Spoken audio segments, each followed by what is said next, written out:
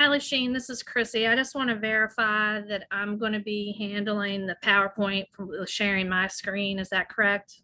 Yes, it is. I'm in 2 meetings right now, so I'm also in retirement. No problem. You should have the share screen ability at the bottom of your screen. I do. It's green, so I assume that means it's active. Yep, you're good.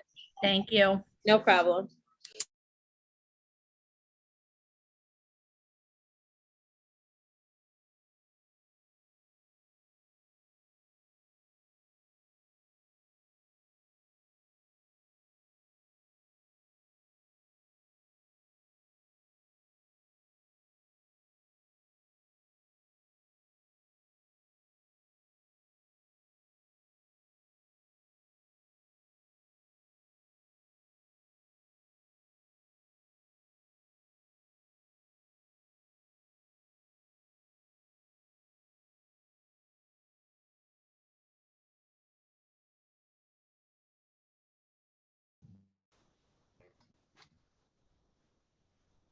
Good morning.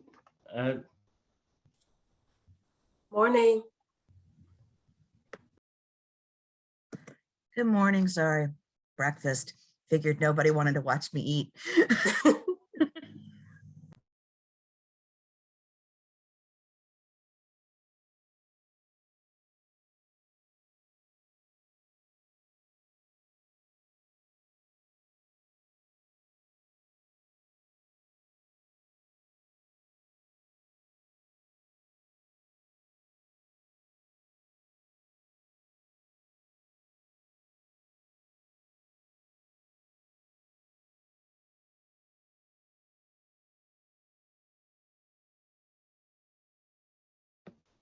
Brian just said he'll just be about 5 minutes. He's in a retirement commission meeting, dedicated. With Lasheen, who is bouncing too. That's right.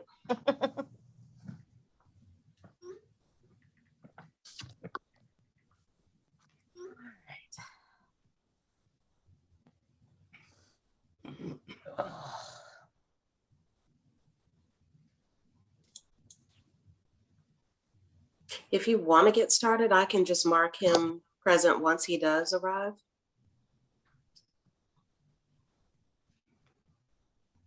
I'm looking at the agenda and it says welcome at 9 o'clock and call to order at 9:15. Was there some thought of something in particular we would be doing in the interim?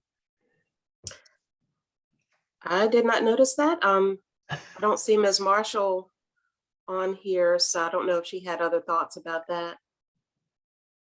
Lisa, would you know?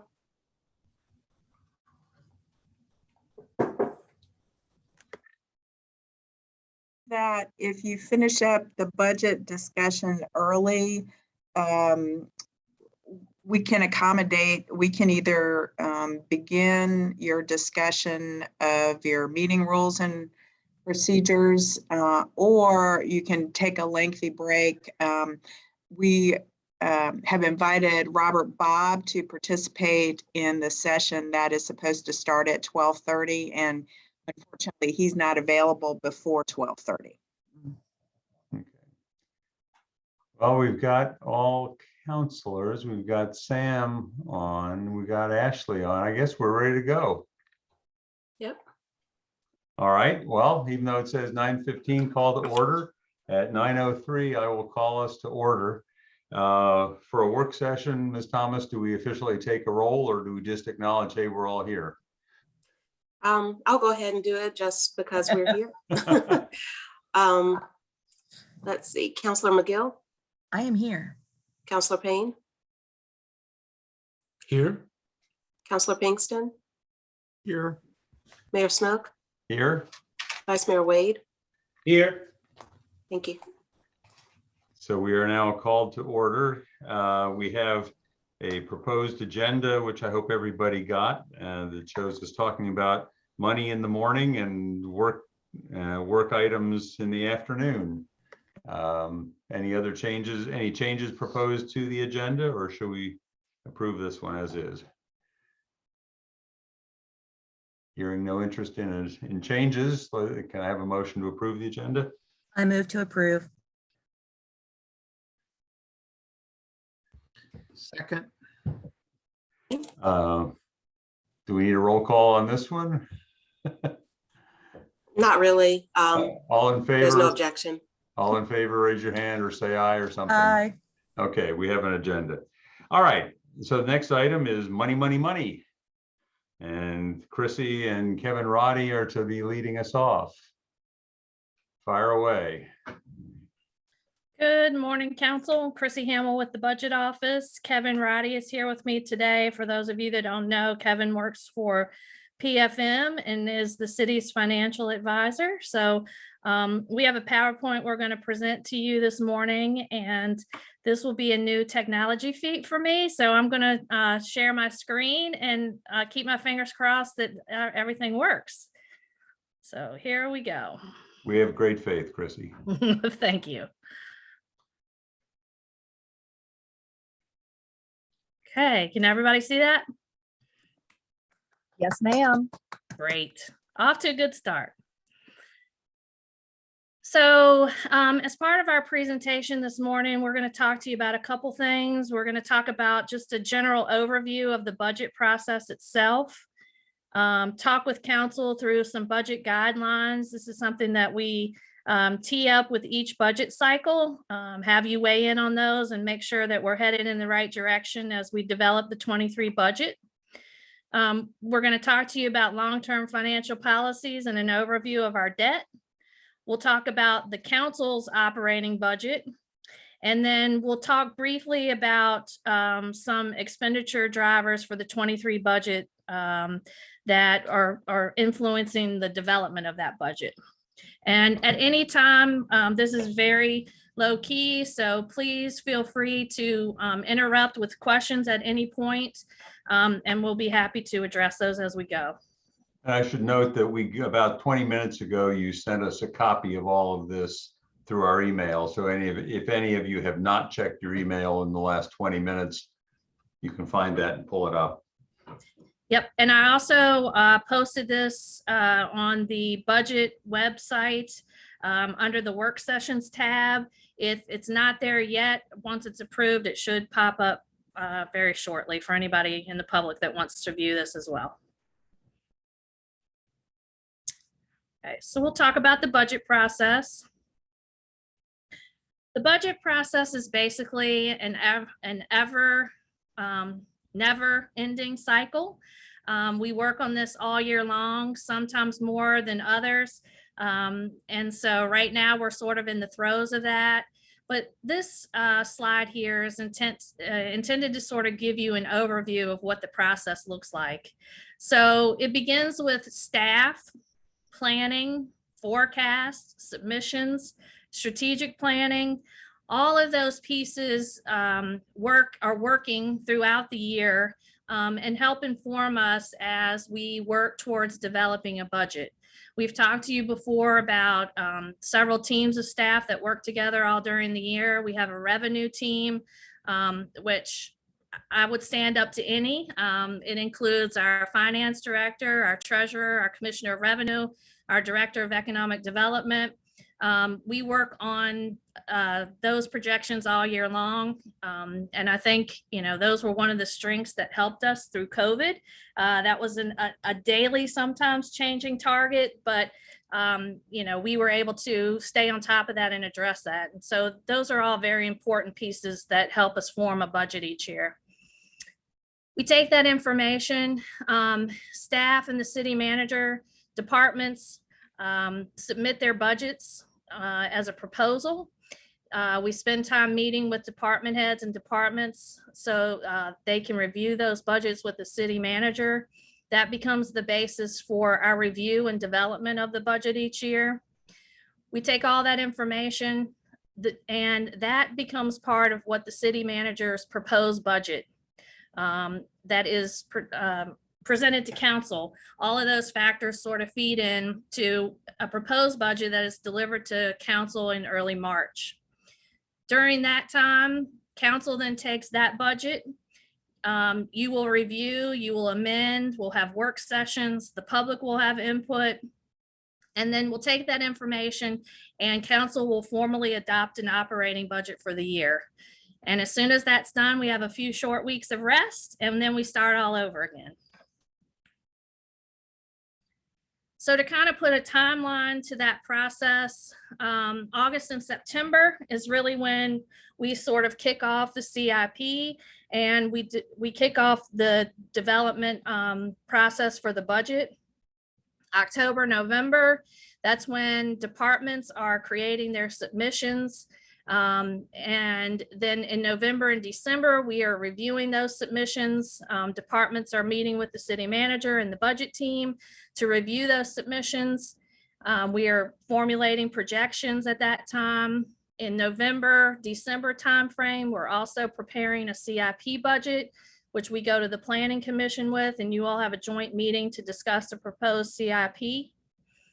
January and February, we're continuing to work on developing the budget, balancing, figuring out what our revenue forecast will look like. And then in February, we have to advertise our tax rates. So at this point, we're bumping up to this time schedule in terms of when we need to make decisions if there's an appetite to increase any taxes. In March, the city manager will present its proposed budget to council. And then throughout the month of March, council will meet with the public, review the proposed budget, make its own suggestions, add its own touch to the budget. And then in April, you will formally make it your own budget by adopting it, and that will become the budget for the following year.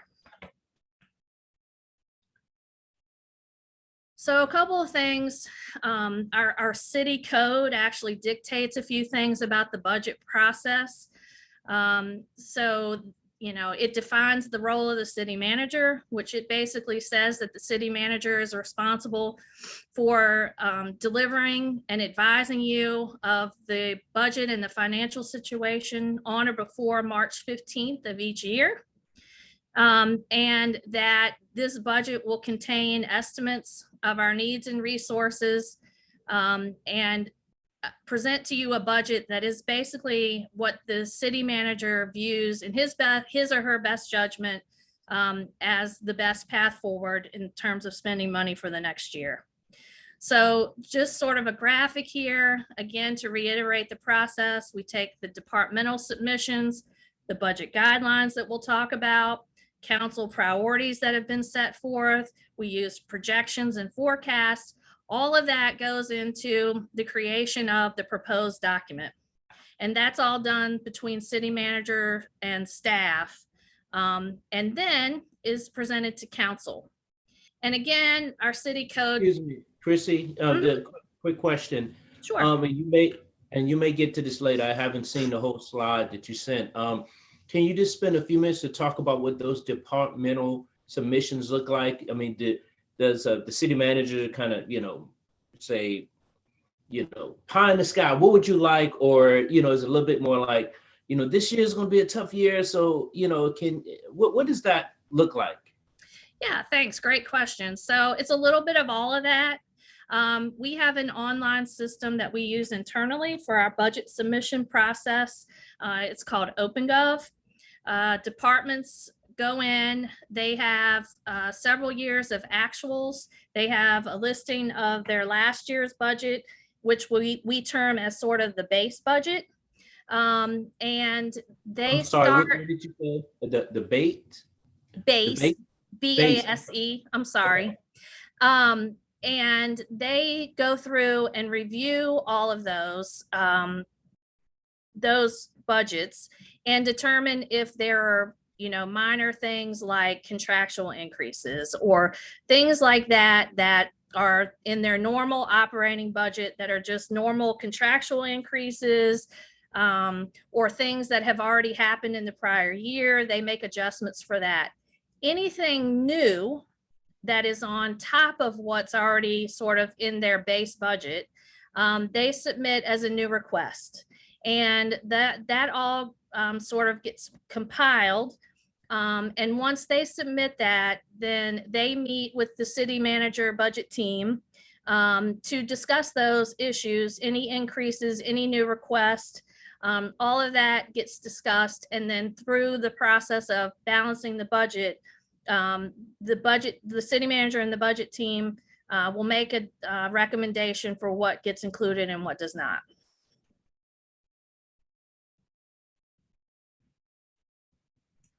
So once the proposed budget is delivered to the city council, as again, I mentioned that in February, we need to decide on if there's any proposed tax changes. We're required to advertise that roughly 30 days, or not roughly. We are required to advertise that at least 30 days prior to any public hearing, and that public hearing will happen in March.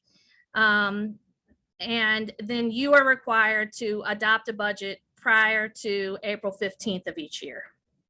So all of these considerations in the city code sort of drive our budget schedule, if you will. And again, as the graphic here shows, you'll be delivered with a proposed budget. You'll take the details of that, public input, your own touch, and you'll make recommendations for amendments that will ultimately result in an adopted budget. So to talk about some important dates, if we back up from that 30-day requirement on the tax rate, February 14th is essentially the magic date by which we will have the budget balanced. And what I mean by that is that we will know the maximum amount that we are willing to increase our budget. And we have to put an ad in the paper. So that's the date we're working for. March 7th is when you'll actually be delivered the proposed budget. March 21st is the first public hearing on any tax rates. So this is the benchmark for the 30-day window. And I've backed that up just a little bit to give us some extra time in case there are errors or printing problems on the when we post that ad. So that's how we got to February 14th. And then March 4th will be the second public hearing. And then finally on, April 4th. And then finally on April 12th, we will formally adopt the budget. We, as I mentioned, we'll spend much of the month of March in work sessions. So here are some important dates. And again, this calendar is also on the budget webpage. February 2nd, you'll have a joint meeting with the school board. This will be when they will present their budget or their budget proposal to the city council. On February 3rd, we'll have the official kickoff of the budget work session. That's when we'll talk a little bit more nitty gritty about where we are with the budget at that point.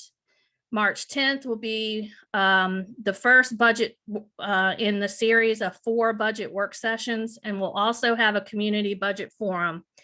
Typically, each work session is a different topic. There's one on the CIP. There'll be one on the vibrant community funds and outside agency funding. The one on April 7th is typically we mark that as tentative. Sometimes we need it, sometimes we don't. Just depends on how far along we are by the time we get there.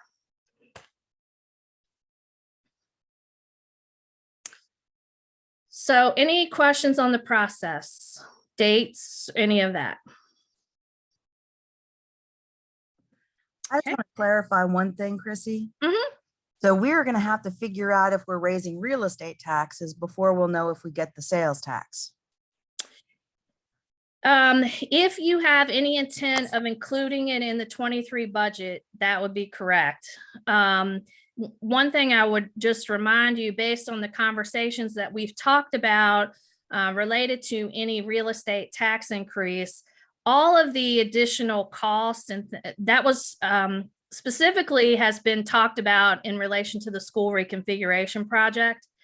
All of the dates that relate to that don't really hit the budget until the 24 budget process.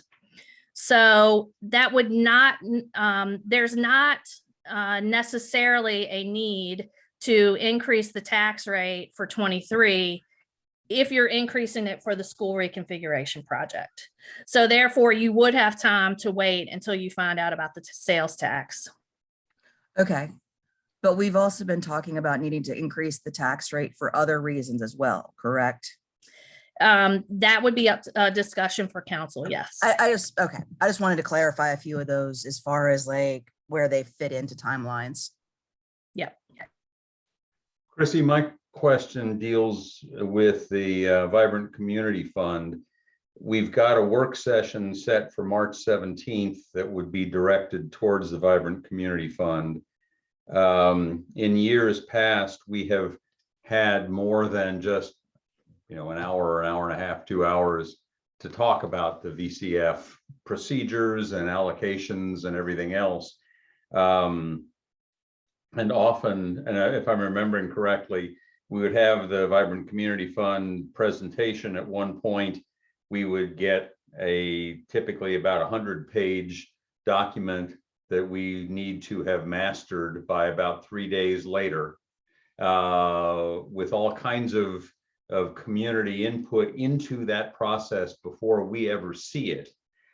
I've always been a little bit frustrated at the way that we handle the Vibrant Community Fund in how we get to a decision on this. And I think most counselors have been dissatisfied with the process, in some cases for different reasons. And I may be dissatisfied for a different reason than either Counselor McGill or Counselor Payne expressed last year, but I think they weren't terribly happy with it in all respects either, if I'm remembering correctly. I'm just wondering whether any thought has been given to what that Vibrant Community Fund process will look like, and how we will get enough information to be able to do something other than either rubber stamp or just kind of say, well, okay, here's one issue, let's fuss about and scoot it along. Any discussions on changing that process at all? So I will defer a little bit to Ms. Marshall. What I do know is that group has assembled sort of and begun their scoring process, their review and scoring process. They are well on their way to recommendations.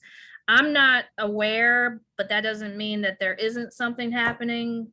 Ms. Marshall, do you have any further information on that?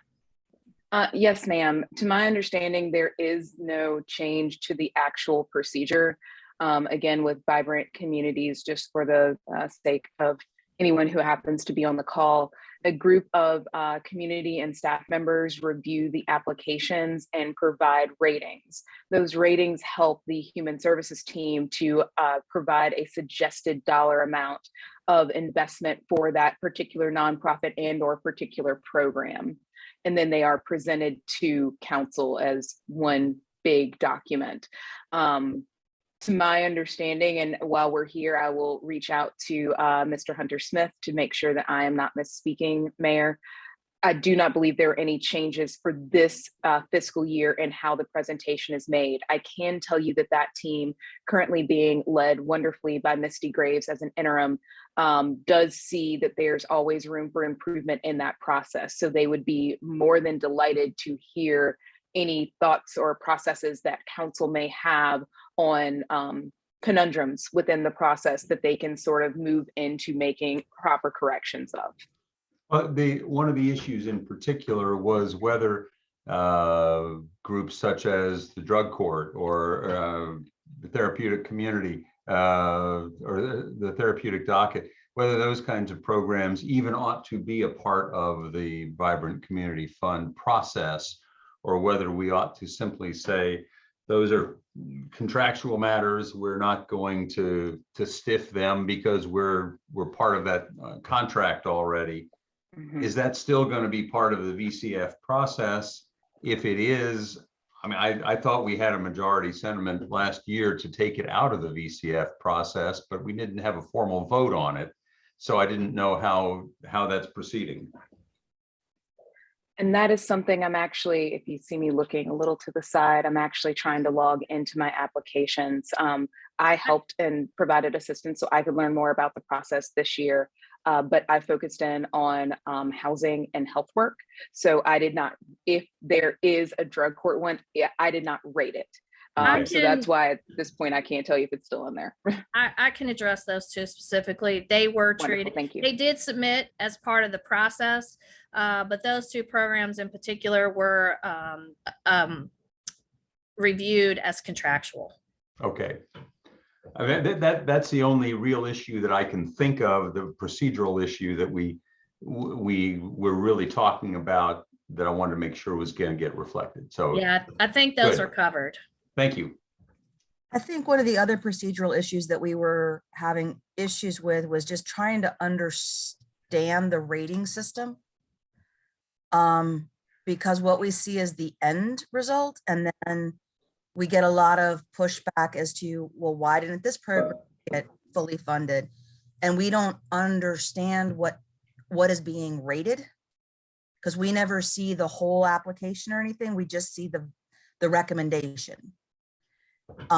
And we don't see the reasons why it was recommended one way or another. And that's if it's hard as a leader to say, well, I'm accepting this because I'm told to. It's important for us to understand the why under it, so that we can express to people why something rated as rated. And how they can potentially change it down the road. That makes absolute sense. Again, I will touch base with both Hunter and Ms. Graves to make sure that I convey that. In my opinion, I see that as simply providing you all with the scoring rubric as well as an explanation. I don't see that being terribly complicated or controversial. I can tell you it's a Likert scale, and it asks you questions. So for example, there's one of, did the program effectively engage needy and underserved populations? There's a particular Likert scale for that. So I don't see a problem with us being able to provide that data to you all, and also give, maybe an additional briefing, and being willing to take feedback. That is the one thing I will tell you that Ms. Graves and her team is more than happy to do, is to take feedback, and they're continuously refining the process. So for example, this is the first year where there has actually been a diversity, equity, inclusion, and justice question that individual applicants had to answer, because we know that's a important criteria for council, but we never asked it before. So again, just to show that's a change that got made this year, to make sure that we're hitting all the notes that council wants to make sure we are investing in organizations who have the following attributes and are doing great things for our community. So I don't foresee that being an issue, Councilor McGill. Excellent. Yeah, because I never wanted it to come across that we're not trusting staff's opinion, or the people or the community members who are part of the ratings groups. But when you're only looking at that end results, and you're trying to answer questions from the community as to, well, why didn't this group get it? It's very difficult if you don't know the underlying why. So thank you so much. Yeah, and I just want to tag in, gosh, probably for 15, 20 years, I was one of the citizens when we were, the city, the county United Way was doing all this together, and we would meet, I don't know, maybe a dozen or so times, 3 or 4 hours each time, and would, make those recommendations to the Board of Supervisors and City Councils, and so we knew that there would be a certain amount of scrutiny or information, but not get into the details that we did, conducting interviews, site visits, and things like that. Of course, I assume we can do that, but with everything going on, we probably can't get into the level of work that the committee did. But I said that to say that I think that we can and should ask questions and ask for a lot more information. But the work that these different committees do, man, they really get into the nuts and bolts of it. And just looking at the VCF thing again, and it's my last thought on this. The budget work session for the VCF proposals is Thursday, March 17th. We have a budget work session on March 10th, which is related to revenues and expenses. Would it be unfair to ask that we have the the 100 pages or so, or whatever we would get on the VCF process. Would it be unfair to ask that we receive that by Friday, March 11th, so that we could have the weekend to review it, to come and to offer comments or questions, say by the following Monday or Tuesday, so that when we have the budget work session on the 17th, the staff who need to be able to answer our questions at least have those questions teed up for them? Does that sound reasonable? Yes, sir. I believe that that's reasonable, and I'm actually penning an email to our team right now, and I will add that into the email to make sure that they're aware of your desire to have the document, that you all can message questions, so that, again, those team members are prepared to respond to at least your preliminary questions. Naturally, you may have more on a second read or once someone answers Sure. a question, but I do not see that as unreasonable. Yeah. How about other counselors? Does that sound reasonable to you all? Yes. Got a couple thumbs ups? Yes. Okay. Let's plan on that. Obviously, circumstances might change, but if nothing else, if we get that schedule, then Councilor McGill can go off to the National League of Cities meeting having done her homework. Thanks. Ms. Hamill, back to you. Thank you.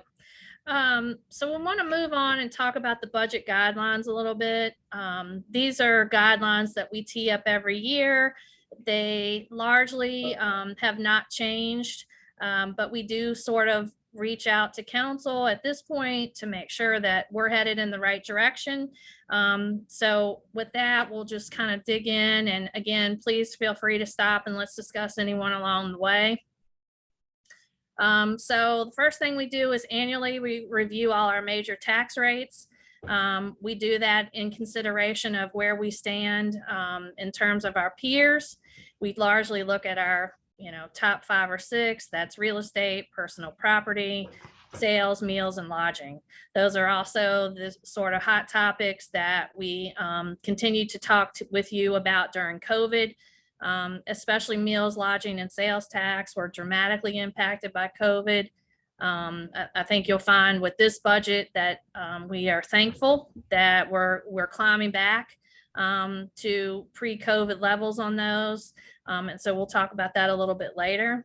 Again, as Councilor McGill brought up, if you think that there are things that in addition to the school reconfiguration project or other things, if there's anyone who is now considering adjusting or raising any of those rates, this would be a really good time to let us know that, so that one, we can meet the advertising deadline, but also so that we can budget accordingly.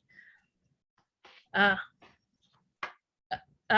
second one is Excuse me, Ms. Hamill, yes. what would be the process to do that? I mean, you're not asking us specifically now, but I guess the next council meeting or something, Mayor Snook? Because this seems like a really big question that we need to sort of get a handle on. And maybe this isn't the right time to talk about it, but at some point in the near future, we need to say, yeah, we do have these priorities. I realize schools are, you've told us we've got another year basically on that, but there are other things that are more urgent, I guess. And so at some point we should start the tax conversation sooner rather than later, given that we've got about 3 weeks. And to follow up on that question, Ms. Hamill, you had said, if I recall the sentence, something like this would be the time. And I don't know whether you mean by today would be the time, or whether a particular point in February, let's say, would be the time. I don't know that there's a time that's one better than another. From my perspective, where we sit in terms of the budget, if we have big ideas for raising taxes to do other things, we certainly staff would certainly like as much time as possible to start working on that, to give you information. And so, I would say that if you have some ideas and considerations, we could use this time to at least tee that off. And then to your point, we probably do need to either through a series of discussions or other meetings, start working on that right away. Well, I'm aware of the fact that the assessor is going to be releasing assessment data, I think, tomorrow. It would be premature for us today to start talking about the assumptions that are going to be built in as a result of that. But I think that we probably ought to figure on a time fairly soon. And maybe the time to talk about it would be, the February 3rd work session. Would that be an appropriate time to talk about? You said budget development is what's listed as the topic. Would that be a good time to talk about this? Sure. Yeah. Okay. So why don't we I mean, I- figure that we'll have that substantive discussion during the February 3rd work session? Does that sound reasonable to other counselors? Yeah, because I kind of assumed that we were having to raise taxes this year, so beyond school reconfiguration issues, just between the need to make up some grants that are ending, the need to look at collective bargaining and what that's going to cost us, and anticipation of knowing that we have to also raise, we're struggling to get,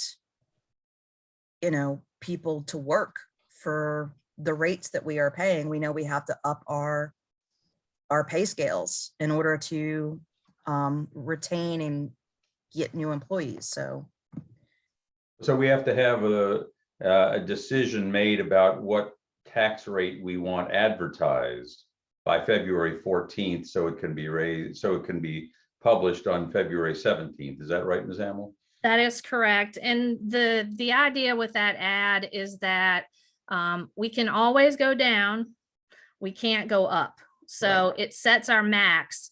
However, if we advertise a higher rate, we also have to propose a budget that includes a spend plan for that.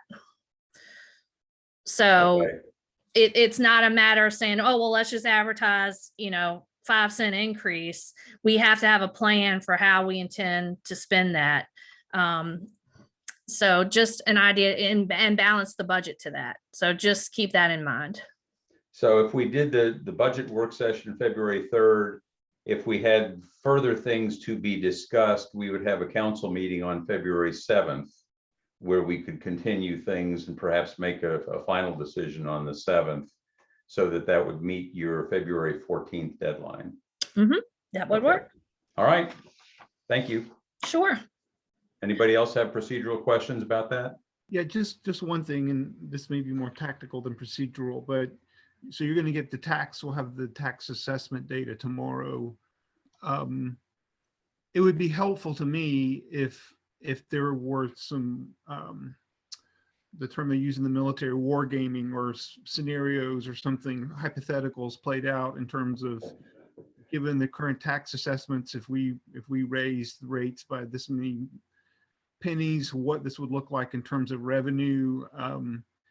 Now that we have some more specifics about what our actual tax assessments will be, it would be helpful to me to have some just basic kinds of, this is what another penny or two would equal, for, as soon as I could get that in thinking about it prior to the meeting on the 3rd.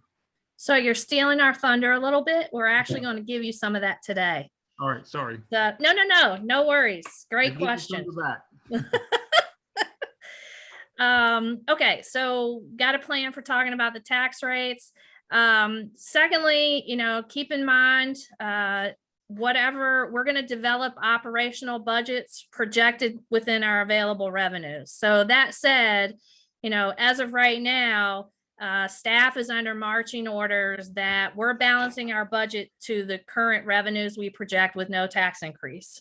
That's sort of the assumption we're working under now. So as we continue these conversations, we can, figure that out as we go. Thirdly, we're going to focus on council's strategic plan goals. Again, I know later you're going to be talking about this. For now, we're extending the current strategic plan.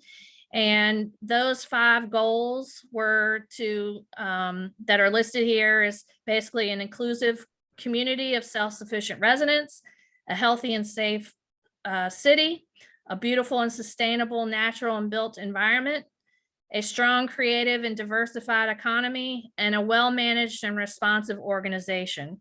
So as we prepare the budget, you'll see throughout the budget document that will be presented to you, we will be highlighting things throughout the budget that help meet these 5 goals.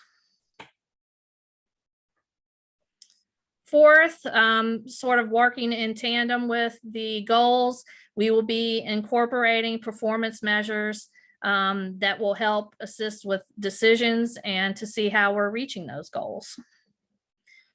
We also plan to continue the strong commitment to education by continuing the formula of funding 40% of any new real estate and property tax revenue to the schools.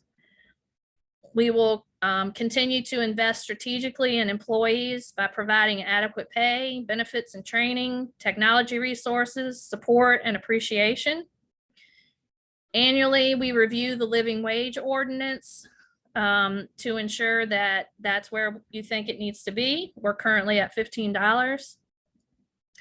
And we also decide that we fund no new programs or major expansion of existing programs without finding a way to fully offset that with either offsetting revenues or reductions in expenditures. So that's the key for how we balance the budget.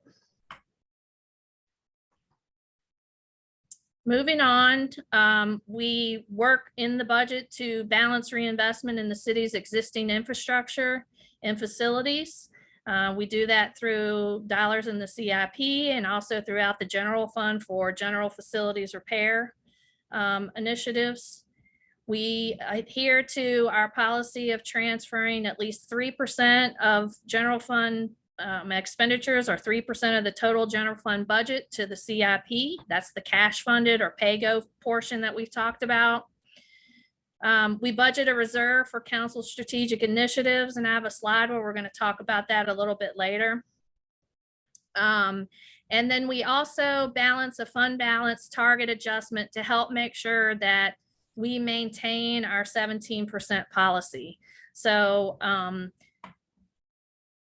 though the policy is such that we have to maintain 17% of our budget. So as our budget goes up each year, there's some portion of that increases our 17% number gets higher, and we want to just make sure that we preserve that. 17% is what now? I'm not seeing it on the slide, so. So we have a policy that we maintain a 17% fund balance, rainy day fund. It's often referred to in the general fund. So it's 17% of the total general fund budget. 14% of that is what we call our 3% of that, 3% of the 17, we actually have designated as a downturn reserve fund. And per our policy, it has restrictions for which we can or cannot use that for, and that it must be replenished. Kevin will get into this a little bit in his presentation too. That's sort of a key data point for rating agencies. And it also helps determine our other policies that are related to our debt capacity and the policy we have with our 10% debt service policy and things of that nature. So is that the 17%, does that relate to any of the paragraphs on this slide? No, it's really all in of itself, Okay. if you will. I was looking at the slide and thinking, where's the 17% come in? Okay, it is an additional item. It is. It is. Okay. So, I'm sorry, Chris, is 17% one of the major factors that allowed the city to have that like AAA bond rating? Is that one of the primary things that they look at? It is. So a fund balance, and Kevin, jump in if I apologize for the rogue phone. I thought I turned that off. that is one of the factors that the rating agency reviews. I'll remind you that several years ago, I'm going to miss the dates, but I want to say it was like 2012. The city used to have an 8% fund balance policy. And we had, we've always had a strong fund balance policy, but 8% in relation to our peers is average and 17% is average. In anticipation of knowing that we were going to be issuing more debt, we actually came back to council and said, hey, as a trade-off for issuing more debt, we'd like to go to the rating agencies and say that we are going to increase our fund balance policy. And we did that, and we raised it. We had set aside in 2008 some funds because of the economic downturn that we actually did not end up needing. And we reverted that to increase our fund balance to the current policy we have now. So it is an important factor. And Kevin, I don't know if you have anything you want to add on that. Yeah, just to clarify some of those numbers, the 8% was your maximum amount of debt service that you could issue. So your fund balance, so there's two things that are working in combination, the maximum amount of debt you could issue, and then your minimum amount of your fund balance. And so your fund balance was 12%. And we said, well, we see a lot of debt coming. And so we raised the 8% to 10% in terms of your maximum debt service. And simultaneously, we bumped up the amount of reserves that you would have in the bank from, I believe, 15% to 17%. So a lot of numbers. And in a couple slides, Vice Mayor Wade, I'll talk about the components of your rating, but certainly reserves, money in the bank is one of the strong. So the 17% rainy day fund, that's 17% of general fund expenditures for any particular fiscal year? Correct. Okay, thanks. Is there a some sort of, I guess, historic reason for item 10 there, transferring at least 3%? Be awesome, I would think, if we could transfer 4 or 5%. Is that over into the CIP? Is that just a historic number, or is that based off comparison to other localities? You're talking about the 3% transfer to the CIP? Yes, ma'am. Item number 10. Kevin, do you know if that's a standard for other localities? I mean, I know that was a policy we set internally. Yeah, no, I think you're exactly right. You know, as we get into the CIP component of this, you know, the numbers are growing larger. So the more that you can handle with your current budget, the better. The numbers really vary across municipalities. Some do more. Some don't really even do any, and that is what causes parts of the problem. But yes, if you want to explore bumping that up a % or 2, I think that really helps over time.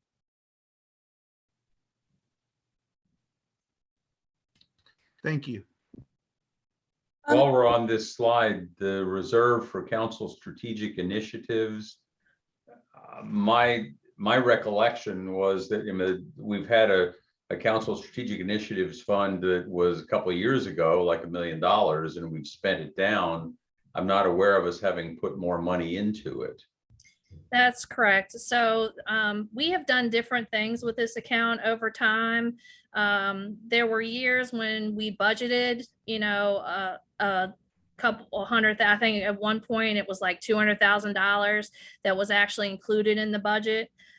We have added money in there using year-end surplus funds. We've used it for a whole bunch of, our council has used it for, you know, a whole bunch of initiatives. As of late, we have not added funds to that because whatever is not spent has carried over from year to year. And we'll talk, I have a slide on this, but roughly right now there's about $176,000 of unallocated money in that account for council to use.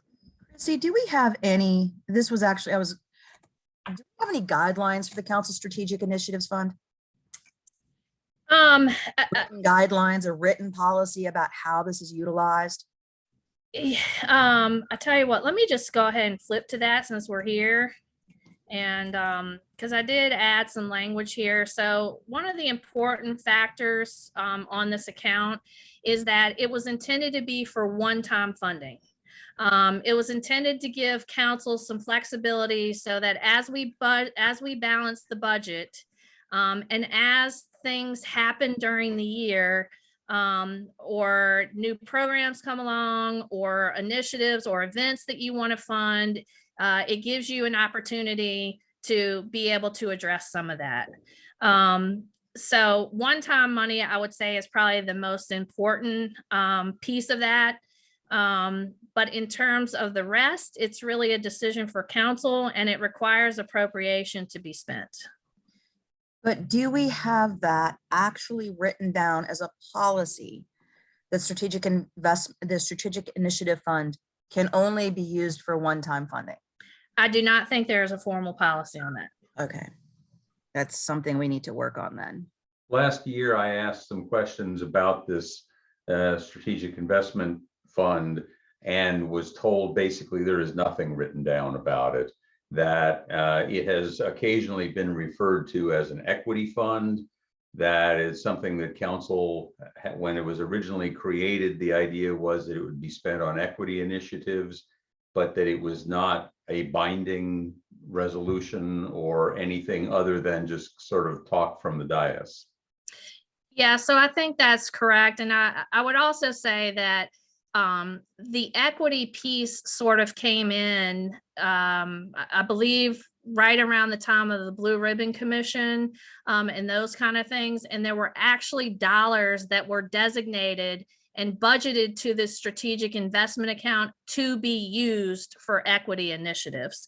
So over time, that's sort of gotten, grayed, but it is often referred to as either strategic investment account, the equity account, but it is basically this one account that either through the budget, year-end surpluses, or other sources, council has appropriated money here, and then they have used those funds for different sort of initiatives. And I might say, like, some of this actually it did not end up being one time. I mean, we funded some startup things out of that. So for example, the initial funding for Home to Hope came from this account. The initial request for the food equity came from this account. But then we've also funded, like Juneteenth and other things using these funds as well. And is there any sort of recurring replenishment of these funds, or that's done every budget year? Again, it's in some years we have added money to this account as part of the budget process at the request of council or at the discretion of the city manager. And then as of late, that it has not been part of the budget, and the funds that were added were typically added with sort of year-end surplus money. Thank you. Mm-hmm. So I'm gonna scroll back up. Any other of these budget guidelines that gives you heartache, things we need to talk about? I'm not sure that I understand number 12, budget of fund balance target adjustment pool. Sure. So this is one of those things that's kind of clear as mud. So I'm glad you asked. Is that coming up in the next page or two? Is that says see long-term financial policies, which is the next page? Not really. Okay. So what this is again, we talked to you about our 17% fund balance policy. So the simple math there is, if our budget was $100,000 or $100,000, we are required to maintain a fund balance that's equal to 17% of the total budget.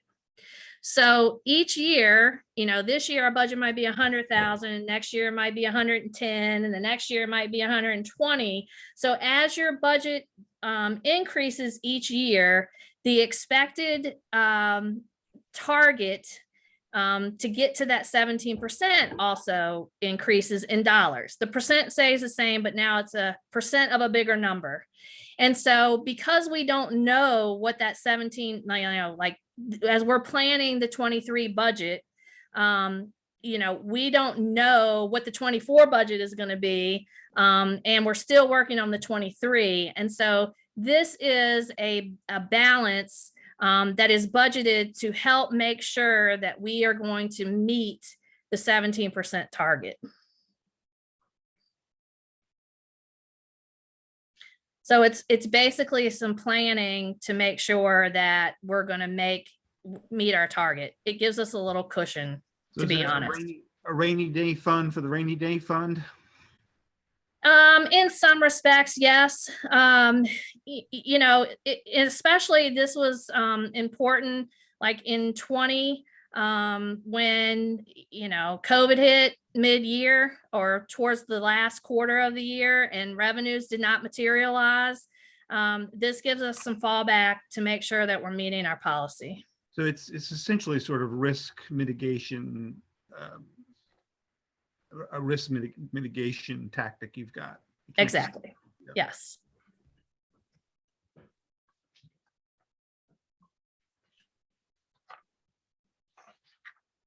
Anything else on these? Let's keep going. Okay. So we're going to move into our long-term financial policies, and here they are. Basically, these are the policies that we'll often refer to as our policy. These are kind of the benchmark of those. So again, we talked about the 17%, which encompasses basically the first two bullets here. We maintain a minimum general fund balance of at least 14%, and we maintain a minimum downturn reserve fund balance of no less than 3% of the general fund. We maintain sufficient working capital in the utilities funds. That is essentially about 60 days of working capital.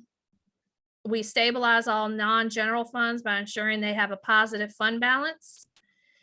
We have a debt service policy in which, as a percent of the general fund total expenditure budget, our policy is that we have a ceiling of no more than 10% with a target of 9%.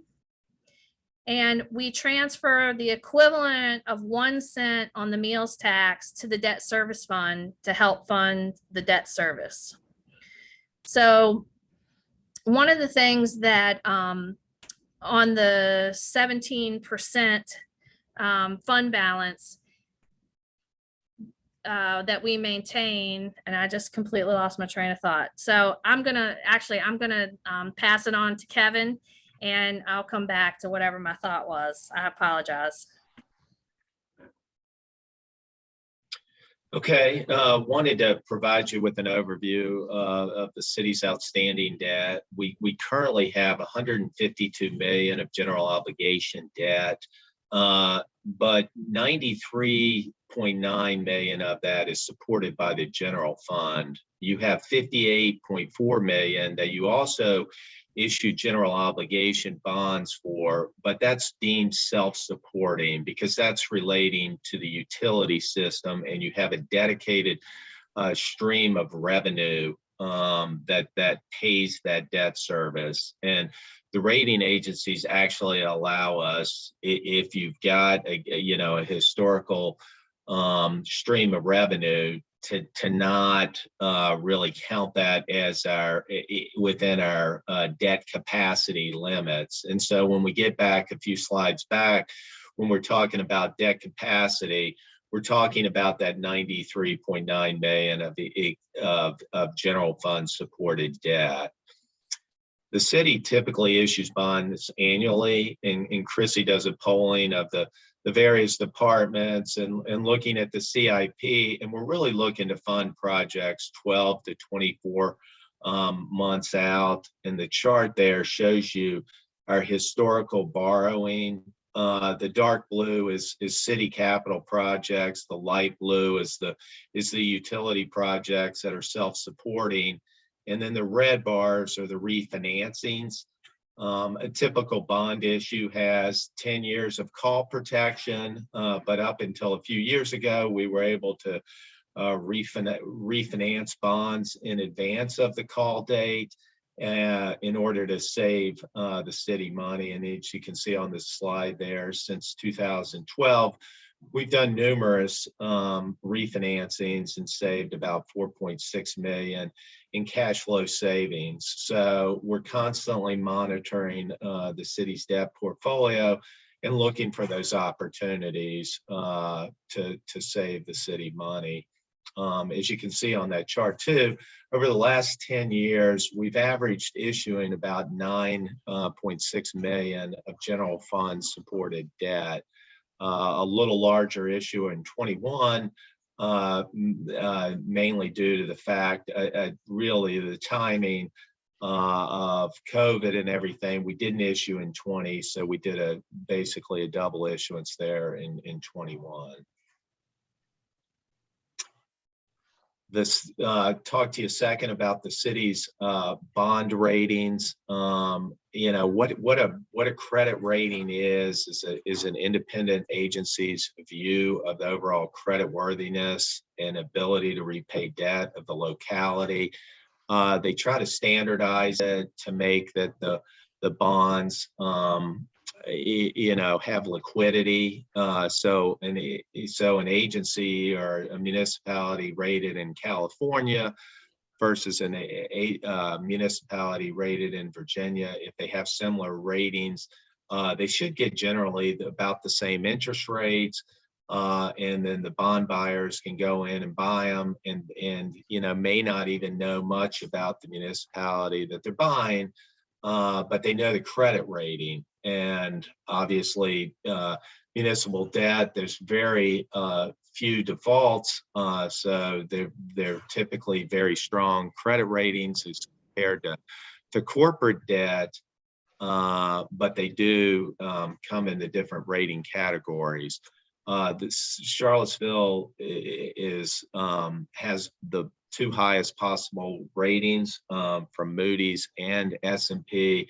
Have been rated AAA from S&P since 1964 and from Moody's from 1973. There's a third rating agency out there, Fitch, that in my opinion, the city would be rated AAA, but you're already getting the lowest cost of financing by having these two longstanding AAAs. So we've advised there's not necessarily a reason to go out and get the third AAA and pay a rating fee every time you do a bond issuance, but choose these are as long of standing AAAs as I personally am aware of.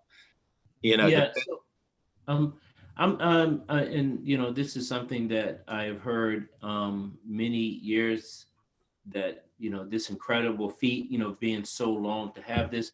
If you can just give me, and I'm sure the public, if anyone is listening, like an example of what that means when we're borrowing money. Let's just say for $100,000, if we had AAA, which we have, as opposed to, you know, I don't know, a B or, you know, or AA or something like that. Is it possible to give like an example of what this means and how important it is to maintain it? Yeah, and so actually the next bullet. So it allows you to borrow at the lowest possible rate. And so in this example, you know, your debt portfolio, we said, was roughly around $100 million. If you were AA rated, that would have increased your total debt service by, you know, $3 to $4 million. And certainly interest rates have been very low for, you know, the AAA rated entities and the AA rated entities. So that, I would say that 3 to 4 million is conservative. If interest rates go up, the credit gap between AAA and AA widens further. if you took that, the difference between AAA and single A, you'd probably be $10 million worth of debt service, or $500,000 a year that you'd be paying an extra interest cost. So certainly the reason to maintain a high credit rating is allow you to get the lowest possible interest rates. A secondary benefit that we've seen is that, companies like dealing with highly rated partners. And so, when Chris Engel is talking economic development prospects, I think it really does help to come in and know that you're, dealing with a really high credit quality partner. So we've heard that as well. So it's definitely an advantage. We take your ratings very seriously. We talk to the rating agencies annually. They'll check in, sometimes when there's a COVID event or on different things. We'll talk to them even perhaps more frequently, but at a minimum, we're on the phone with them annually. Kevin, does it also make us a more attractive option? So I know we don't necessarily, we talk about selling bonds, but I also know the bond market for sales has been a little bit soft. I know a lot of financial advisors have been advising people to not necessarily invest in bonds because of the low interest rates and everything. Does it, by having a AAA bond rating, does it make it more for others to decide that, yes, they will take the risk on us as part of their portfolio to actually buy our bonds? Yeah, I mean, when we offer your bonds in the public, we get great response. People like the name. They realize it's a solid, has a solid track record. And so, when you're deciding whether you're buying a AAA bond or a AA bond, a lot of the bond funds have certain, requirements. So they'll say, 20% of their portfolio is AAA and 30% AA and whatever. So it does help to fall into that category that attracts people.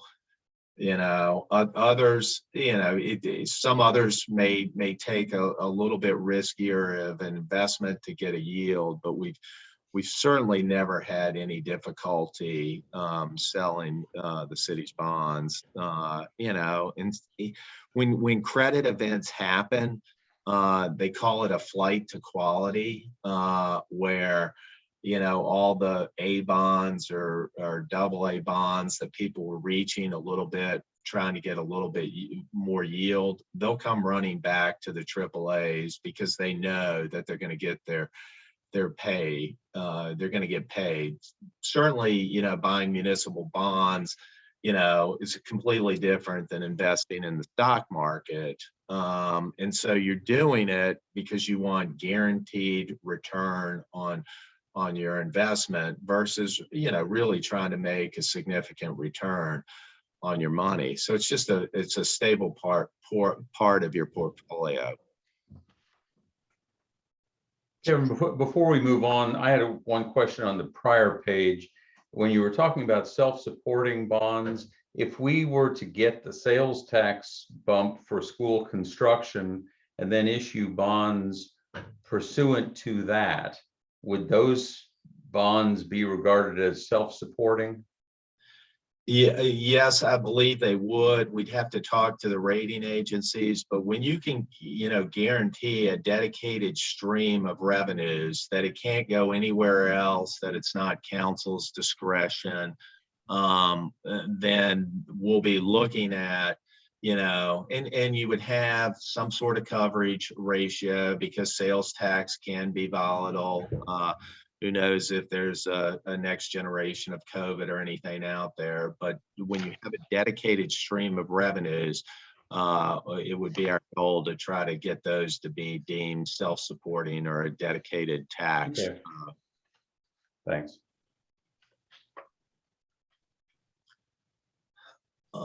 Chrissy, on the next slide is really gets to this, between Moody's and Standard and Poor's, they rate thousands of municipalities. And so the city is one of only 125 nationwide.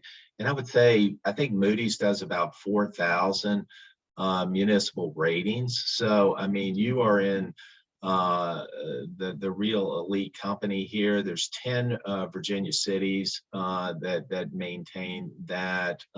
Chesapeake just recently got rated AAA by Moody's. So there have been others joining. This also speaks to 10 of 125 nationwide as how high quality Virginia government is, certainly amongst the largest. Maryland, North Carolina has some, and then the rest are kind of spread out. But the council should really be proud of the fact that you're one of only 125 in the entire country that maintain the AAA status. Is there any difference between the triple caps A and the capital A, small a? No, it's just Moody's, and the two bottom rows are inverse. So there's nothing why that is. Moody's did it to really designate how they rate it. So like the next category for Moody's is big A, little a, 1. And then for S&P, it's AA plus. There is no AAA 1 or AAA plus. So we're at the highest possible category. But I think Moody's just did it to distinguish themselves from S&P, so somebody could look at it and tell. Fitch uses the same rating methodology as S&P. So if somebody said, if you saw a big A, 2 little A's, and a triple A, 3 large A's, if you didn't know, you wouldn't be able to tell whether it's S&P or Fitch for the other ones. So I think they just wanted to differentiate themselves from S&P. So on this slide, the Moody's and S&P for Suffolk and Vienna should be reversed? Yes. Okay.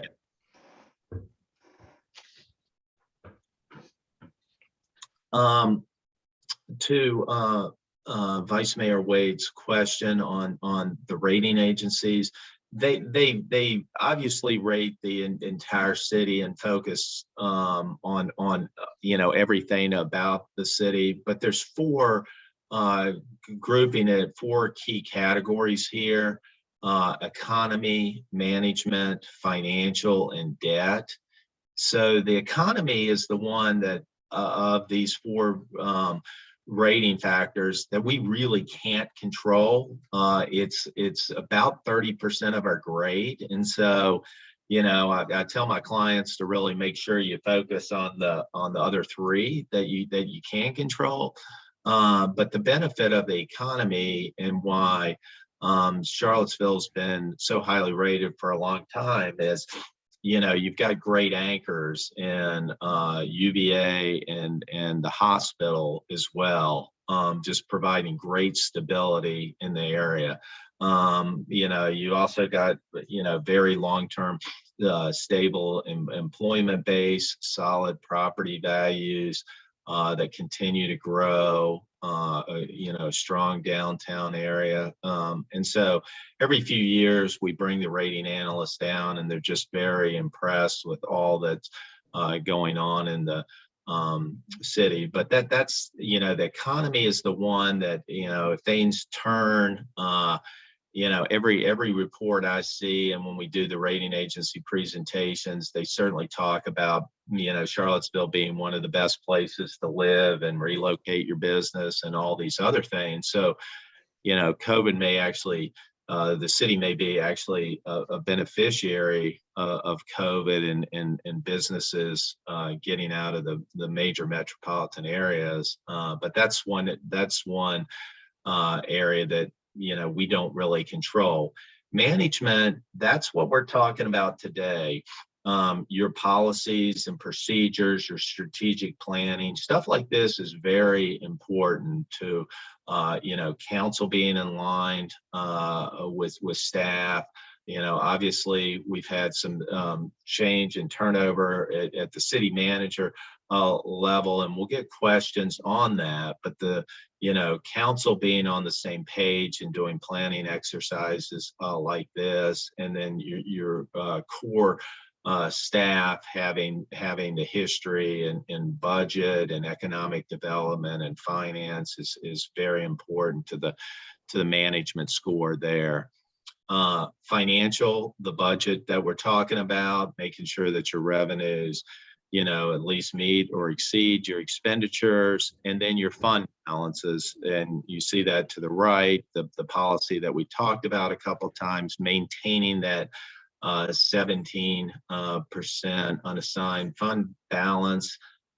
They get it. I mean, they want you to have the rainy day fund in there if we ever needed to hit it, your commitment to replenish it, but having that, if you're running a business, that working capital buffer in there is important. And then the debt, certainly a major topic for us today. Our debt position has been extremely low. Over the years, that's going to be going up as we saw. We've issued less than about $10 million a year, and the cost of these capital projects is going up significantly. So they just want to see how you're going to fit that in terms of your planning and balancing. And Chrissy had talked about the debt ratio. Yeah. Any questions on those? I had one, but Christy, just like you, it just went away. I'm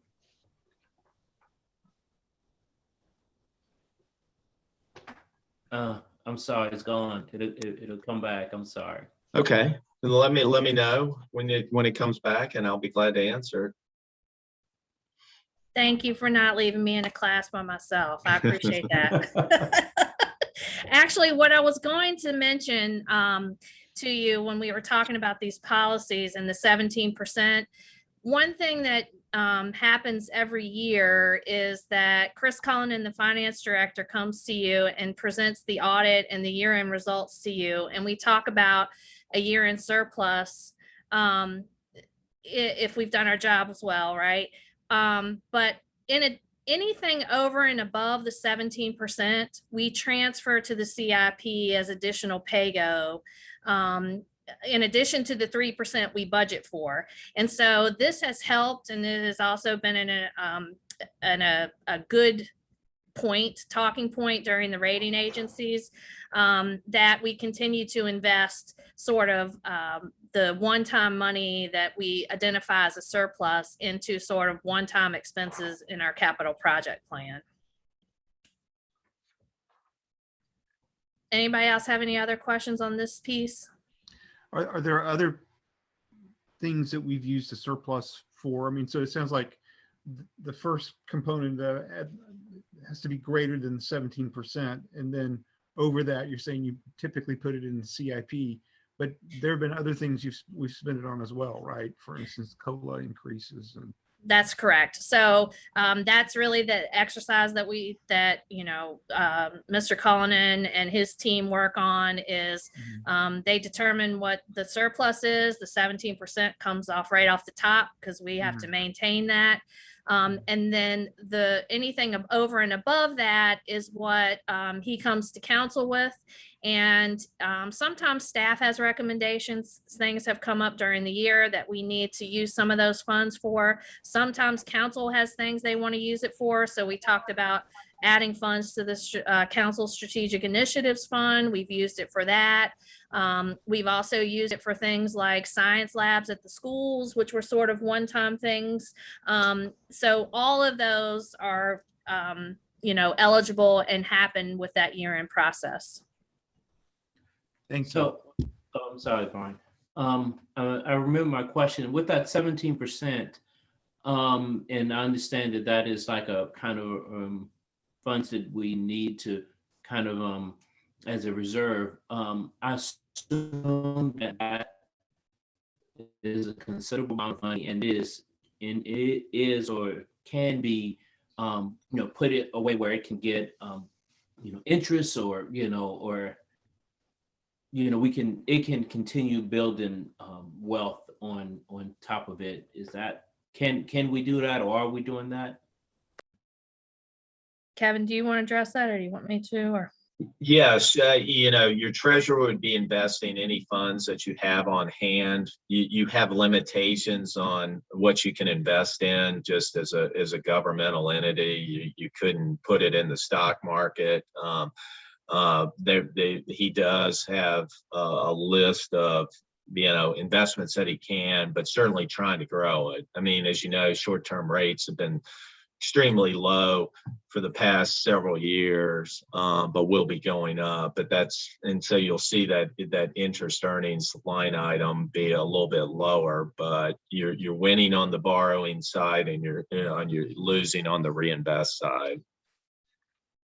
And yeah, and that interest is a line item in the budget that we do count in terms of getting to our bottom line. And so, we always, our attempt is always to budget conservatively, and we're usually pretty close. But in years when we're short, or over, that is what sort of gets rolled up and is part of that year-end process. But we do count that. Ms. Hamill, what is the sort of average surplus? And I'm not sure, maybe surplus is not the best term to use, but sort of leftover. What has that average been over the last, say, 5 years? Do you have a sense of that? We do have a chart on that. And so since I've already messed up numbers on a previous slide, what I'll say is that we typically talk about that in percent, because sometimes when you talk about, oh, we had a $2 million surplus, that's a big number. But when you look at it in terms of a total, $190 million budget, we typically, anything 5% or under, we consider we've done our job well. And so we typically are, I would say, somewhere between 2 and 5%, but we can definitely send you that history. Thank you. Yeah, and I know that's a delicate issue for municipalities of, wanting to get it right. But I think as you can appreciate going through this whole process, there is a whole lot of moving numbers. And, a few years ago, we would have never even envisioned a COVID year where a couple of your major revenue drivers took significant hits. So, in Virginia, we're fortunate that real estate is a lot, but, if you look back to 08 and 09, there's significant movements in those revenue streams as well. So by nature, governments just have to be conservative.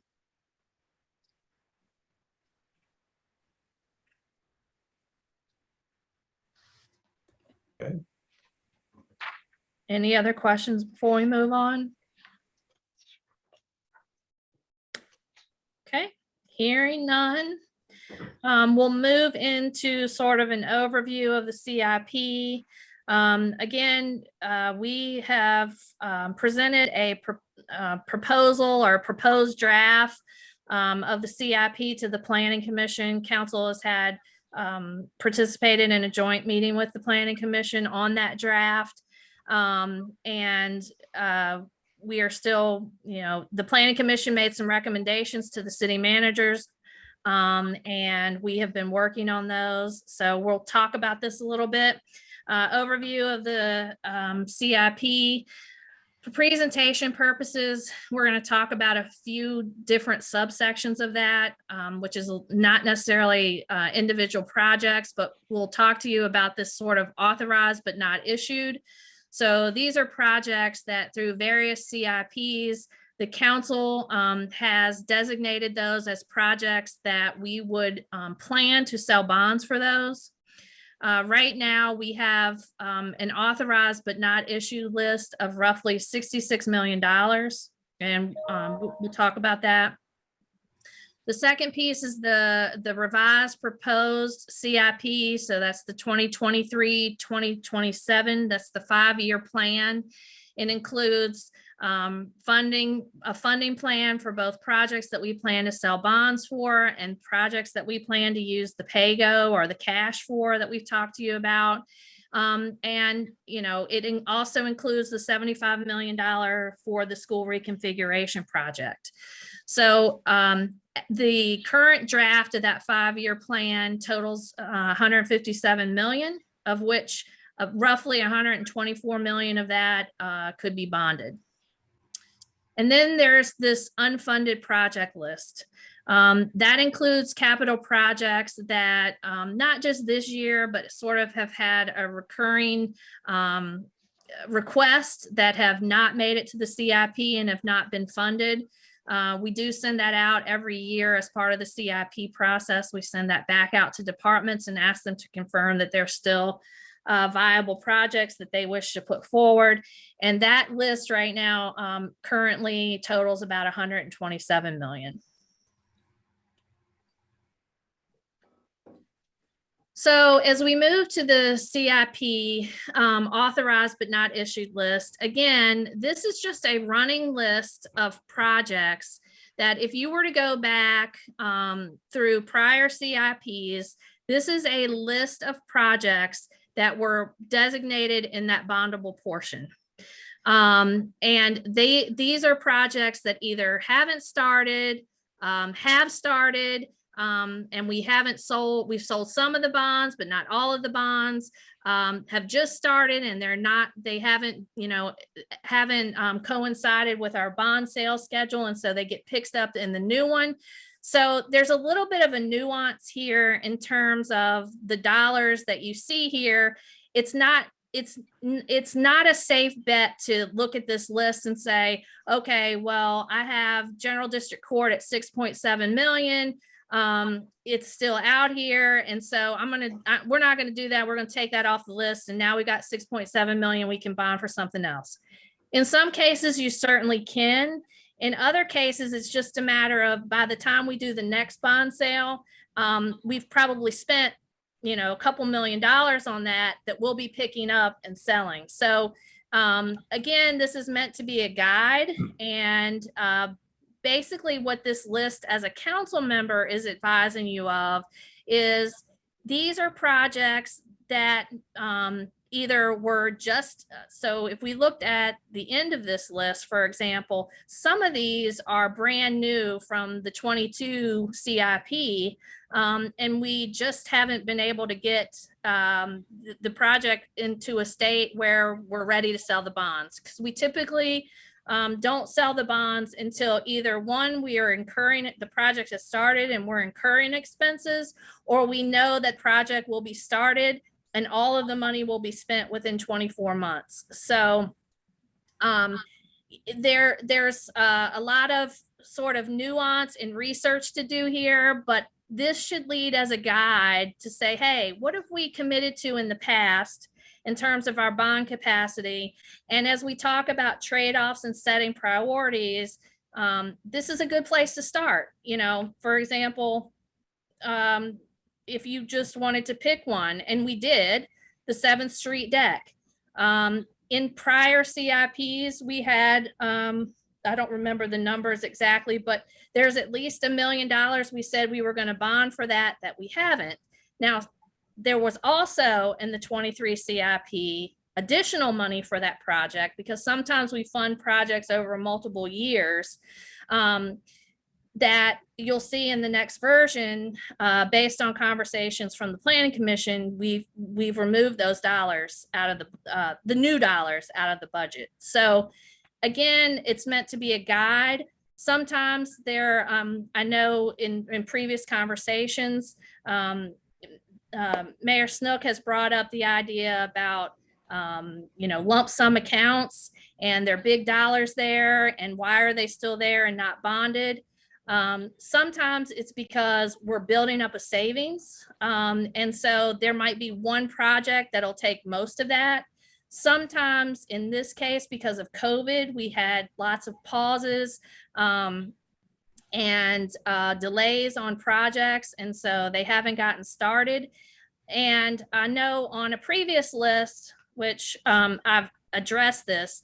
So this was a working list for me, and every year we have lump sum accounts that we appropriate standing dollars. We have that for facilities, we have it for schools, and so we have pots for like FY17 and pots for FY18 and 20. And as facilities creates their project list, they're drawing from different pots depending on how they're assigning those projects. But what I did here to kind of, and so I had those years listed separately. What I've done now is combine that, so you'll see sort of lump sums in, like here's the last one, the facilities lump sum, 4.1 million. Doesn't mean that that's money they haven't spent. It's just bonds that were allocated that we haven't sold yet. Chrissy, I've got a few things real quick. When I first started on council, we approved a radio system upgrade. What happened? So the great question, because that kind of leads to what I'm trying to articulate here. This is a joint project for the ECC radio upgrade project that has been going on for multiple years.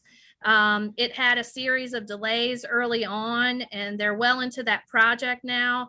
And so, but we're just starting to get bills for that. And so because we haven't gotten the bills, we haven't sold the bonds. So now that we're getting the bills, we'll be selling the bonds for this. And as they, as that project winds down, we may or may not need all of these. And then that will get recycled back into a calculation that we're going to show you a little bit later in terms of how we figure out what our capacity is. I think what you're recalling, though, specifically is we allocated some money for handheld portable radios. Okay, it was surplus money, yeah. Correct. And those were not bondable. We just paid for that with cash, and they were city public safety handheld radios.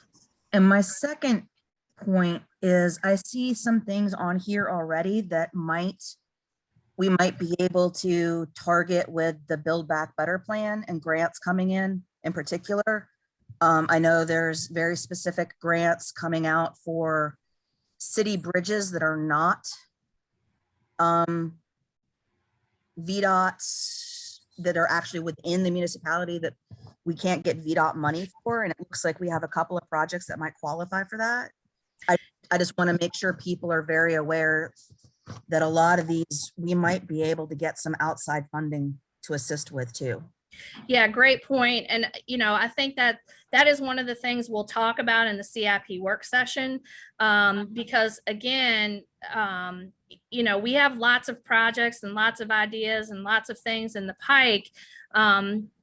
We're fortunate in many ways, though. We also have a lot of moving parts in terms of how we can do that. So again, this authorized but not issued list sort of reflects prior planning in terms of the CIP, but you'll recall from this past year-end appropriation that Mr. Cullinan brought to you all, we had deferred our cash transfer to the CIP in 21 due to COVID, and we were able to mitigate expenses and everything on the general fund side. And so we actually, with the year-end appropriation, put that back in contingency.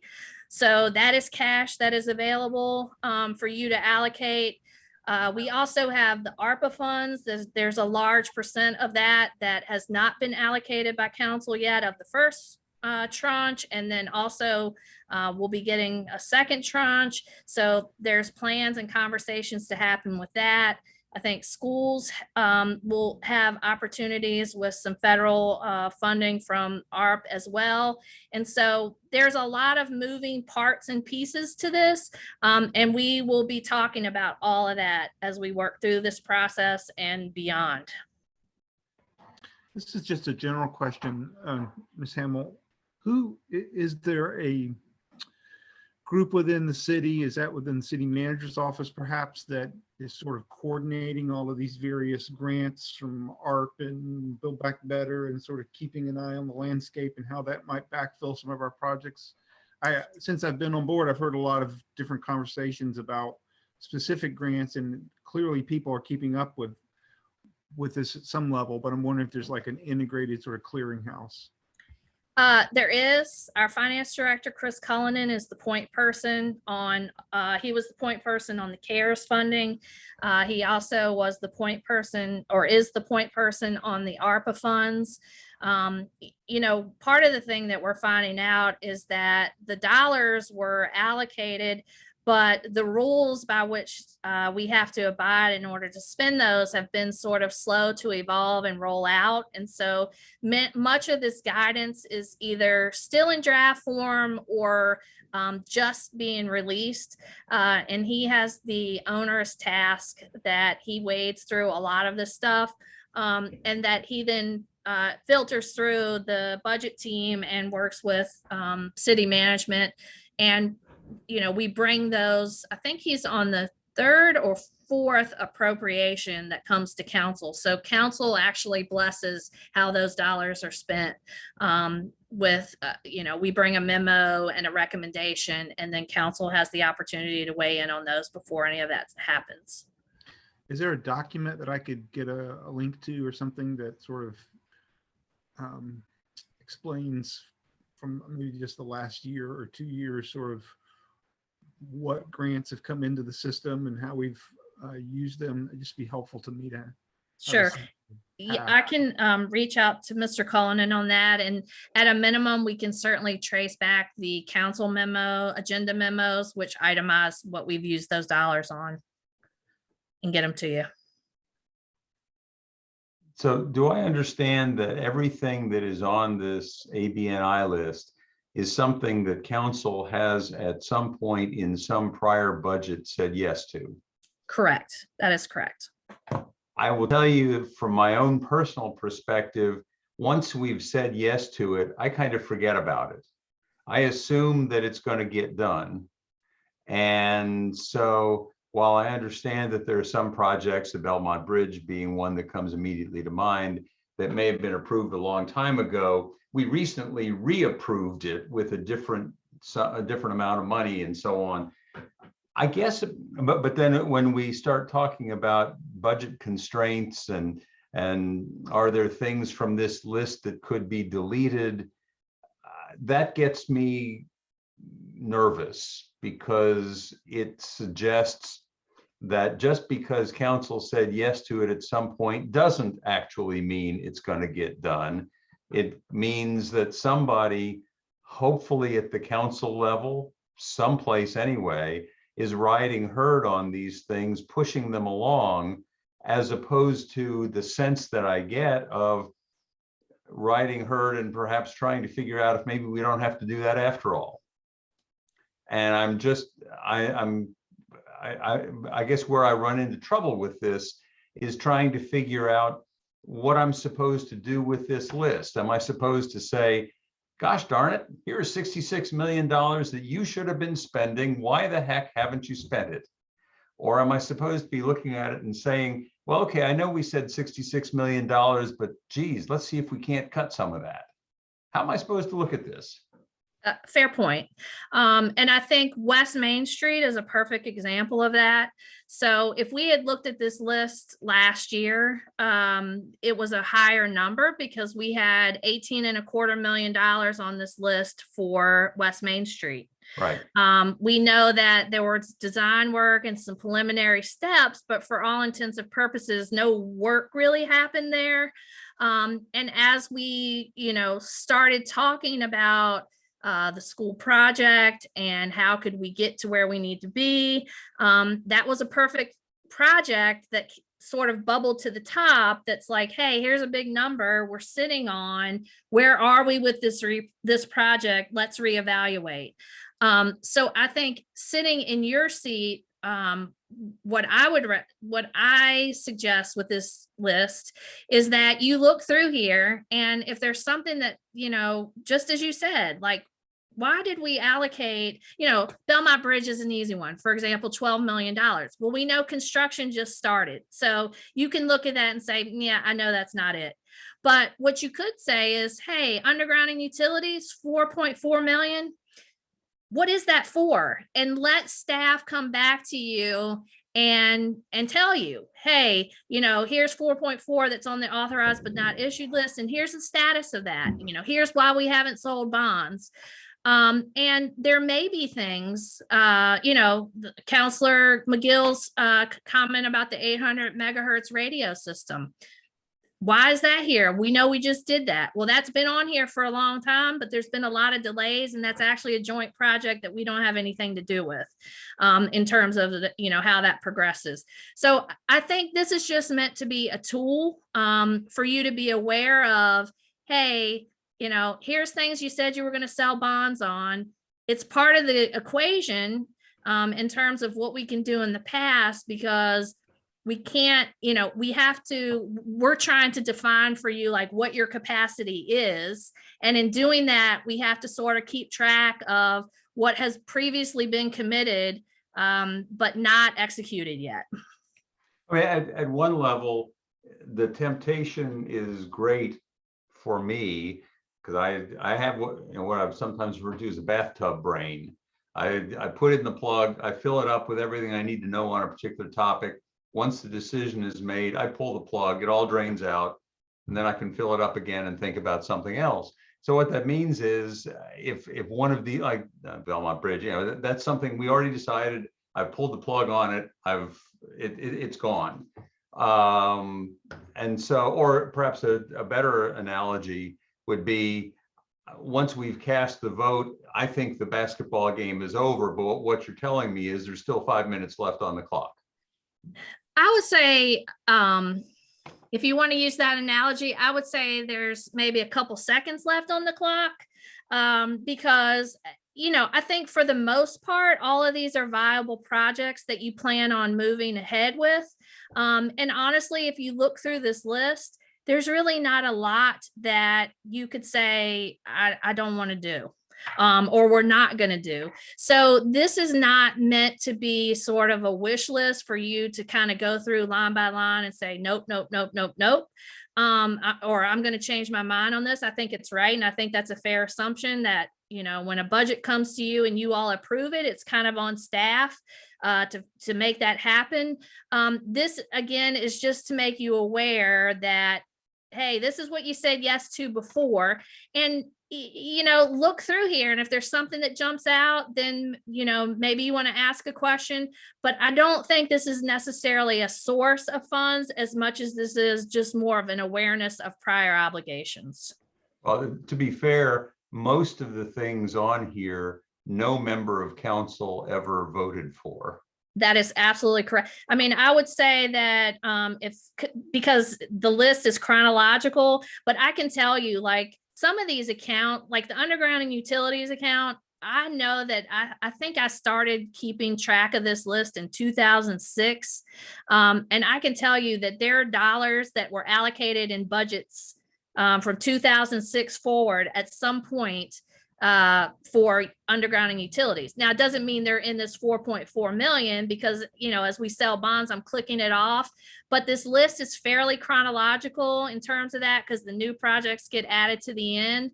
So most of this second page, I think Riverview restrooms were like in the 21 budget down, so most all of this is the 22 budget. But to your point, like the majority of it is most definitely beyond this council.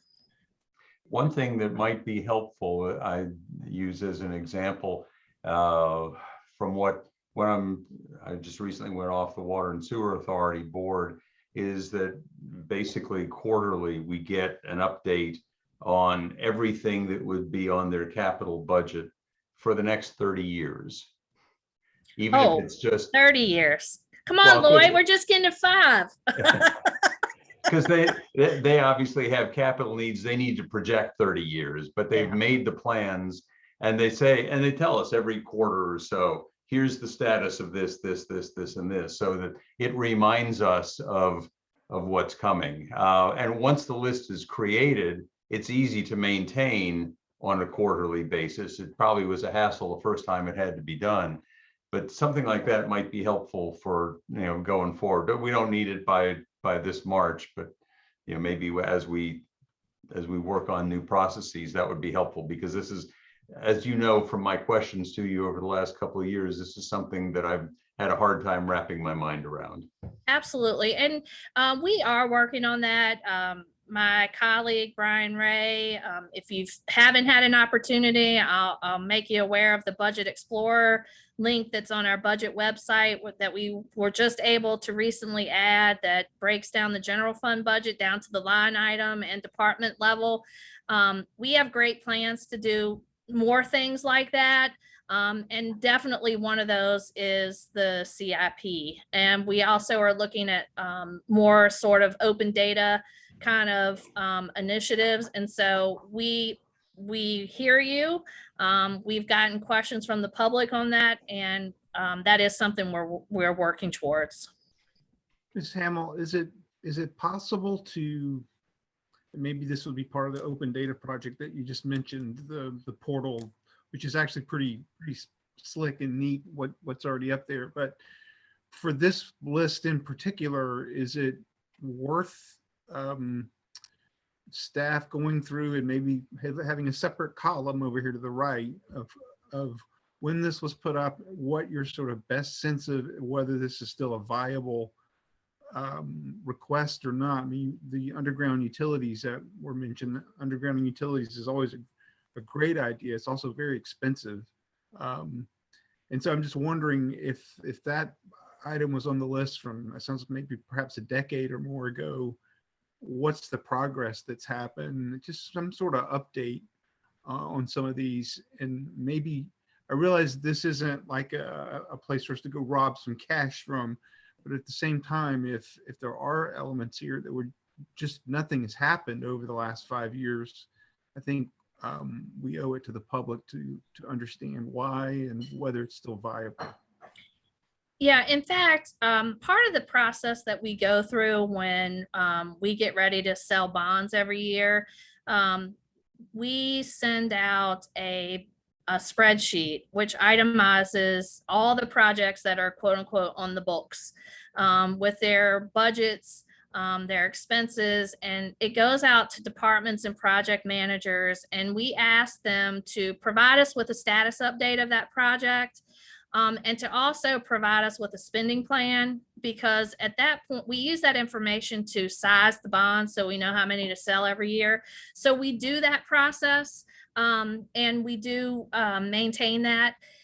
You know, part of the one problem with that, or not problem, but one of the tricky points with that is some projects that are really large, we budget over multiple years. And so sometimes, you know, we may have a budget on the books for 3 or 4 years before we ever get the total dollars to be able to pay for that.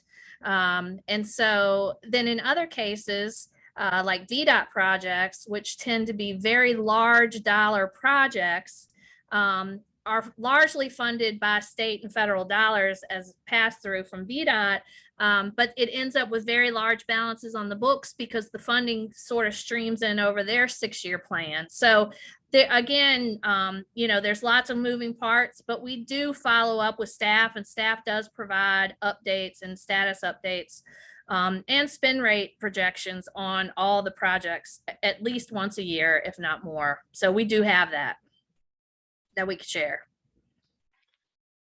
I think one takeaway for today in this planning exercise is I started by saying you had relatively low debt, 94 million outstanding. If you added this 66 to it, you know, of committed projects, you know, whether it's a little less and we get grants or not, you know, we're still in that $160 million range. So as we move to the next category of the CIP, we just kind of wanted to reset that base. You know, we're not paying debt service on this 66 million of authorized unissued, which is good. You know, I think y'all have taken a very diligent approach of not borrowing until the project is ready to go. On municipal bonds, you really don't want to do that. There's IRS regulations. You really want to be spending your bonds within 2 years of when you 2 to 3 years of when you borrow, and things do change. But I think that's important that we're really kind of in that $160 million range. You know, if we were borrowing, we'd be paying interest. We wouldn't be earning much money on the investing of it. So we'd be losing some money on it. So I think it's good to have the projects fully lined up before you borrow for it. Okay. Any more questions on this list before we move on? One question I guess I would have is a procedural one is, I don't know how you feel we're doing in terms of time. And I also am noting that the next 8 or 10 pages of our slides here refer to details of the CIP. And I don't know whether it's appropriate for us to be getting bogged down in the nitty-gritty of those projects, or whether that's a discussion to have later on in February. What's your thought? What's your plan here? No, great thought. The next few slides on the CIP were more or less intended to just be a reference if we needed to. So we're going to move through some of those pretty quickly, and it wasn't intended to discuss a lot of detail. This is just kind of a complicated piece of it. And so, you know, I'll move on to your point. This is the proposed CIP. Again, this is what you've seen this before. This is online. I'll just point out a few changes that city management and staff have made based on recommendations from the Planning Commission.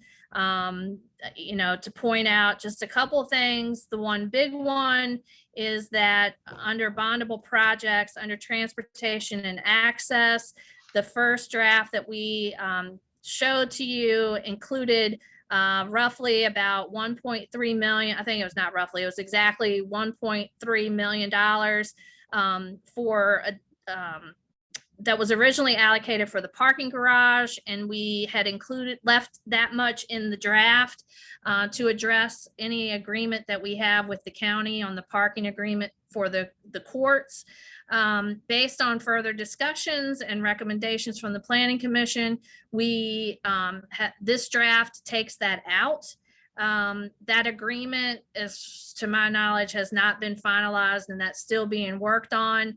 But at this point, we will think that we can address those needs with money that has previously been allocated for the parking garage that will now just be redirected to that agreement. So that is now gone from here. Couple of other things on the there was a recommendation to restore the funding for sidewalks. We did put money back in to level fund that with 22. And one of the other recommendations were to add money back in to mitigate the ash tree removal process. That is now fully funded at the requested rate in this draft. And additionally, there was a suggestion that we reduce the funding in the Economic Strategic Initiatives account. That has been reduced both in 23 and slightly reduced in the future years. So just want to highlight a few of those that, you know, based on those recommendations, we are trying to work some of those in. And so the current draft has changed slightly.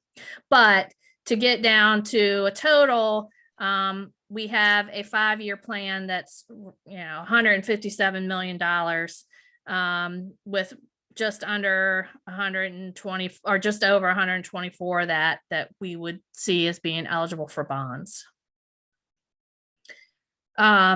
So moving on, again, we've talked about the unfunded list. All of this is, you've seen this before. There's no changes here. This is sort of a chronological list of things that have been submitted that are still appear to be viable projects. You know, to steal the words of Councilor Payne, this is sort of your list of trade-offs.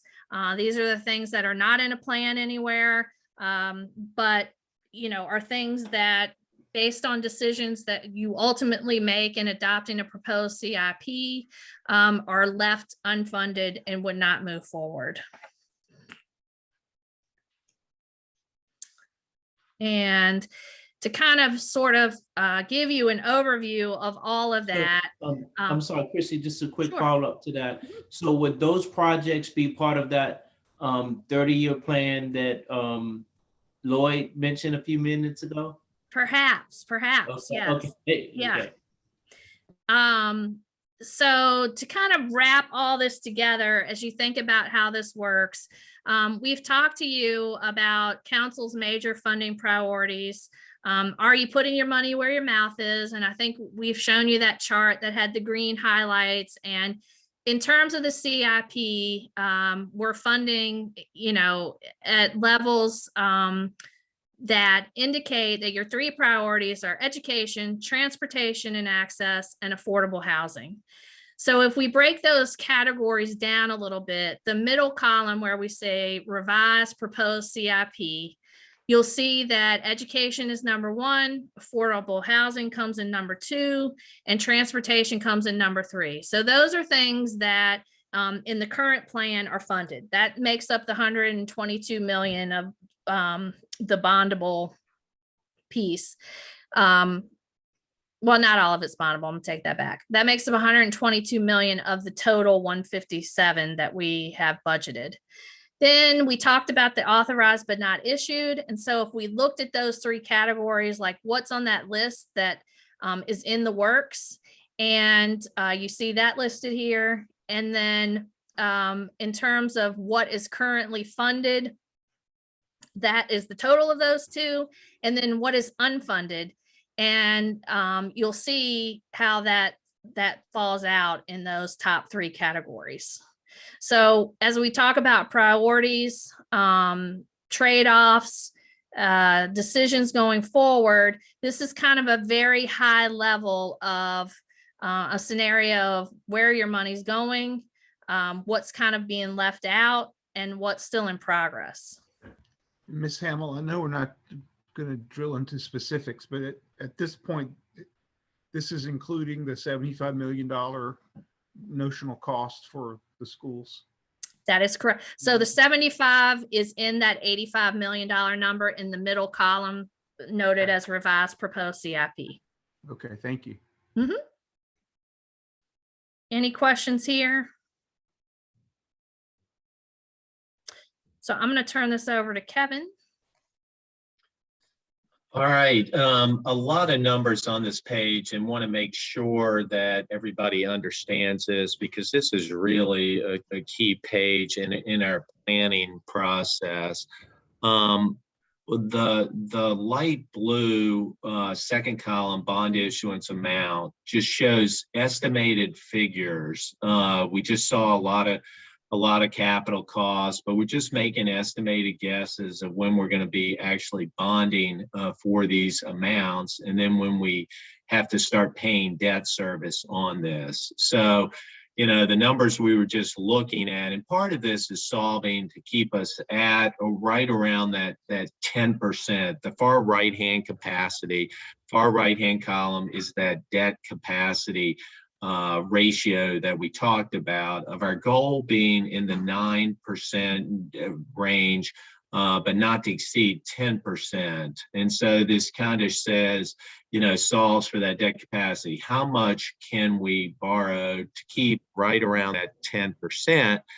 And so the second column over there, if you total all those numbers up, it's 185 million. Which, is in the range of that 66 million of authorized but not issued, and then the 120 to 125-ish of the revised proposed CIP. And again, not getting into any of the unfunded. But so this shows a drawdown basis of $25 million issues in 23, 22, 23, 25, 6, and 7.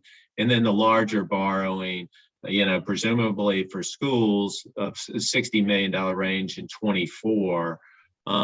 You will notice here that in order to you exceed that ratio. And so we actually go a couple years without borrowing and then start borrowing at modest amounts. And we can run whatever examples of this you want. So, in terms of keeping within the capacity, that number is in $185 million range. Now, turning the table to affordability, that's really that third column, the annual debt service. We're currently paying about $11.9 million in our FY22 budget, right there, the highlighted number. And so as we bring on this debt, it shows if we issue that $185 million of debt, our debt service is basically doubling, and we need to find revenue sources, for an additional $11 million to pay debt service. The one other point, and I'll be glad to answer any questions I'd make on this, is that that ratio to the right is incumbent upon our general fund budget. And we're showing, some healthy growth in the general fund budget of, 1.5%, 2% with meals. You see a pretty big jump between 22 and 23 for the estimated assessment growth in there. And then in 24, some sort of tax increase, revenue generation to be able to pay for the large debt issuance. The tricky part of this ratio is if the economy turns and our budget contracts at all, our debt service is going to be fixed and our ratio is going to go up because the general fund expenditures either stays flat, doesn't grow, or even contracts. So it's a little bit of a tricky ratio. Because a tougher economy, council may make some decisions to, tighten up the budget, but that actually hurts that ratio. And so a lot of numbers on this page, but glad to answer any questions of the methodologies. And this is certainly something Chrissy and I can run easily if you say, what other scenarios you'd like to see. What assumption do you make about the interest rate for the future bonds? Yeah, Chrissy, what are we at 4%? Are we 4%? Yeah, I think we tiered that in this one. I think we were at 3 for 23, and then we finally bumped it up to a max of 4. And we're currently, the last bonds we issued were at 1 point something. Yeah, your current borrowing rate on this issuance coming up would be in the probably 2.25 rate. Interest rates have trended up some. Hopefully, that's a very conservative assumption. The expectation is that the Fed's going to raise shorter term interest rates, and who knows what's going to happen with inflation, but that rates are generally trending up, but hopefully we're able to borrow a large part of this sub 3%. So in other words, the calculations of annual debt service would seem to be a little on the high end of an average range or an expected range. Yeah, yes, I would agree with that. They're conservative. Okay, thank you. Question, please. So the first question is wondering if this is an appropriate way to conceptualize what we're going to need in terms of the elusive revenue enhancements. If we take, say, an annual debt service of the last 5 years or so as roughly $10 million annually, and then we say in 2023 or 2022 is when we're starting to be more expansive in terms of programs like affordable housing or schools in particular. Is it fair to say then that the delta, the increased revenue that we're going to need to handle those extra commitments, hopefully, is about $2 million more in 2022, about 3.5? In other words, just sort of a rough way of thinking about this, the actual commitments or the actual revenue we're going to have to go get up over and above what we've done historically. I don't know if that makes any sense. That's right. On a, looking at this chart on a debt service perspective, that's correct. Obviously, you want to, understand whether there's any operational costs that come with these various projects that would impact your budget. And the one thing we'll talk about a little bit later too is you have a debt service fund, currently about $11.9 million that Chrissy uses to smooth the increases in there. So you've got that as an additional revenue source, and then any rate increases. And I'll show you a slide in a couple pages on the what a penny is worth. Yeah, thank you for that. So I guess as I'm thinking through this, if this were a spreadsheet that I had and I were to insert a column between the annual debt service and general fund expenditure, and basically deduct or reduce by $10 million the annual debt service that's sort of been historic for the last decade or so, then whatever that incremental cost is going from roughly 2022 to 2032, that would be sort of the net extra that we were going to have to pay to pull off some of these programs that we want to do.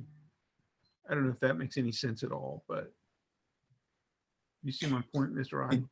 Yeah, no, I hear what you're saying. I think it's I think that is basically correct. I think that might be helpful information as we're sort of thinking through what the real net add is going to be. And then the other point you made about the percentage here that you've got in yellow. So if I guess the point there is, even if we feel like we can manage what we're on the hook for with our bonds and debt service, if we have to lower the general fund budget because of a retraction in the economy, that percentage could go significantly higher, I guess, than 10%, even if we're able to meet our basic commitments. The notion there, I guess, is that impacts our bond rating. Yeah,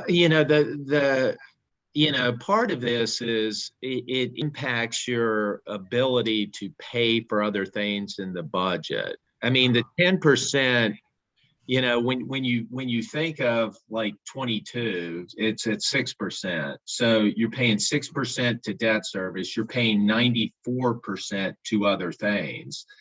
And then in 28, you're paying 10% to debt service and 90% to other things, and so if you shrink the budget and now that becomes 12% to 88%, I mean, you're having to cut programs, cut pay, cut stuff because, the debt service is the first bill that you're paying. And, and then you're doing stuff without it. So, I don't want the 10% it's not a fire alarm if we go over it. It's just a good practice of what other governments you need 90% to operate the government and no more than 10% to be, going to debt service, or it just starts hurting you because as you are seeing in your budget, so little of your budget is really discretionary. There's just so much fixed cost in a governmental budget.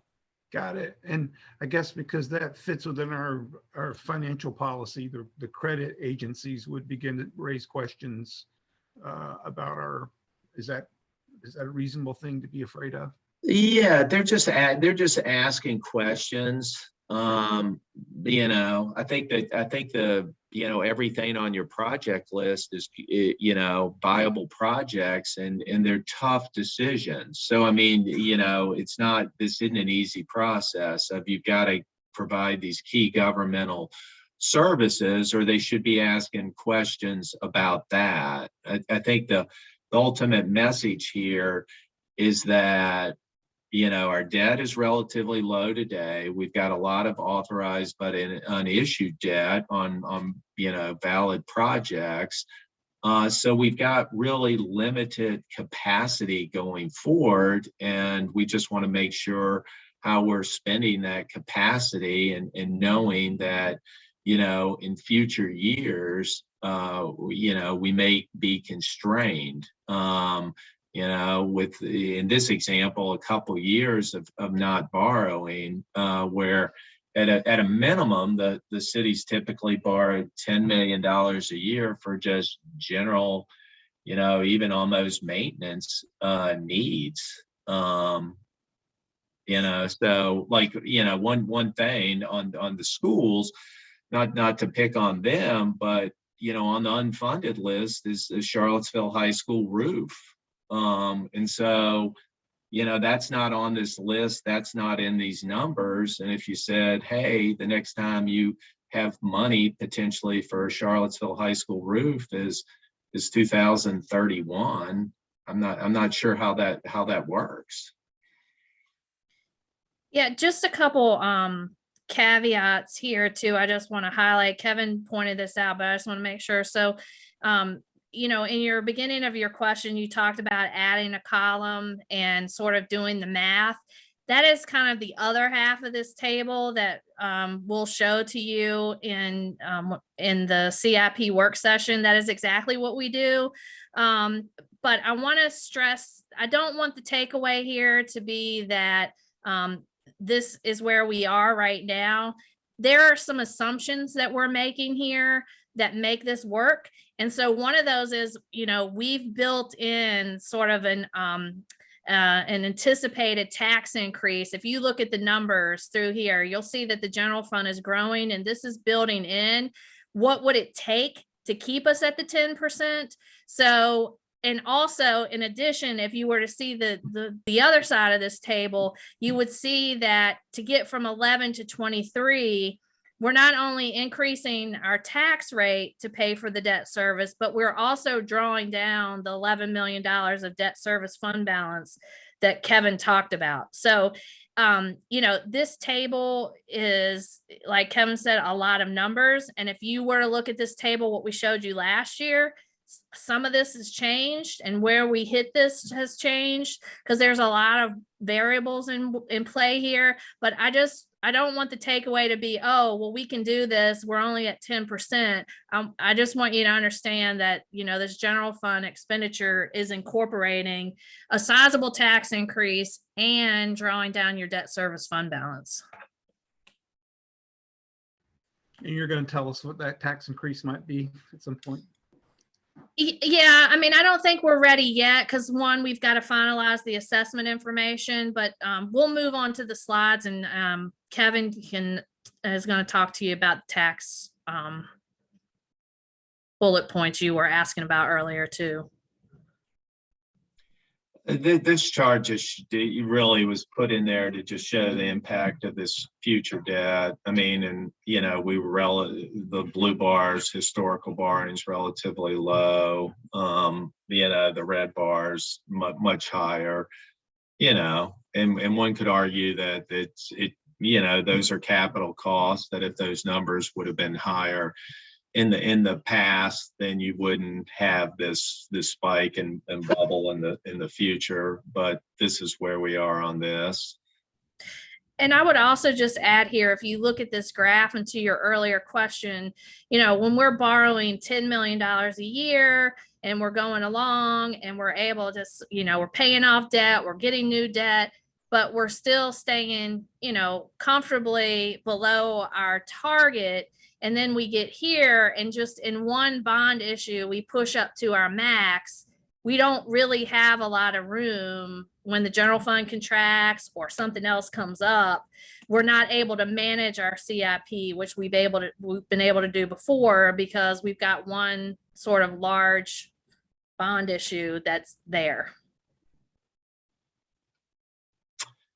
And this just illustrates that climb in debt service, the blue being your existing, the red being layered on the top, and in the steady climb from the 11 to 23.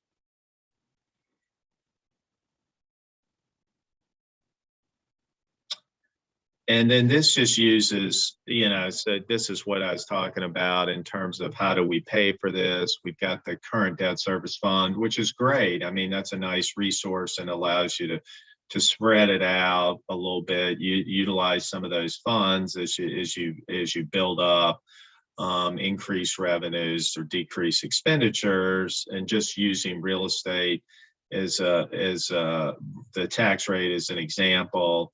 About 13 cents of the 95 cents goes to debt service, and the other 82 cents towards operation. Of course, there's other taxes. All the money goes into one space, but just as a illustrative example of this.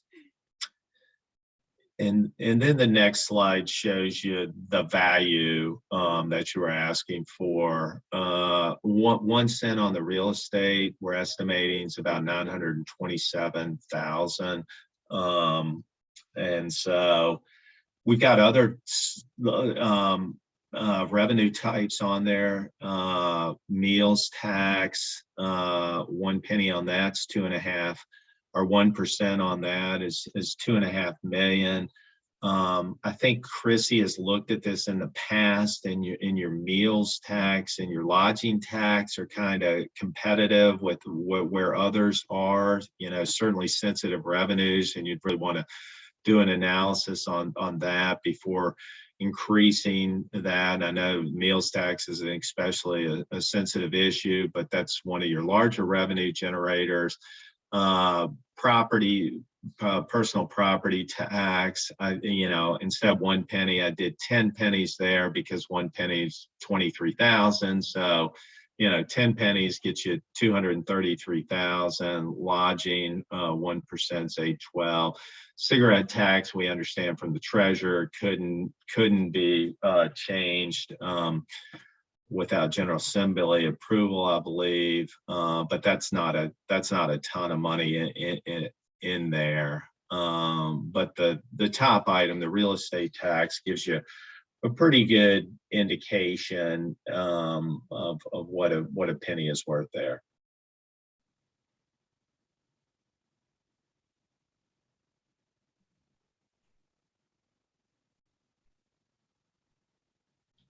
Kind of the next transition was to talk about the council budget. So I want to pause here and I know we've talked about a lot. Any more questions, anything you want to revisit? Could you go back a slide or two that had the red on the top and the back one more? Yeah, just 1 second there.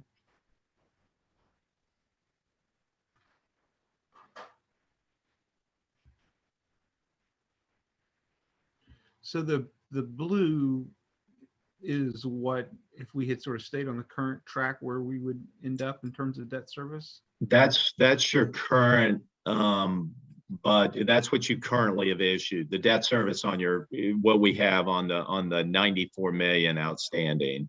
I see. And so the way so what you're seeing there is it declines. Basically, the city has followed the practice of issuing a level principal debt, which means you're paying equal principal installments. And so you're just paying interest on your outstanding balance. And so that's naturally going to decline a little bit over time. And then you have the different years falling off as you go out in the future, because we've traditionally issued 20-year bonds. And so, some of your debt from 2006 and 7 and 8 starts falling off. Obviously why it's increasing, if we were issuing, 10 million a year every year, and we had basically 10 million issuance rolling off every year, you'd stay flat. It's jumping because we go from issuing, 8 to 10 million a year to issuing 25 million a year. and then with the one big 60 million in the middle of that.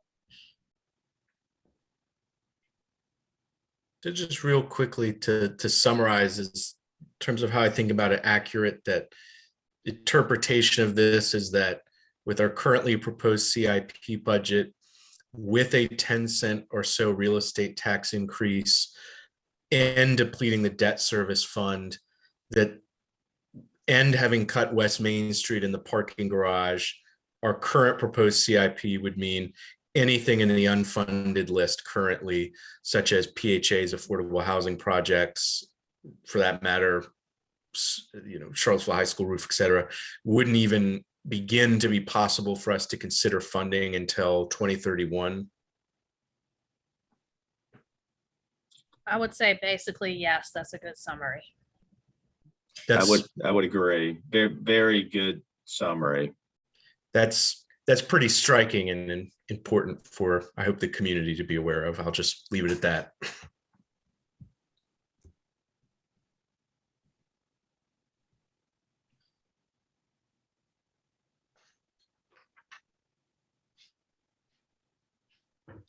Any other questions on this section? Oh, Okay. So now we're going to transition a little bit to talk about council's operating budget.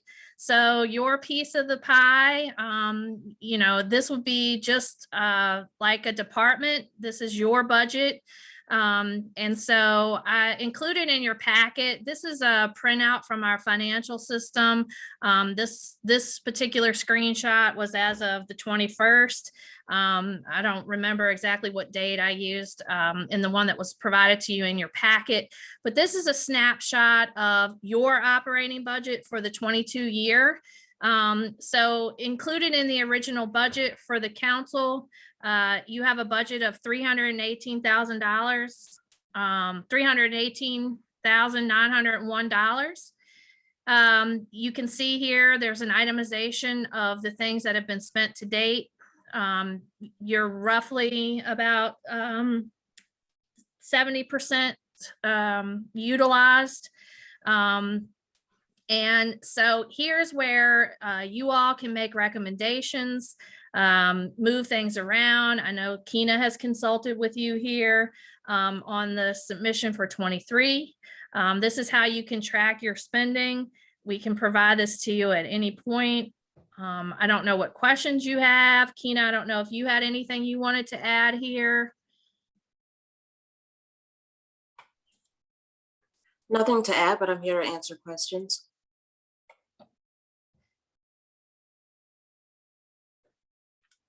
there's one question I had. I'm looking at the available budget column, and it shows $92 million, that's $92,000 for temporaries salaries. But that figure doesn't seem to be reflected in the total at the bottom. So the way this works is the 92,000 plus the 7,000 gives you a total salary and benefits budget of 99,000. Then on the other expenses side, you've got a total budget of 219 that gets you to the grand total of the 318,901. So when you say it's not at the bottom, I'm looking in the salaries- available budget column. I would have thought that the sum of everything above the total expenses, that everything would appear in the total expenses number there under available budget. so, okay, let me explain how this works. So the original budget column, that is what gets adopted. That'll be what's in the book. That'll be what you vote on finally in April. The budget changes column is anything that happens during the year after we adopt a budget. So in this case, you'll see that $5,000, and we'll get to that next. That's actually the council discretionary funds. And then you get to a current budget, which gives you what was adopted July 1, anything that happened during the year, and then gives you the current budget. Then the purchase requisitions and the purchase orders, that's just a purchasing process that Kina and Max go through when you provide them with the bill to pay. That's just, it's working the bill through the system. And then you have the actuals. So it's the current budget minus the purchase requisitions, minus the purchase order, minus the actuals, give you your available budget. So if you were to just not look at the line item details, but look at the bottom line, you had a total budget of 329. You've essentially obligated about 233,000 of that, either through purchase orders or things that have already been paid out. And you have 94,000 left to spend. So if you look at the top, with the 92 million in particular, the budget was placed in the temporary salaries line item. 92,000. You made the same mistake I did. I'm sorry? You said 92 million. Yeah. Same I'm sorry, mistake I made. 1,000. Yeah. So if you look at that example, that's where the budget is, but you can see that the salaries are hitting there is something weird here. Let me do some research. There's one other weird thing that Brian tried to explain it before, but I just, it's the way the system was set up for accounting for council's temporary status. But the funds actually come out of what it looks like as full-time salaries. He explained it at the time. It seemed to make sense, but Chrissy, if you want to look further into it. Yeah, it looks like maybe there's also a line missing here because this accrual, it looks like the full-time salaries are on this report. So let me provide you with a cleaner copy. Thank you. I agree. Now that you look at these details, there's some math here that's not working. It looks like a line is missing. Well, there's one other. And this is while you're making corrections, if you look at other expenses, I would think that original budget plus budget changes should equal current budget, but they're off by roughly $5,000. Yeah, this Anyway. whole thing is weird. Agreed. Go tweak it. Right, and this Go just- tweak it offline. Yeah. And this Look. accounts for council only salary, so it does not include the staff. So temporary salaries is council salaries. Correct. Gotcha. Okay. Correct. And then But the I think line- once it goes through payroll, it's posting to full time, but for whatever reason, this report seems to have some problems. So, Probably mixed up because we get insurance, the ability to get insurance, while temporary, that isn't normally offered to temporary. So I'm sure there's been some sort of jiggling in there to offer that. well, all of that comes from the payroll system, which it hits in the right place on the actuals. It's just probably, it looks like we didn't have the budget lined up to the right actuals line items. And, council essentially approves a total budget by department. And even though it's built behind that as sort of the line items, you'll see that, there may be a negative in one line item, but there's a positive in another. It's so that you're maintaining, and the budget control checks are on the budget in total. But there's definitely some issue with this report, and I apologize for that. I should have looked at this more closely instead of just pasting and copying. But I'll get you a clean copy that I think Okay. will make more sense. I think the point of popping this up here, though, is this is how your operating budget is allocated in terms of line items and things that you all have discretion to spend money on for council as a whole. And so the conversation here was really intended to be more of, is this reflective of what you need? Is it in the right places? Keena, I don't know if you had other questions that you wanted to add to that or not. I did want to note that in the past couple of years, there has not been much traveling for conferences, but this year there seems to be a more of an interest. So the line item for that may possibly need to be bumped up. We do have 3 people who are intending to attend the NLC conference in March, and at least one has expressed interest in the one in the fall. So that one tends to cost more. So this line item we have enough and more to cover what's coming up in March. But looking forward, we might want to look at bumping this one up. Thank you, Kina. I was actually going to bring that up. The role on the university's council, I have to go to the one in Kansas City in November, as well as one in Atlanta in June. Because nothing says excitement like Kansas City in November. Hey, ribs.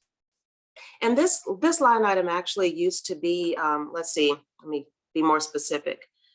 The non-local travel line item used to be 15,000, but it hadn't been used for years. So we brought it down to 10. And so just considering whether to bump that back up. Okay. Is that something that we need to be deciding today, or is that just a for future reference kind of thing at this point? You don't need to decide it today. What I'll do is I'll actually give you a report without errors. And Okay. I'll send that to all of you. And then if you can review that and just get back with Kina on any changes you might want to make. Let's say if you could, you know, do that definitely before the 14th, but sooner than later would be great. Okay. And one other anomaly I want to point out here is this will be the last year you see this. The contribution to Civic Group, that $155,000 payment, that is actually the payment to Food Equity. And it was put here because originally it was an off-cycle request that went to council that council granted. And so the budget, when it was appropriated, the budget got put here and that's where it's paid from. We're actually moving that out to its own account code. So it'll appear just like every other agency payment. It will not be in the council budget. Okay, thank you. Okay, so moving on, I do want to talk about the council discretionary funds.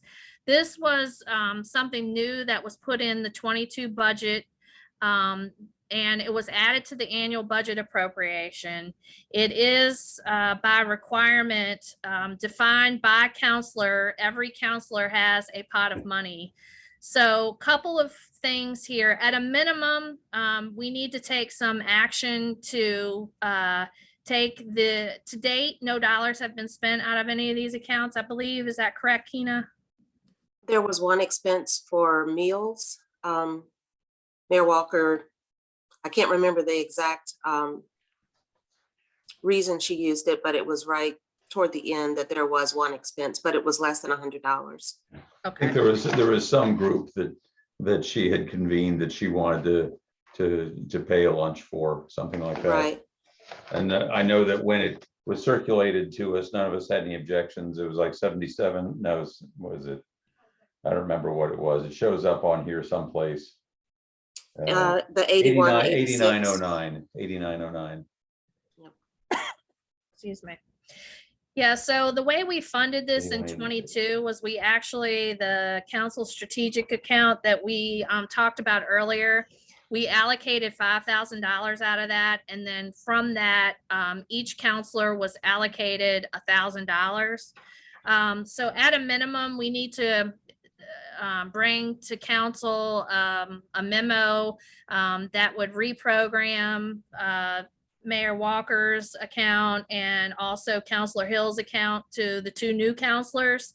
But I guess the broader question here for council is, are these accounts you want to keep and you want to maintain them as part of the budget? Is the $1,000 per counselor still an appropriate amount? What are your thoughts on this? I mean, I personally do feel that this is an equity issue of allowing people to explore various community meetings, to give people that ability to kind of go on the fly, a little bit of leeway without having to come forward to the entire body of council. And I don't think we really have enough time has passed to really decide whether or not this is a good way of doing it or not. It's only been about, what, 6-7 months that we had this going? 7. Mhm. I mean, I personally think we should continue it for at least another year or two to see how we're utilizing it, or if something better, if a different plan comes in place. So I'm just asking, due to not knowing, this is a response to some of the issues that happened with the mule cards or whatever. I don't want to drag up the past, but this was sort of a proactive response to that going forward. Is that the genesis of this? Yeah, we didn't have a policy in place that actually stated that we could spend funds on various community events without first getting approval from the entire body of council. And this was a way to try to give each counselor that discretionary policy fund. And I would add, for a couple of years, people had been spending money on these categories, but there wasn't a clear line item that it was supposed to be, debited from. And so part of our discussion last year was to create this line item so that it would be clear where the money was coming from.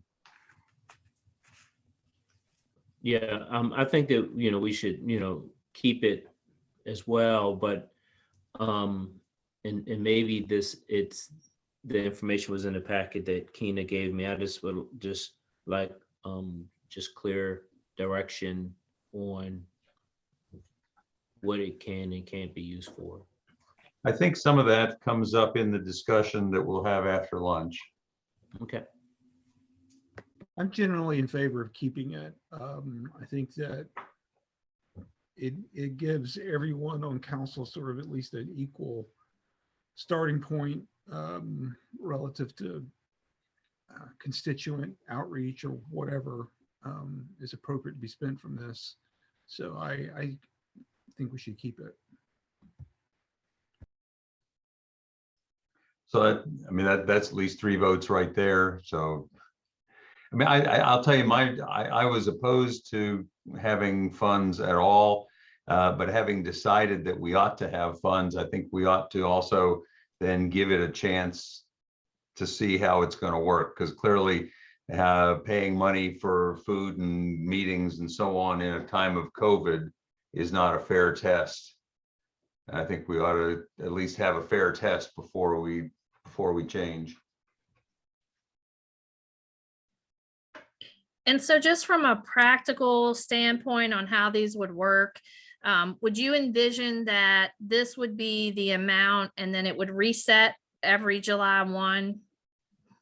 I would think so. Okay.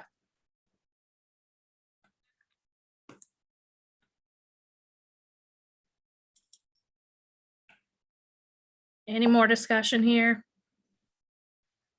Nope.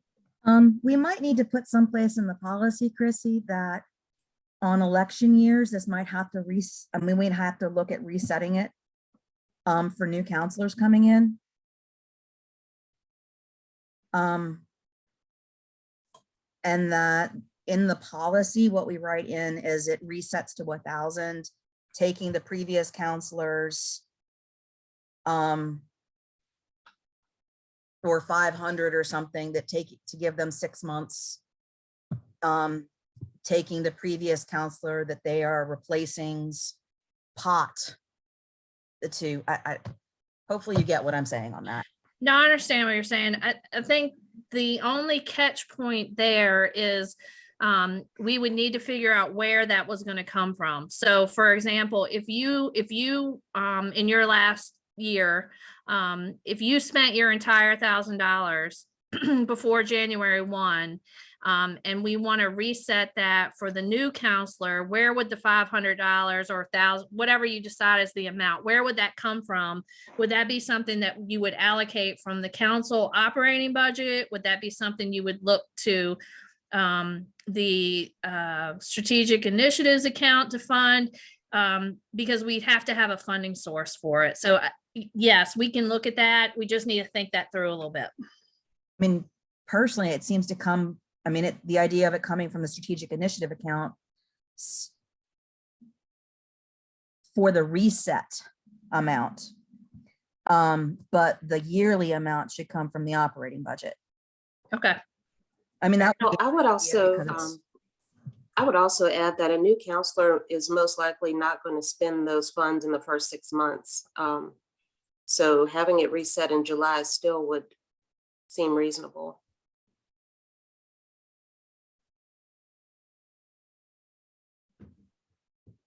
Sounds fine to me. I don't know.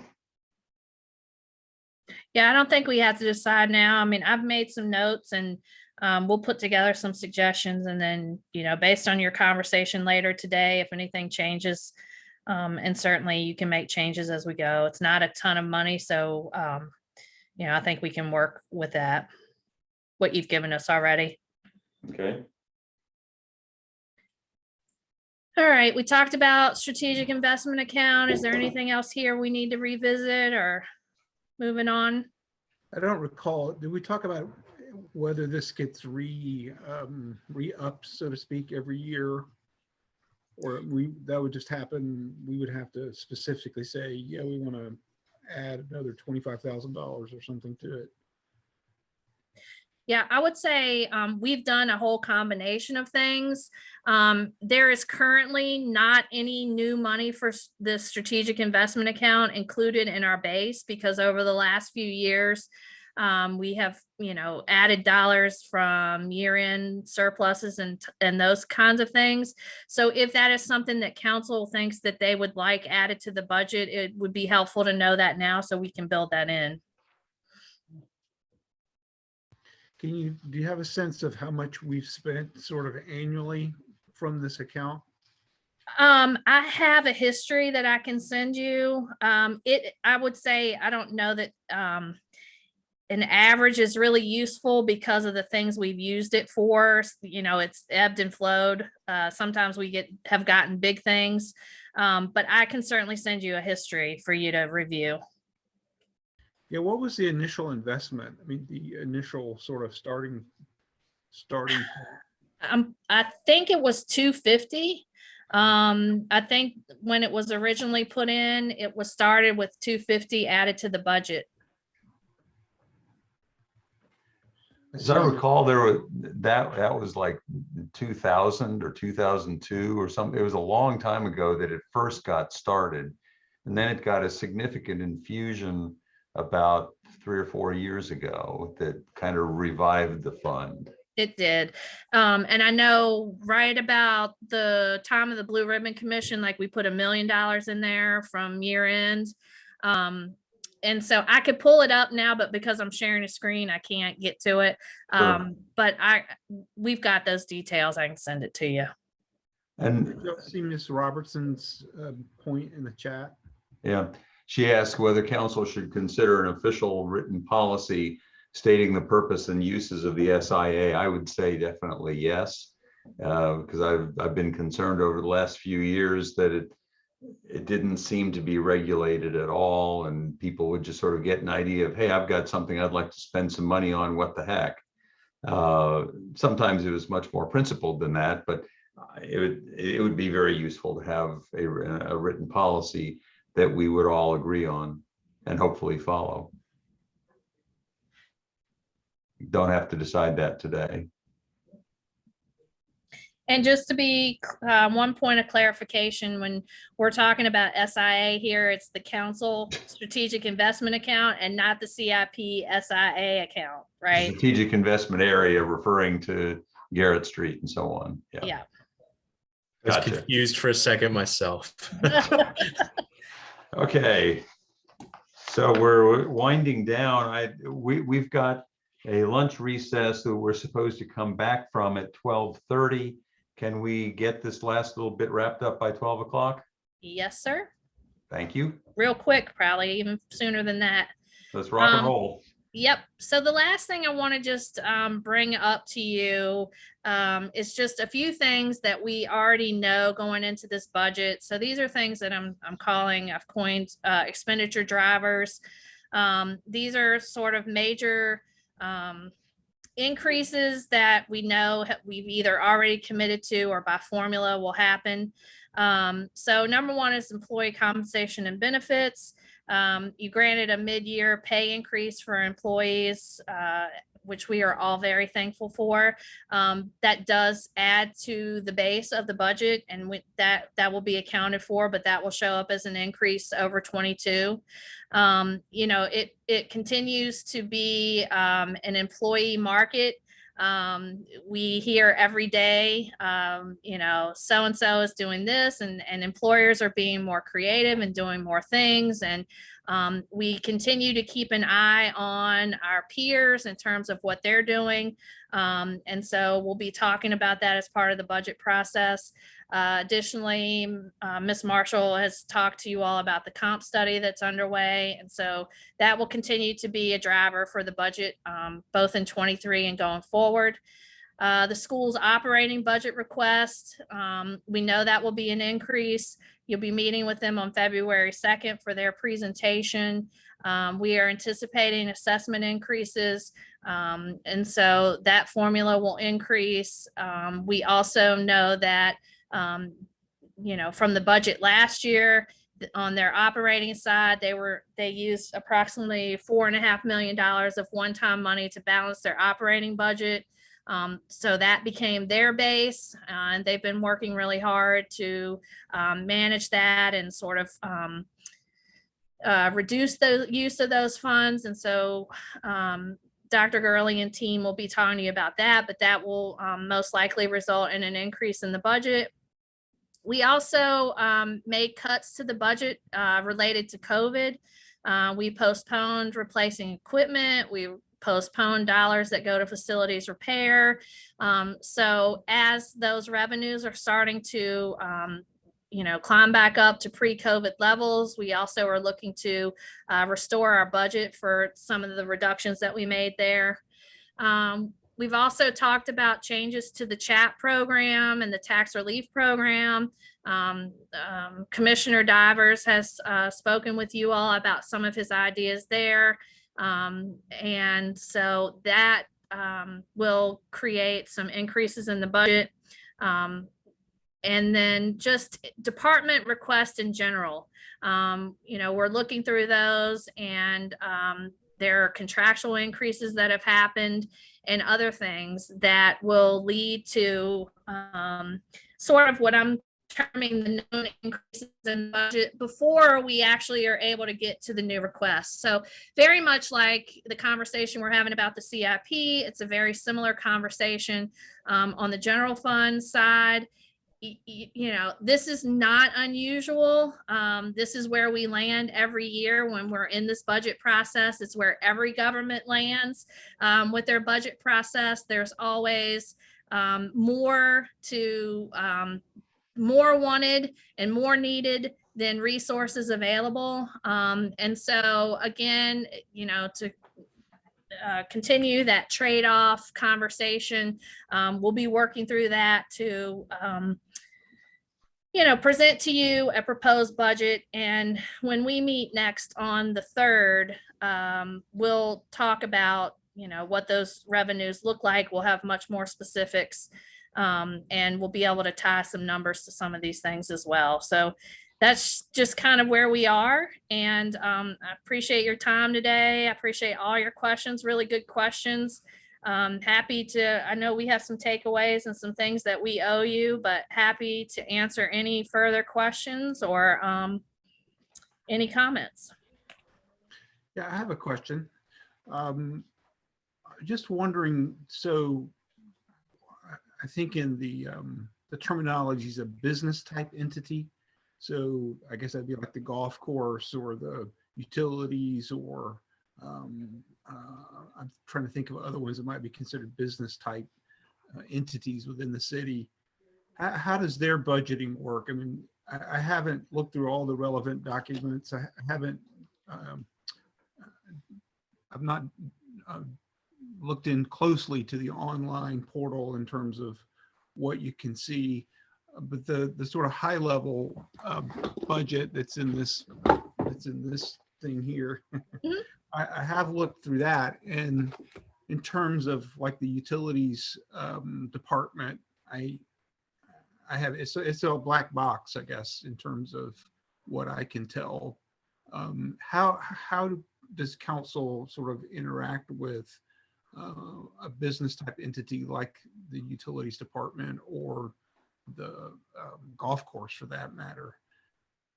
Yeah, great question. So I'll start with utilities because that's the easiest one.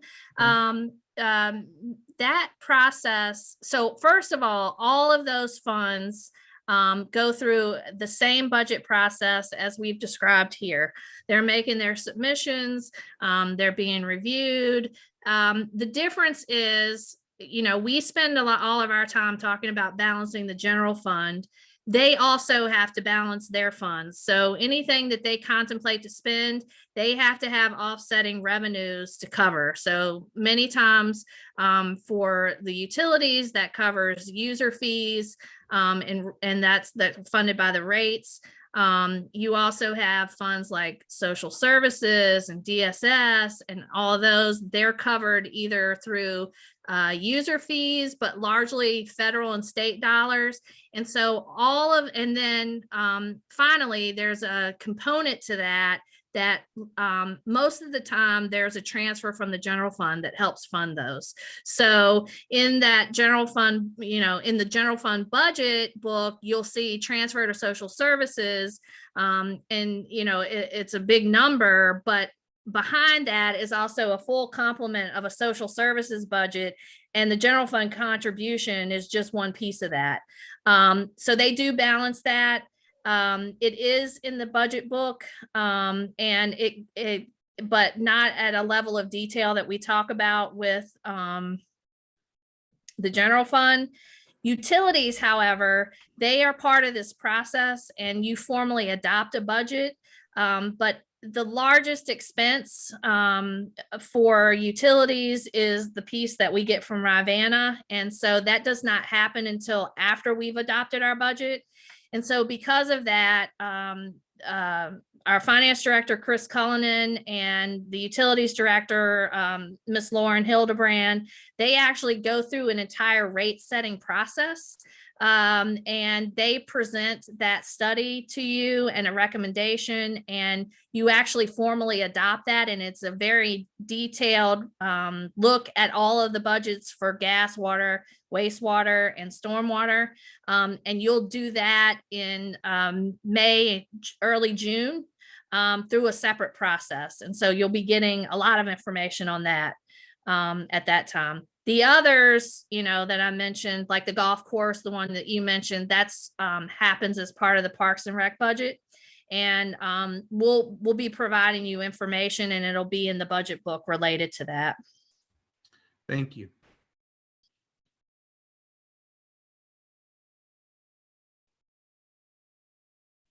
Any other questions?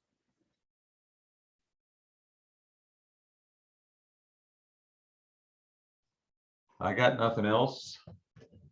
If nobody else has anything, going once, going twice, then I guess we can recess until 12:30. And thank you so much to Chrissy and to Kevin.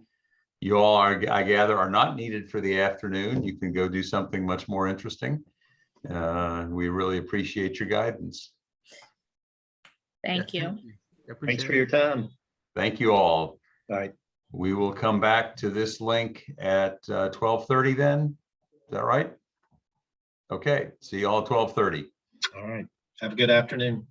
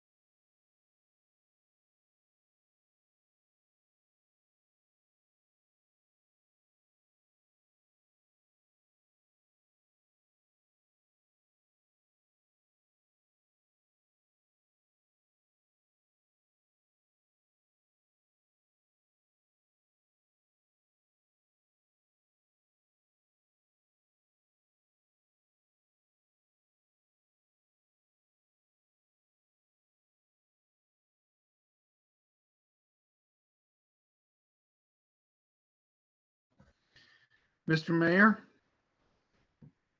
Yes.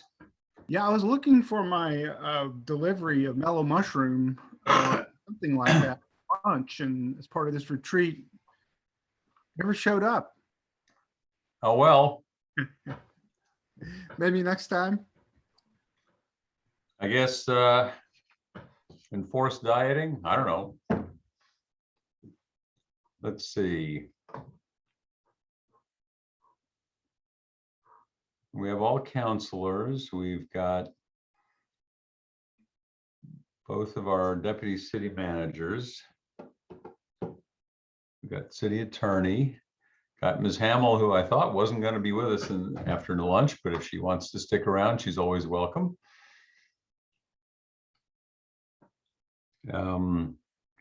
Our first item of business was with the deputy city manager Marshall, and also with Robert Bob, with input from Keena Thomas and Lisa Robertson. Are we ready to resume, or should we wait a minute for Mr. Bob? Ms. Parks, can you please promote the Robert Bob group that's in the, you got it before I could say it. Aha. Okay. So now we've got all of our cast of characters assembled. Mr. Bob, welcome. You're on mute, but there we go. Good afternoon, and I'm happy to be here. So let's call ourselves back to order. The first item on the agenda after lunch is a discussion on council work items entitled Who's on First? Discussion led by Deputy City Manager Marshall and Robert Bob. Take it away, folks. Right, I'm going to share my screen, and just to be sure that I share this, I've been sort of poking around, looking at what our community is saying, and they will be very disappointed if council does not do a reenactment of the Who's on First sketch. It was not part of my plans, but the public demands what they demand. What's on second? I don't know, third base. So take it away. All right, I am Admitting that we are disappointing our public. all right. I am trying to share my screen for you all. Give me just one moment.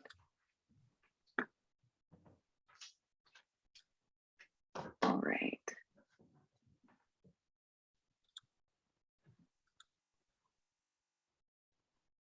And let me know if you all do see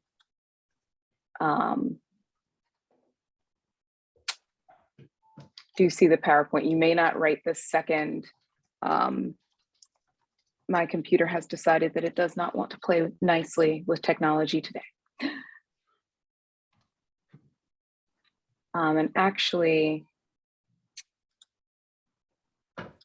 at this point, either Ms. Robertson or Mr. Sanders, would you be willing to share? My computer would require me to turn off Zoom to reshare.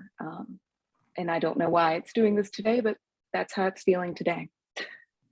But I can go ahead and start our discussion. For anyone, if you can share, we're going to start on slide number 7 of the deck that I sent last night. Again, this particular portion is to provide council with some opportunities to have a discussion about work items. And that would include such things as thinking about how you would like your council manager working relationship to go, thinking about staff capacity and council priorities, as well as your strategic plan and timing considerations. Please be aware that this really is just a opening discussion. You all will have additional opportunities to think about your priority and goal setting when you discuss those collective organizational priorities with the Virginia Institute of Government in February and April 2022. So when we think about your opportunities that you have, we know that there is a divide between what work. Thank you, Mr. Sanders. I'm on about slide 9 now. We know that you'll have opportunities when you're thinking about how you would like to move forward with your council manager relationship. The reason why we bring this up during your retreat is that part of the work you all will be accomplishing in the next 6 months or so is obtaining a recruiting firm that will match your values and goals for your city manager hire and for what you need in the community, as well as hiring a new city manager. So this gives you the opportunity to sort of know exactly where you all would like to go with your relationship, to build your priorities in advance and be ready to utilize that individual as soon as they join the organization once you're done with your hiring process and vetting. This slide is from the Effective Local Government Manager, which is a textbook that many individuals who will be applying probably have seen. It's fairly common in most Masters of Public Administration curriculum. I show this because this would be part of the assumption that perhaps any candidate may have about their role versus council's role. That doesn't mean that this is necessarily the end all be all, but just to give you all an idea of what a MPA or MPP trained manager may come in, what their perspective might be. So you'll see on the left-hand side of that chart, my left at least, it gives illustrated tasks for council, and the right hand are some illustrated tasks for your executive or administrator. And you see that in the middle, you have 4 different blocks, thinking about the mission, policy work, administration, and our management work. You'll see that clearly more of the management work will go to your executive, but more of the mission work, and quite frankly, almost half of the policy work really falls into you all's sphere. Additionally, on the side are some notes on additional items that, again, a city manager candidate may come in thinking of their expectations. The part that I'd like to share specifically about those bullets is that is from a document that is in your packet and available to the public. It's chapter 8 of an ICMA book about council manager relations, and it's made for the manager. So what I did was flip them a little bit. But keep in mind with ICMA documents, again, that is a very strong rudder in the profession. So again, these are ideas that your manager may come in with. Again, doesn't mean they're right or wrong, but hopefully my goal is to help you all start to think through what you'd like to see in your next executive. Again, that chapter is available to the public in the documents that have been provided, and I'm also happy to provide the full book. It's an ebook, so no trees were harmed in the making of this PowerPoint. Some things just to really keep in mind as you all move forward, and this plays into the next part that Deputy City Manager Sanders will be covering with you all, and that's really thinking about your priorities and your goals. The reason why these are so important is because if those clear expectations are not conveyed to your executive, they're going to really flounder because they're going to be guessing at what you might need or missing the mark completely. That will also be your guide point for creating the work plan for your executive, and measuring their future performance is based on that work plan, which is inevitably based on your goals and priorities. So when we think through those, again, we've got clear communication as a part, because that manager is there to provide you advice. The manager has experience and education and expertise in certain topics. They're not there ever to tell you what exactly to do, but they are there to provide you with any sort of background guidance, research that you all may need to make some decisions. And some of them will certainly be tough decisions. Some of them will be very much easier, natural decisions for you all to take command of. We also want to think about having support for the implementation of your priorities through that city manager's work plan, and allowing your executive to engage in the day-to-day management of both large and small tasks that's within their role. Again, this may seem a little rote, sort of silly, but when you think about it again, if you can craft that work plan and that thought process, then everything that executive should be accomplishing will be to forward those tasks for you. And they should be able to report that to you at any time that you all have questions. You know, ma'am, sir, or they, if we have someone who is non-binary, how are you moving towards this goal? And that executive should be able to immediately give you all a redux and a rundown, which will be very helpful in knowing where you all are on the goals. If maybe you can add an additional goal during that calendar year. Again, that executive's there really to make some recommendations on decisions and help formulate your budget. That all falls under that big policy block, which again is some of those large and small day-to-day tasks. An individual may come in expecting that they will be able to share the good, the bad, and the ugly information with you, as again, their role is to provide advice to council. So making sure that you give parameters as to how you all would like to receive that information and how often is something you may want to come prepared for when, again, you work with your new executive. Trust is extremely important. Another document that was included in the packet and again is available to the public is a blog post that a individual wrote for ICMA talking about some of the fatal flaws. And one of the first flaw really is trust. Any individual you hire, you all should feel as if naturally you all can trust them with the stewarding of the organization and the community, and vice versa. They will need to have that trust to be able to tell you things that maybe not only going extremely well, but might be coming up as problematic, as an issue. And then just a final point that I pulled again from that document that's available in full is thinking of providing the support to your executive as they work towards your stated plans. And that's both in public and in private. So making sure that the community knows what are your goals and objectives. That falls into strategic planning. Currently, your strategic plan, again included in those public facing documents, was extended through 2021 for very obvious reasons, but it's now 2022. So it's probably time for you all to think about how you would like to engage and work towards refreshing, updating, or completely overhauling whatever you all feel those plans. That document is always going to be public facing. So it's always going to allow your community to know what ideas you all are moving the organization and the community towards. It's a really great way to have transparency with the community. And then that also allows the community to ask questions for you all. How are we doing on goal 2? How are we moving towards this? Or even, why is this not a priority for you all? That is a very acceptable question for community to ask. And in your strategic planning process, you all probably have mulled over why something didn't make the cut. But again, that support also provides engagement for your executive to know that they're moving in the right direction, to know that they are driving the ship in the way that you all want them to do. And if something changes, you get to stop that ship, have that conversation, rework that work plan, and redirect your executive. This is your team member. This is your direct report. So please don't feel afraid to utilize them to move towards goals, as well as to do some of the legwork for you all, again, giving you all that expertise and advice, having them look at that research. I am going to pause for a second before we move forward to see if Mr. Robert Bob would have anything that he may like to add to this particular portion that I may have skipped over. I don't have anything to add at this point. I think the overview is excellent. I think it has to be, can't just be a one-time discussion with the city council, particularly around the priorities, council manager relationships.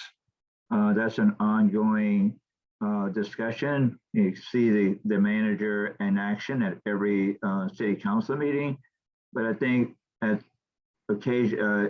points, or should I say at toll gates during the course of a fiscal year, there should be an opportunity to rethink and to reevaluate where we are in terms of the role of city council, the role of the city manager, pursuant to the city council's goals and directives, and not wait for those discussions to take place at the time that the city council conducts its evaluation of the manager.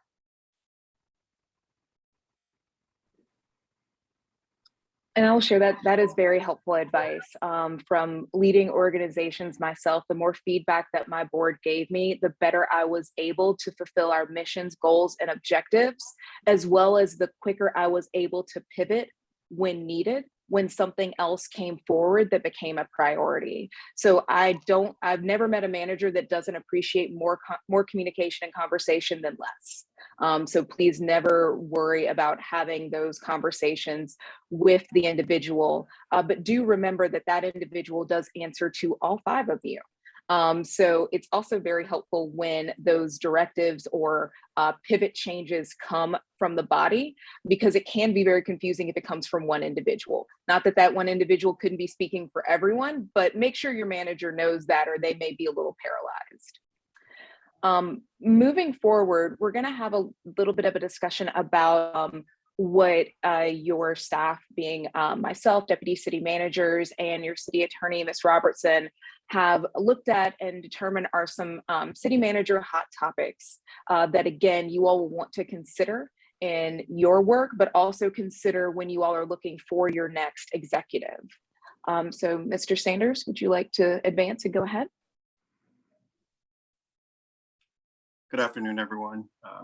And I apologize for being slow in speaking, recovering from my surgery, but wanted to be a part of today's activity.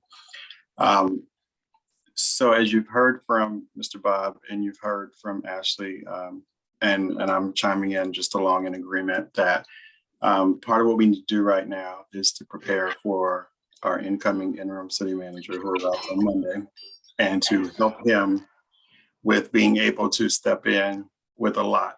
There's a lot on the table, and the conversation could very easily be overwhelming on day one. It is our desire, of course, to not make it that, to make it a informative day of laying out various activities and actions and priorities that may be on the table. But we know that he comes with great experience, along with Mr. Bob's consultation, to help even determine how to attack all the various things that will be before him. But what we decided to do was to just kind of prepare in advance what we consider to be the hot topics and narrow those down to 3, knowing very easily that there are probably 65 hot topic items that need to be discussed right now in the city of Charlottesville, being perfectly honest.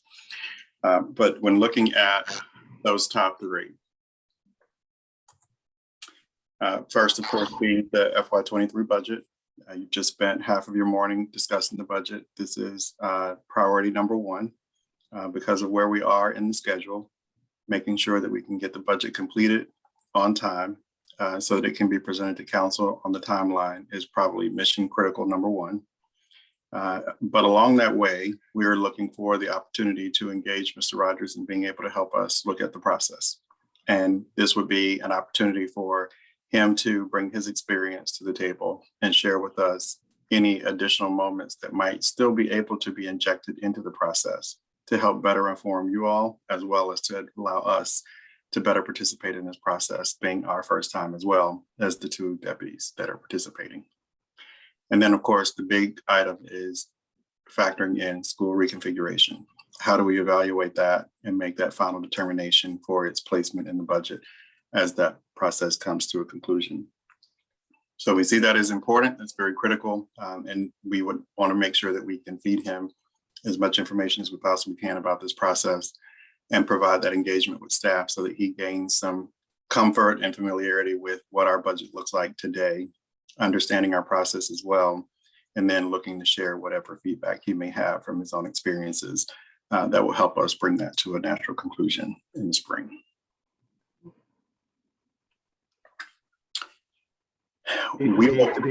Before we move on from the budget process, what is the strategy for the citizens to have input, or the priorities that comes from various segments of the community with regard to the budgetary process? Or are we waiting until the city council receives the budget and then there is a series of public hearings? Then sometimes along the way in the budgetary process, there are some priorities that bubbled up, from the community that may or may not be controversial, but critical to the overall public policy process. And there are times when the administration, A, should be aware of those, and then B, there may also be opportunities to incorporate some of those mission critical issues coming from the community into the budgetary process for recommendation to the city council. So there are definitely various steps along the way for public engagement. Chrissy, would you like to speak to anything specifically? If not, I can continue with an overview of. that process? Sure, I can just say that largely the public input on the budget happens once the proposed budget is presented to council in March. And so through the series of work sessions that happen with council on that, there is always a time allotted for public engagement on each of those issues. Additionally, there have been, for a lot of the big issues, such as the school reconfiguration, we've had numerous, both the school board has done numerous public engagements on their own, as well as different work sessions that there has been opportunity for public engagement. But in terms of the specifics of the operating budget for 23, that largely happens in March. Thank you. Okay. The next priority would be continued focus on the council manager relationship, because we believe strongly that that is something that needs to continually have attention paid to it, that it's a building process, that there needs to be some attention focused on providing the assistance to council to consider the qualifications and experience that will help the council select its next city manager. And because Mr. Rogers is here in an interim capacity, then this would be your opportunity to have a consultant on the job, taking stock of what our current system is, how it's performing, whether it's performing, and then be able to give you that expert opinion back along the way as you're preparing to select a search firm, put out the various RFP to solicit candidates, and then in your interviewing process, you'll have that feedback. We also want to make sure that he has the ability to hopefully modernize the city manager's office. And that simply is just to help us make sure that the various changes that have been enacted in the formation of a deputy city manager that's focused on race, equity, diversity, and inclusion is fully integrated into the organizational structure, that we determine that we do need 3 deputies or some other configuration, that some of our key departments are structured in a way that they are set for success. We will have the ability to utilize this relationship with him to help inform us on changes that may need to be made. We're not necessarily sure that they will require any policy action, but because certain things that have been implemented have been more priority-based from council members, then the consultation with council would probably be required before we would make certain changes. And then we want to always make sure that we're trying to present an empowered staff. The desire here would be to work with council to ensure that city staff through the city manager can be utilized to provide support and assistance with decision-making. Our goal would be to make sure that as staff members come before you in council meetings, they come prepared, they come with the information that they need to bring, and they're prepared to answer questions that are all able to help you make the decisions that need to be made. Our goal would be to ensure that staff is leading, and that will be the process in doing the work that we need to be doing under the guidance of the city manager.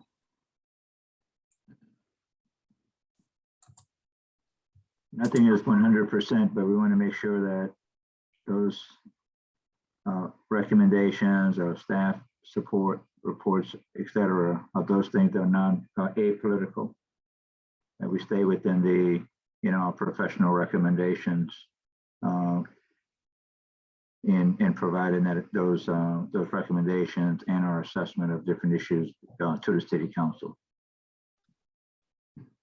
And just as a reminder, also in that public-facing packet are the ICMA rules of ethics that any executive that comes to you, including your deputies, would certainly abide by. So that should be also a helpful guide to know where an executive's brain should be in providing good quality management and service. And that's an excellent part. I know that as a city manager, I kept a framed copy of the ICMA Code of Ethics in my office. So I think that's a really good point. It would also be helpful, and I can say that I have not done this, but now that I'm thinking about it, I think it would be helpful for the administrators to understand or to have some idea of ICMA's Code of Ethics as it relates to the city manager. And I know that in certain other professions, there are also code of ethics that other professionals within the organization also have to abide by as well. The code of ethics is very, very important. And then the last of the three hot topics for this particular conversation is organizational assessment. It is important that we continue to do the work that we've already been doing thus far, where we're looking at policies and procedures. Ideally, we want to be able to break that down in three and that look at what are in need of revision, what are in need of modernization, because there's some of them that are just old and outdated and don't necessarily apply, and they need to be replaced with the new version altogether. And then, of course, there are those that are non-existent and should be drafted. So there's a lot of work that's already underway, but ideally, before codifying any of those things, we want to be able to utilize the experience of the team that we'll have available to us to take a look at those things before implementation. We also want to analyze the structure of the organization, taking a look at how do we become more efficient, make sure that we are effective in the work that we're doing, and that we are utilizing best practice throughout. Some of the things that we would imagine is that there will be reactions to how we do what we do. And I say that candidly because I've had reactions to what I've seen us do and how we do it. And I think everyone coming into the job would have the same thing. So we're definitely interested and intrigued by the idea that we'll have someone who can immediately react to what it is that they see us doing, how are we doing, what do they think about what we're doing. Some of it could be great validation and others of it could be critical. And then, of course, integrating equity everywhere. That's just something that we keep using that word across all conversations, internal and external. We need to make sure that people understand what it is, and we need to place it appropriately throughout the organization. And ideally, with Mr. Rogers' experience in this work, we're very intrigued by the idea that he will bring a perspective to the table that we'll be able to immediately begin to feed upon and use in our ongoing work. But I'll also, as I wrap up, saving myself from talking, just say to you that the comments that you have heard from me specifically since I've been here have been focused on, we've got to prioritize, we've got to prioritize. One thing that we do not fall short on is prioritizing. The problem is we prioritize everything. There are too many things at the top of the priority list. Therefore, we cannot get anything off that list to the best of our ability. And the desire is for us to be able to maybe tier that priority list as what are the hot burning things that we must get done right now, because those are more foundational and can be built upon. And then we can begin to break down others that fall on that list, not to dismiss anything on the list, but to place them appropriately so that we can attack them in a more efficient and effective way. On the policies and procedures, I would add practices. I would add policies, practices, and procedures.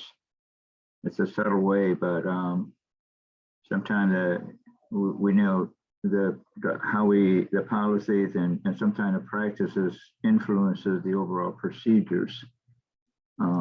If we don't add it, we just need to keep that in the back of our mind that there's policies, practices, and procedures as we move forward in driving change within the organization or in implementing changes as well.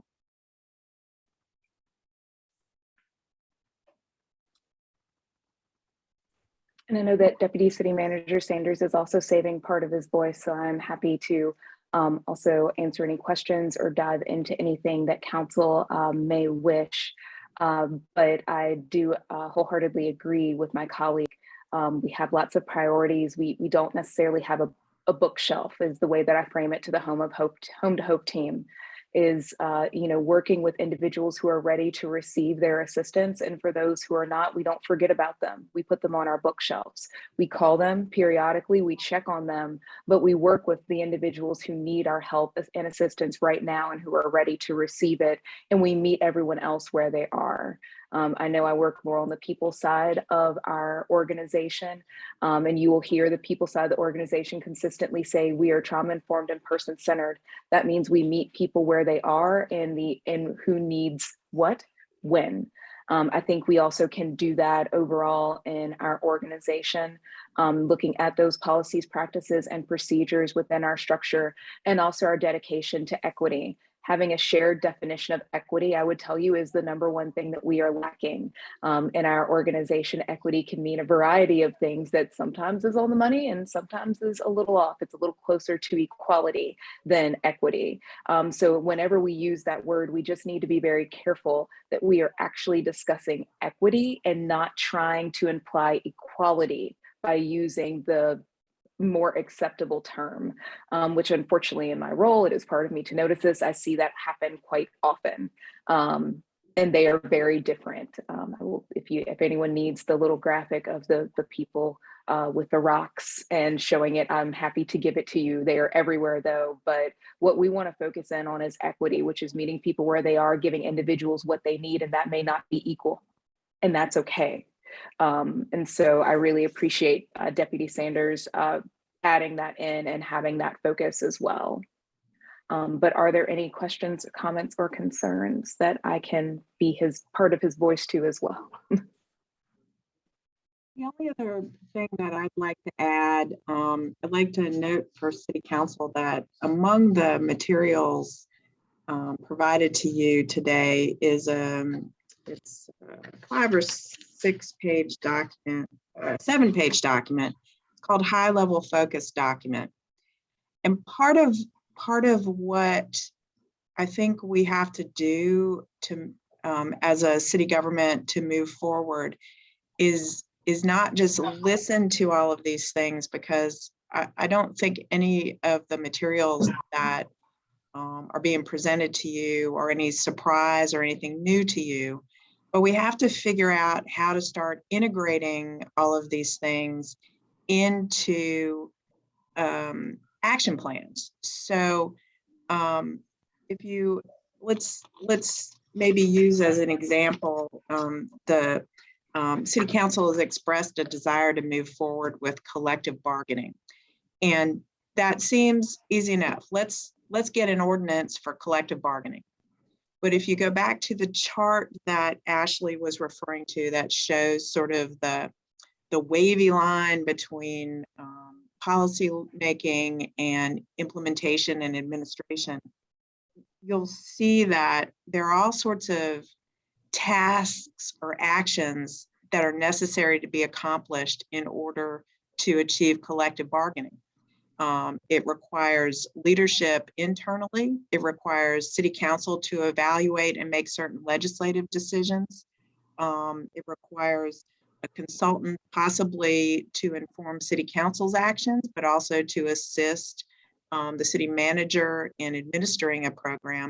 And probably first and foremost, once you choose to move forward, it has to have a very specific priority that's reflected in your budget.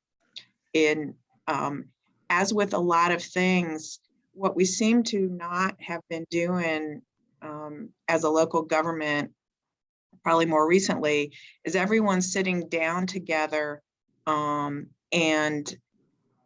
triaging all of the important things you want to do, setting your priorities for the next 1 to 2 years, making sure those priorities are very evident in how you apply funding within each of your annual budgets. And then, making sure that through the city manager's office, when you say, I've got funding for one thing, that thing is actually, that steps are being taken to implement that, whether it's a climate action plan or something else versus different priorities that someone may have. And so when you start, if you pick any of the major initiatives that you all would like to see happen, and you think about why haven't we made progress on these things,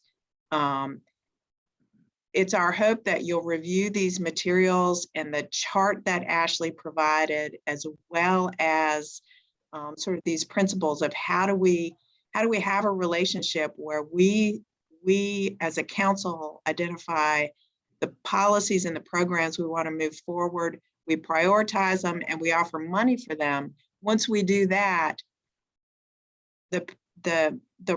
there's a shift over to holding someone accountable for making progress on those things. And so what we're hoping is that It, by having all of this information and by having Mr. Bob's firm in the interim to help sort through sort of all of the stuff we have in a pile right now, that we can all help you over the next few months sort everything, come up with some priorities.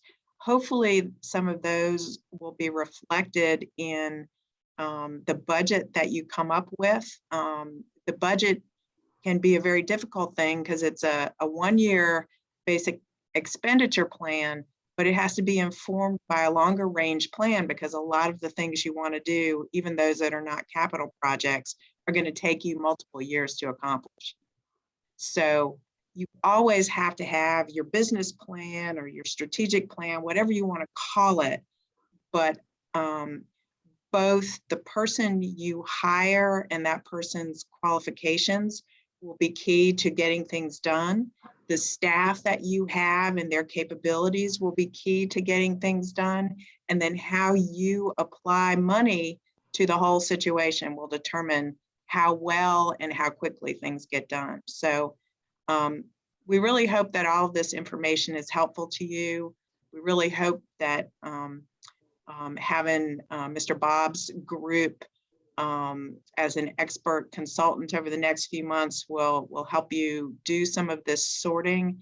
And with that, I'll just be quiet, but we wanted to make sure that you saw this high level focus document so that you can see, you know, there's 7 pages of major things that you want to do, and all of them relate to one another. All of them involve budget and leadership issues. All of them involve organizational structure issues.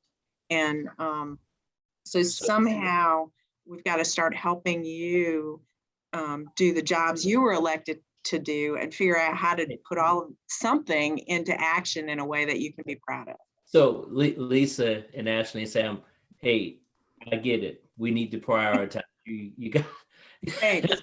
I got the message. Very good.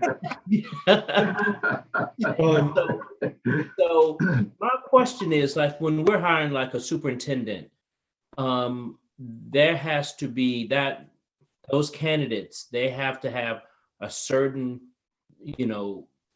qualifications that they have to get certified by the state. Yeah, it's a long list of things.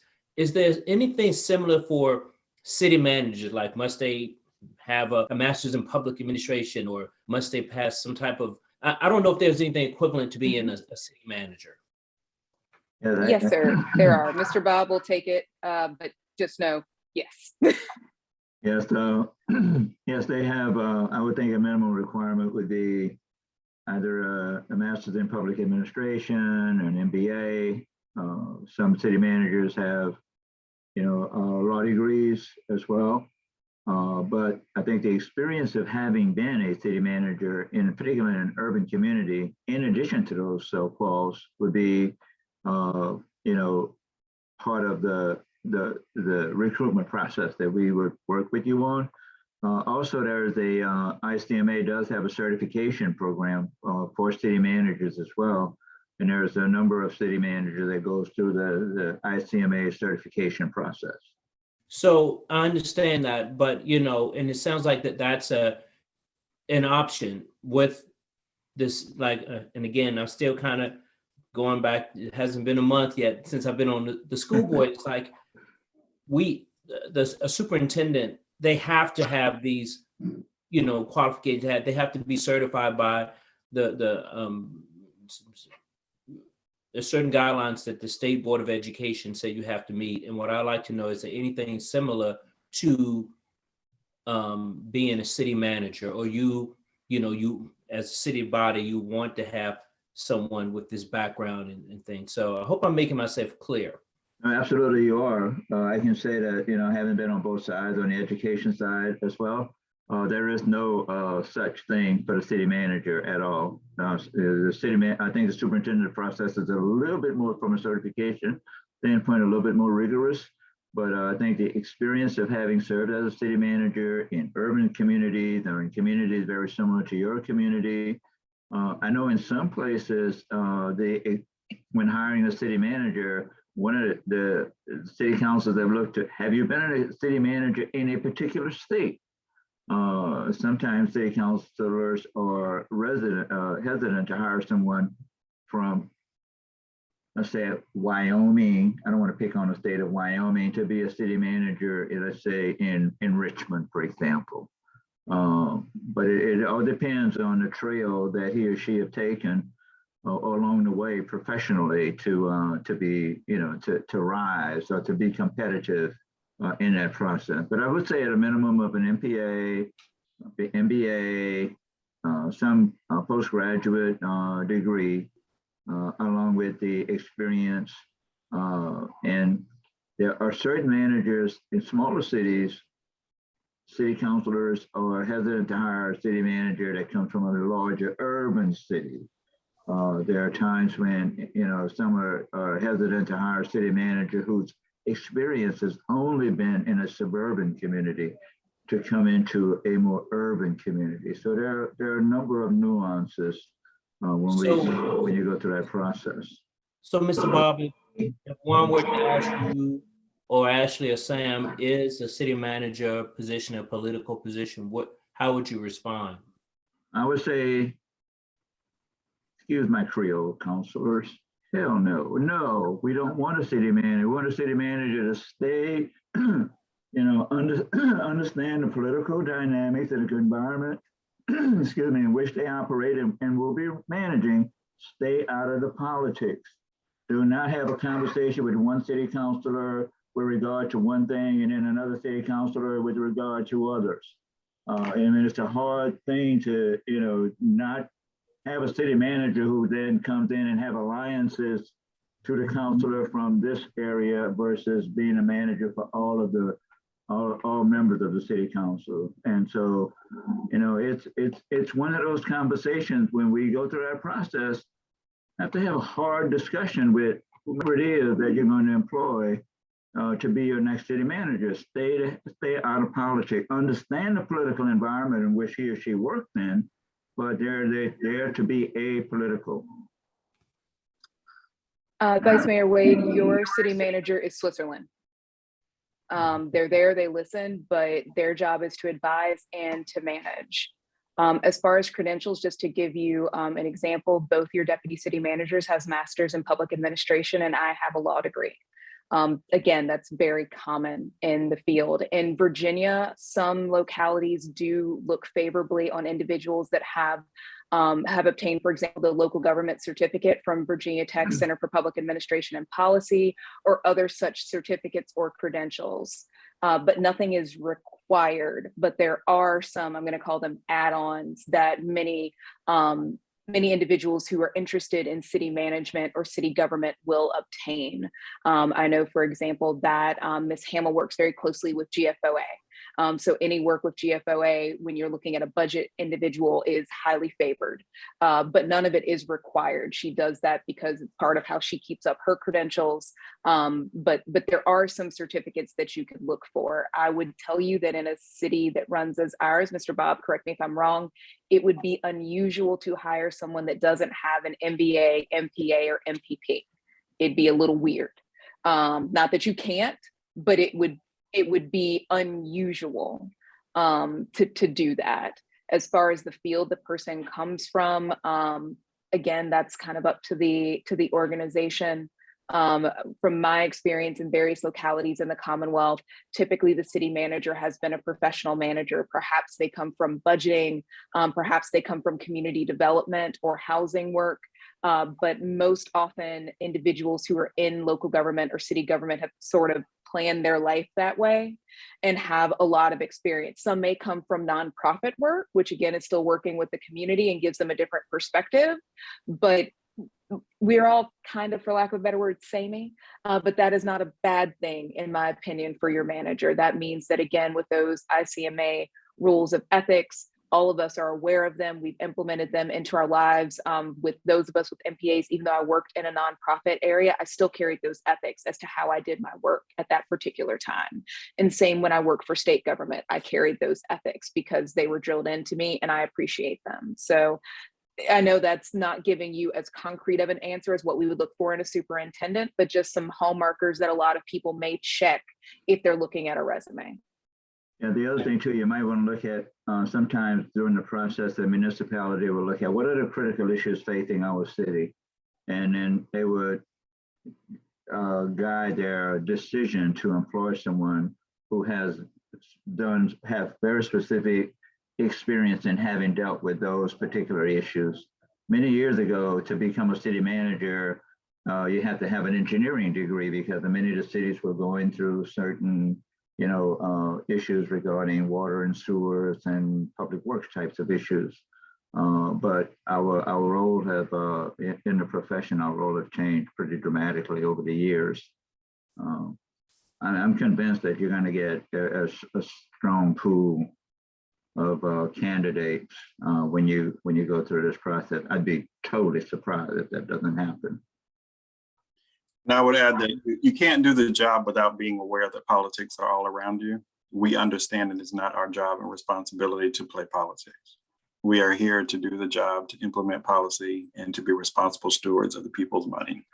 So in doing that work, we have to be conscious of what's going on around us and make sure that those voices that don't get heard get to that table as well. Yeah, so I want to pivot just a little bit to the presentation from the city attorney. One of the things that all Virginia municipalities are facing, I believe, is going to be this whole sea change with respect to collective bargaining and the extent to which opportunities are presented for the city staff to advisors at city manager level and other city attorneys level, et cetera, on the collective bargaining process. I think that's going to be important. I think also it would be important for city councilors if there were seminars on collective bargaining with regard to, National League of Cities or the Municipal League. I think be important for councilors to also, gain that orientation as well. Two sort of thoughts this conversation brought to mind is one of the things I find hard is, like, there's obviously areas where the boundary between like policy and operations is super clear. Like, you could point to examples where it's been stepped over the bounds and that's clear, but like, how do we set expectations for, because it just seems like there's still a lot of like gray areas, like sticking with like the issue of collective bargaining. There's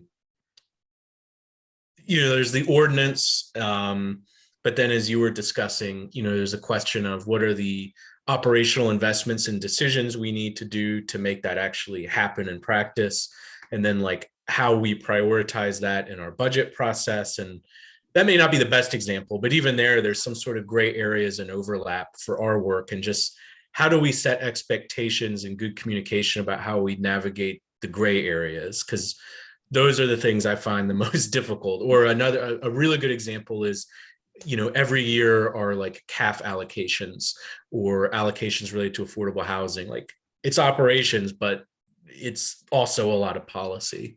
That's the first thing, I guess, but. Council, that is a really important question. And I won't try to respond to it on a specific, but the success from the administration to the political community, the city council, is how do we work and gain success and identify those gray areas. That's where we have to spend our time, effort, and attention in working and building that strong partnership. And I'm really glad you mentioned that, because it's in one of my notes here.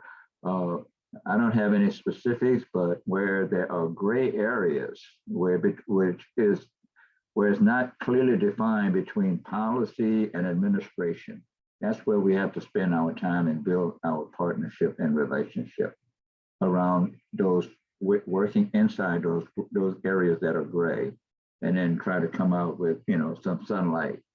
But I'm really glad that you mentioned that, because we have to identify where those gray areas are. And that's where we really need to spend our time, effort, and attention in those gray areas, however they are defined. And I can't define them because I'm not in Charlottesville, but I would say that the point that you made is really important. Yeah, and I guess on council's end, it feels like, at least in the time I've been on council, on council's end, we haven't sort of had enough communication about what the boundaries and expectations are exactly. So it's a never clear ever. And the second thing that came to mind about prioritization is, one of the things I find difficult is a lot of the things are unknown to me in terms of like, okay, I could pick policies to prioritize, but every policy we're looking at, like, how do we know on council's end what it would mean in reality to turn it into reality in terms of the budget allocation necessary, and maybe more importantly, the staff resources needed, whether that be new positions or deferred departmental requests. Because to me, that's like critical to figuring out how I would prioritize things, and just sort of how do we systemize that so council is just always has a clear sense of, we want to see XYZ happen, or the community is saying XYZ, and we know, well, it's going to require this allocation, this many staff resources. So we know, okay, do we want to put it on the back burner, plan for it? Do we need to go to tell the community, like, this just isn't possible? Collective bargaining, I feel like, is a good example. There's the ordinance, which to me seems easy, clear to get done. But then there's also the other question that has been raised in terms about like the position of HR director, which is vacant, the need for a new staff position, which would handle negotiations across departments, the need to look at like wage, employment status issues, et cetera, like just all that. And like, we don't see that at first, but that's really the most difficult thing. I don't know if that makes sense, but. I can say that having been all my career, but for the time that I was in Virginia, having to deal with some of the most toughest, I don't know if that's the right word, but some of the most brilliant public labor negotiators who were very skilled at representing various unions, whether it was the Amalgamated Transit Union, whether it was Police and Fire, whether it was AFSCME or some of the others. And my experience is that the collective bargaining units are very skilled and smart and strategic and funded, because other than one of the big difference between the collective bargaining units and this municipality is that the municipality stands alone, whereas bargaining units have, mega memberships, whether it's the FOP, whether it's the Amalgamated Transit Union. They have very skilled individuals that work on their behalf. And so, like I stated earlier, that's going to be a big sea change, I think, for, not just for the city of Charlottesville, but I think for other municipalities in the Commonwealth that haven't been through this process before. And I think as well, it's a reasonable expectation for city council as a whole, particularly when you're being told that, a keystone of the council manager relationship is having a professional city manager who's trained in the work that they're doing. It's a reasonable expectation for you all to say, we're interested in exploring this new initiative. We need to work together. Here's the basic parameters that we think would be good to implement. And that person has to come back to you and put some meat on those bones for you. That's why you have a city manager with these qualifications. That person should be able to come back and give you an outline, give you some cost estimates, and then working together in that gray area, you figure out, do we have money to do this? Do we want to prioritize it and put it in this year's budget? All of those things. But for major initiatives, how to define that gray area and who's a part of that and how you get the information that you all need. That's all part and parcel of that relationship. But it's absolutely appropriate for you all to say, we really want to do this, but we haven't gotten the information we need to be able to do our part. How are we going to get that? When are we going to get that? Is that through you, city manager's office, or is that through a consultant? And it's a working relationship, but it may be a little bit different depending on which big issue you're working on. And that also plays into the trust that was mentioned as part of that ICMA document that that I provided for you all. You also need to select an executive who you trust what they're going to tell you. And so your executive either A, knows the answer, or B, if they don't know the answer, they will tell you. So for example, with collective bargaining, anyone who's been in local government in the Commonwealth of Virginia is at a distinct disadvantage than other localities. That being said, as soon as you all started talking about it, I bought a book. Like, that's part of my job. My job is to make sure that I'm as educated as possible to provide you all with as much data as the person can. That trust also comes into play because the data that gets provided may not exactly be the data that we were hoping for. It may be something more complicated or more difficult, but that is what you want your executive to feel comfortable and confident telling you so that you all can make the best policy decisions that you can based on the information that's available. Collective bargaining is a hard one because it's a little bit of the wild, wild west here in Virginia as to what it's going to look like and how it's going to feel. But there are many other topics where it is another city manager, for example, is a phone call away if they don't know the answer, or perhaps they already do have experience and they will start a sentence maybe along the lines of, my experience says. That doesn't mean it's how it's going to turn out, but that's what you want your executive. Remember, that top part was that they advise you on policy. That's what you really want to be able to feel like you can lean in. And if you don't get that feeling when you're looking at a candidate that you would be able to lean into that person and trust them, they're not the right person. Yeah, and I guess just my final thought real quickly that this conversation brought to mind is just definitely by far, I find the most frustrating thing is when, and I think in huge part it's caused by, the level of turnover combined with council not having a strategic plan, but it's just when, we have a majority of council indicate they're interested in something, and it doesn't happen, or at least we don't know if there's momentum, or the community's demanding something, and we just don't know what specifically is needed to make it happen, the timeline, what to tell people about what we need to do to get from point A to point B. And so it just feels like something's in the lurch, and the community that's demanding something doesn't know what the answer is or why that's the case. We don't really know what to tell them, and we're not sure when or from who we may get an answer. And again, I think the critical thing there is the lack of a strategic plan, and the level of turnover just puts us in that situation, unfortunately. But that this conversation brought that to mind, is that is by far the thing I find the hardest. I think I would say that one city council, if you want to set a policy directive on a particular issue, it's up to the staff to say, okay, this is where the council wants to go. These are the resources that are required to get where you want to go. And council has to provide those resources. Now, once council provides those resources, then it's up to council to hold the administration's feet to the flame, as it were, to ensure that the program and the policies are executed, and that the community is involved and there's progress along the way. So it's not those one hand clapping. Once the council approves, gives us directive, it's up to the administration to implement those. But the administration also have to say, council, this is what you want to go. These are the resources that's going to be required to get you there. And you have to provide those resources, or if you don't provide the full resources, then the administration will say, we can't get you all the way there, but here's where we can get you. So that's part of that real hard conversation that really does have to take place. And it's not a perfect situation.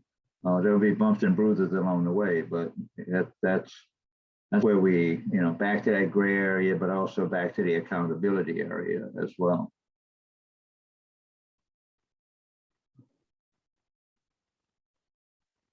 Yeah, and I think there's also the day-to-day challenge of balancing all of the stuff that comes in through my CVille or email, and just responding to all of those things on a daily basis. And each of you individually gets those things. And so that, sometimes each of you individually needs help responding to them.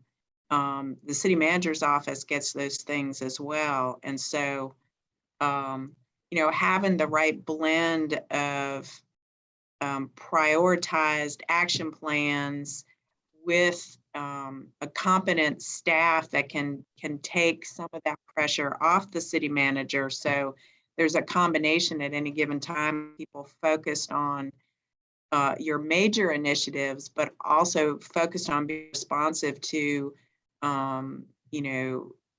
emergent community needs, and especially needs for information. A blend of that is really necessary. But again, it comes back to you all being able to communicate clearly sort of what your desired combination of those things is, and everybody working together to cover all of the needs for responsiveness. And I think as well, one of the issues in the high level focus document is also you're having a discussion of not just what you need in a city manager, but what do you need in a communications office? Do you all need a spokesperson? How many people do you need there? How are you going to make plans for community engagement on an ongoing basis? So there's a lot of it's like a coloring book that has a lot of lines, but we've got to fill in the colors and get the picture filled in. And so there are a lot of moving parts. Speaking of the moving parts, I don't know if this is the case in Charlottesville, but I've seen it in municipalities that I've managed, and that is being able to respond to, I've seen a system, at least in 2 cities, because of issues, get clogged up with regard to responding to FOIA requests, or in case of California, the Browns Act requests, and being able to respond to those within whatever the legal requirements are. And so I've seen, just an avalanche in a couple of communities of FOIA requests. And that, I'm not suggesting that those aren't good and sufficient requests. It's just that from an administration standpoint, they tend to clog the system up in terms of its ability to respond appropriately and in a timely manner. And it becomes a major resource issue as well.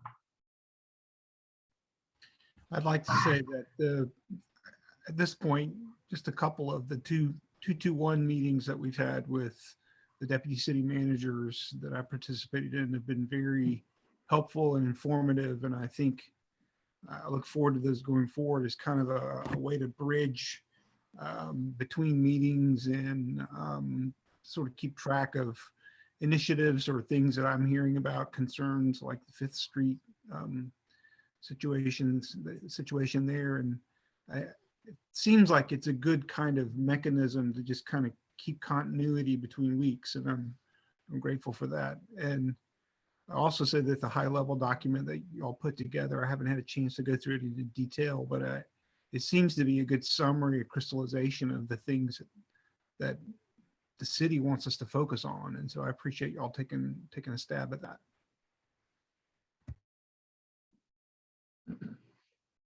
Well, eventually what we want to do is once we have a permanent person on board, we want to be able to have some continuity at the deputy city manager's level, at the city manager's level, at the department level. We have a number of vacant positions that we have to fill those critical positions. And I just left a session with another city this morning And one of my themes there is that, to create real organizational change, the HR function becomes supersonically important because, that's an agency and a profession that really helps to create a high-performing organization in terms of talent management and in all of those other legal requirements that comes out of HR. So I know that we have a number of vacant positions, but we really have to move as quickly as possible to hire someone with the skill level that the city requires in that position. It's not to say that the other vacancies aren't important. Clearly, they are important as well. But I just think that to create a high-performing organization, it really starts with our ability to recruit and retain type talent.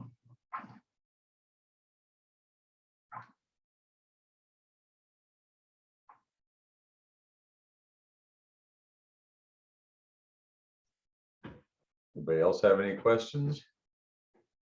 I'd just like to ask Ms. Thomas, since she's designated here as someone who may be participating as requested, do you have any thoughts on any of this that you've been just itching for a chance to tell us?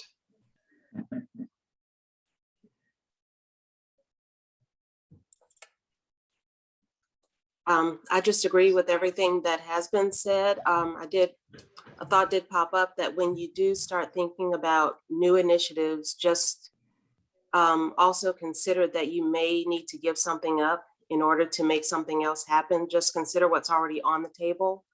And, prioritizing is just going to be, I think, paramount with the strategic plan that will guide you as far as even coming up with new initiatives and whether it's worth doing those now or prioritizing those for years to come. So just considering what's already on the table before deciding to implement something new.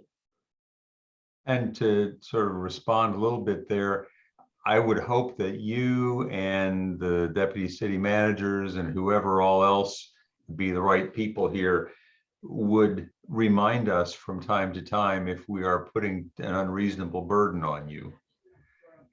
We have a tendency to have great ideas that we want everybody to go forth and do something without recognizing that there are a limited number of hours in the day. And I hope that you will feel empowered to say, whoa, stop, too much. Thank you. I'm really thinking right now about our communications. I just want to say I definitely want to be around with when what the mayor just said is absolutely carried out in 100%. Right, I'm thinking right now of our communications department that just today alone has been split in so many different directions, trying to support various meetings simultaneously. So there's some of those things that we don't always see, but people are working behind the scenes frantically trying to make it happen. Well, and one of the issues that I know we've grappled with over the last couple of years is trying to figure out what the capacity is of the communications office for, just how many Zoom meetings can we ask the office to handle in any particular week. The citizenry wants to be having all kinds of meetings and having task forces and doing this and doing that. And there was certainly a time for the first year or so when we had to say, no, stop. We can't have more meetings. We just don't have the staff for that. And so that's going to be a discussion that we're going to have to work on, on an ongoing basis. I just want to bring other up, than that, I don't have anything. Okay, thank you. I just wanted to bring up kind of about the communications. I do want to remind people that talking to communication staff in the past, hybrid meeting solutions are the most intensive of staff time. It's almost exponentially more intensive on their time. And just to be aware of that as we are looking at returning from COVID and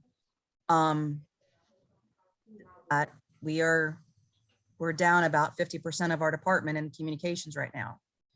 And hybrid meetings do take a lot more effort on their part.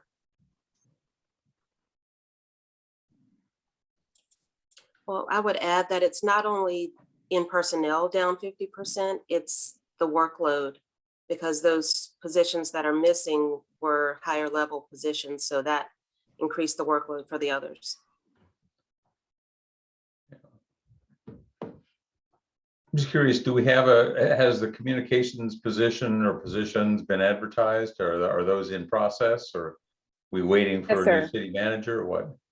No, sir. I went ahead and moved forward with obtaining, pushing those out. So the Director of Communications and Public Engagement, which you notice it does have a changed topic to address some of the concerns that I've heard, as well as an updated job description. That closed on Friday, and I am reviewing their submissions currently. I will also utilize our excellent team that is in communications to help me make sure that I'm not missing a very good candidate, and then we will move forward with the interview process. That same thing is occurring with the Director of Human Services and the Director of Human Resources. So please know all of those have been published. Human Services and Communications have closed. We are advertising Human Resources as a continuous advertisement. So I've actually just recently asked our HR team to provide me with the applications we have in thus far, but that gives me the flexibility to start looking at applications and not wait for a close date. And also the opportunity for anyone who may hear today and want to apply to still be able to do so.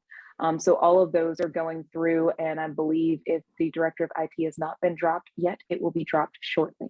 So by in short clip, all of those interims and vacancies will be taken care of generally, with a few stragglers being your city manager, your chief of police, and at this time, the Office of Equity, because there's no ongoing funding for it. So that will remain vacant for an undefined amount of time. Thank you.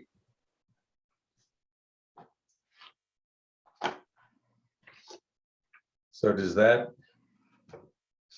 I'm looking at the things we're supposed to be talking about here. We've talked about the council manager working relationship. We have talked about the need for council priorities and updated strategic plan.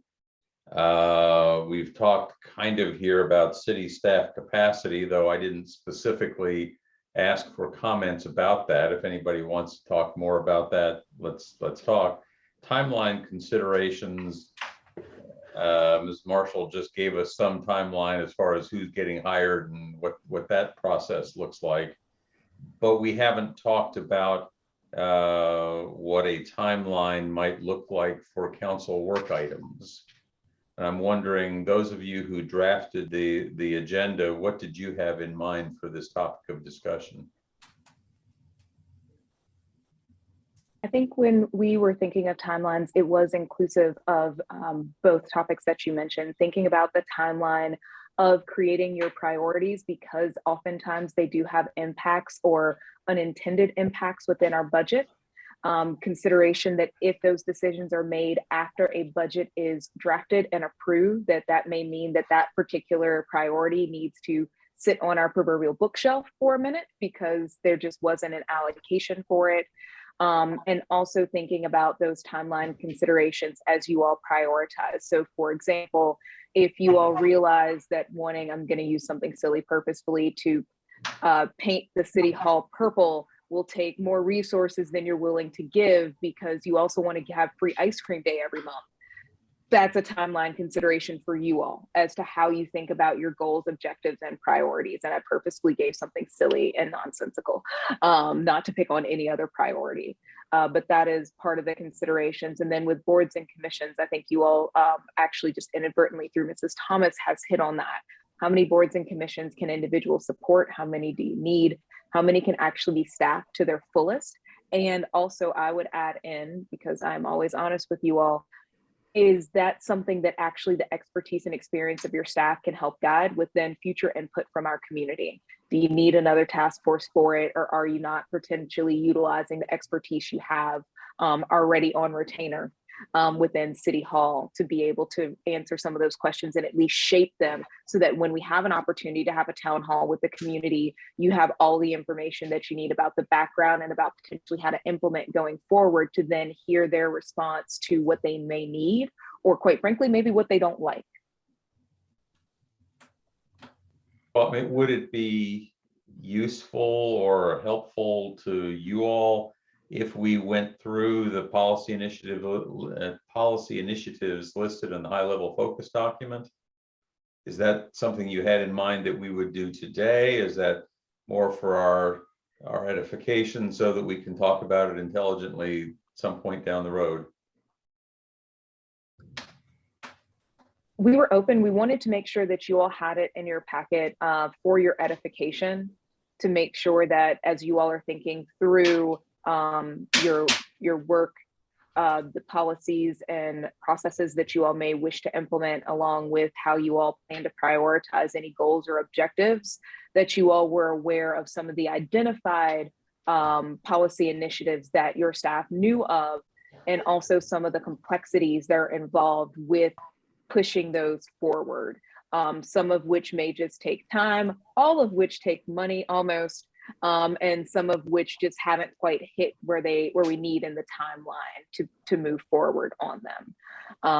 We are happy to have that discussion. You do have all of us here to be able to provide you with any assistance, as well as Mr. Bob is still with us to provide any expertise that he brings to the table from his wealth of experience in various jurisdictions, including many here in the Commonwealth. So if that's something you would like to do, Mayor, we are certainly happy to be able to provide any assistance. How do other councilors feel about that? We believe our industry needs to change. I think it's a good idea. I feel like seems like that the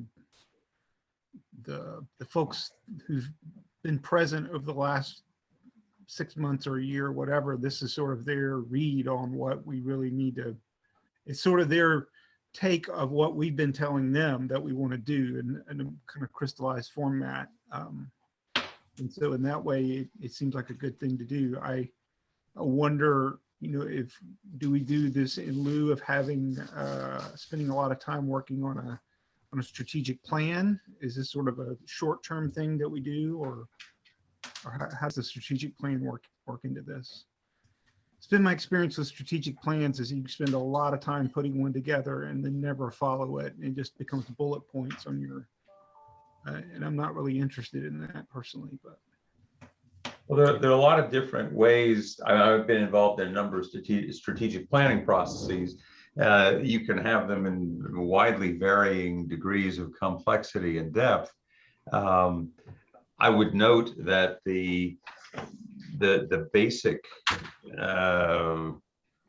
policies that were reflected at the beginning of the presentation, although they are old, sort of they're oldies but goodies. I don't know that there's anything there that causes me to say, oh my goodness, not that, nor is there anything that immediately jumped out to me to say, we really don't value that any longer. When we started to get into this kind of strategic planning process in September of 2020, my major concern was that I didn't want to spend a whole lot of time just sort of going over these things word by word, because I thought we were largely in agreement on the direction. But it is certainly important that we, if nothing else, that we specifically reaffirm what we're working from, or to say we're not necessarily going to forego the broader discussion, but let's at least start from these principles as good operative principles, and now let's kind of see where that leads us.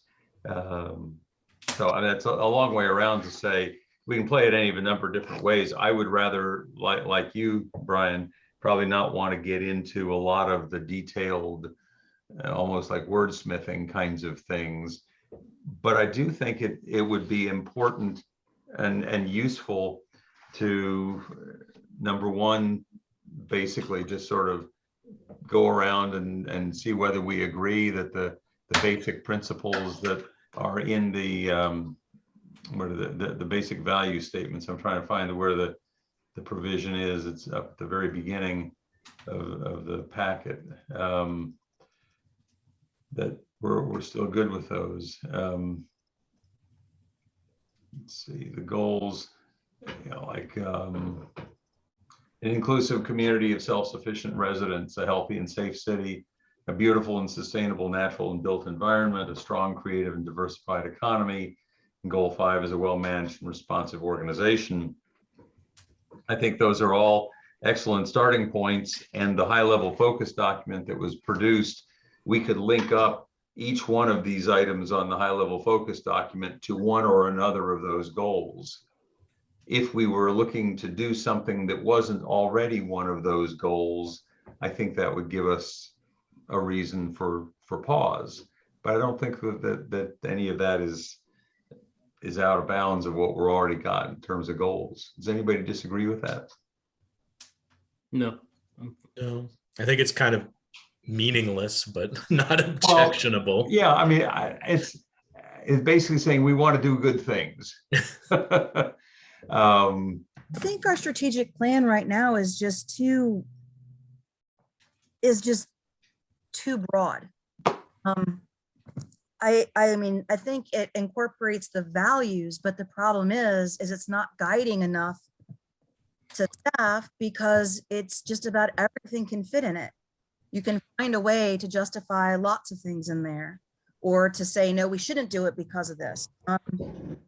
And from what I'm hearing is we really need to start giving some more definitive direction, especially when it's coming to some of these hard choices, when we want to do it all and we can't. And where is it in our strategic plan that is backing that up, that is backing up staff who are trying to turn our vision into operational reality to make those choices without having to constantly be asking which one is it you want. And then we're being pushed and pulled constantly too. Whoever at the time, because they're all good things. They're all things we want to accomplish, and half of them are on fire. And so it's choosing which fires are we putting out first, and hoping the rest don't spread and burn the rest of it down. Well, Ms. Marshall pointed out that we've got time set aside with the Virginia Institute of Government when we would, I guess, probably do some of this sort of strategic planning. I don't know what the plan is with them, but that sounds like what we would be doing. I guess my thought is, since we have one time with the Virginia Institute of Government, one time in February and one time in April, is that right? Yes, sir. Okay. So the question is, between now and April, what are we going to do?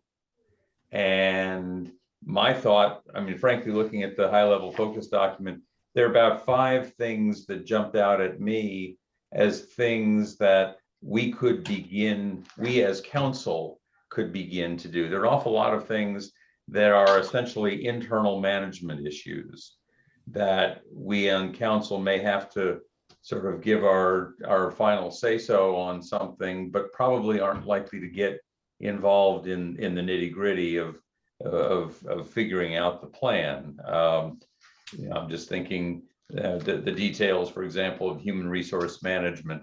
I don't know that it behooves us to try to get into the middle of some of that. That strikes me as an internal kind of a problem. I'm just wondering if we can get some agreement on a few things that we would like to see our time spent on, and to begin to engage with the folks in the community whom we know want to be engaged with. Climate action is certainly one of them.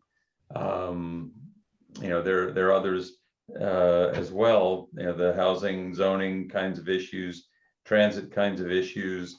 One that comes to mind that's not on the list, but certainly is on the list of the populace, is trying to develop some kind of a plan for our historic resources, the other HRC that we've got going on in city government, whether that's Court Square, whether that's public art, whether that's statues, whatever it may be. I'm just thinking of things where we're getting pushed on by the public to do something, that would certainly be one as well. So Lord, I'm sorry, sir, you finished? Go ahead. Jump in. Well, I think if what I'm hearing is that, you know, we're going to go through a strategic plan kind of update between now and April. I mean, I don't, and we certainly can't like redo it even, you know, partially now. I think that, you know, to use what we have now kind of as a guide, and we'll get public input, you know, to kind of guide us until we get to that point. Is that what you're getting at? I'm not sure. That's certainly my preference, because, and what I'm really thinking is that I would like to be able to say to folks, we're not just going to be twiddling our thumbs for the next 3 months. We're going to start doing some things in the next 3 months. And obviously one of the issues is is any of this likely to affect budget kinds of questions, because that's something that is going to be happening in the next 3 months. Climate action is one of those things where I don't know whether there is a plan that would require additional budgetary resources in the next fiscal year. We don't really have a plan for how we're going to develop a plan even at this point. My thought is, I don't know how completely this could be done in just a couple months, but to me, like the most important thing is having what we do have dollar amounts attached to it, timelines attached to it, and a knowledge of staff resources necessary to do what would happen. So I guess what I'm thinking would be most useful would be, like, as a council, we identify where a majority of us consider our biggest policy priorities, then figure out the money and new staff resources needed to make it happen. And then, as was put in the chat and you mentioned, figuring out how, if at all, that will fit into our upcoming budget process. Because I don't think we've had enough conversation among ourselves or with the community, particularly about how we translate our priorities into this budget cycle. For example, we approved rezonings for 2 PHA projects. Well, the LIHTC application is coming up mid-March, and we haven't given any indication. Not only will we try to fund them for this LIHTC application period, if not this year, the next year, we haven't even indicated to them whether that's a priority in our budget to fund it ever. That kind of thing. I'm just wondering yeah, that makes complete sense, Michael. I'm just wondering, for purposes of the meeting today, since staff have put forward a document, this high level document, whether we could at least sort of run down the main points and say if we agree, or should we add something or to take away some of it. We wouldn't be able to get into all of the specifics and timelines and so forth that Michael just mentioned, but maybe if we agree that, sort of confirm that they've sort of read our minds appropriately, then we could send them forth to come up with the budgets and the costs and the timing piece, since they've done that work already for us. So I would ask staff, what would be useful to you? What do you want from us?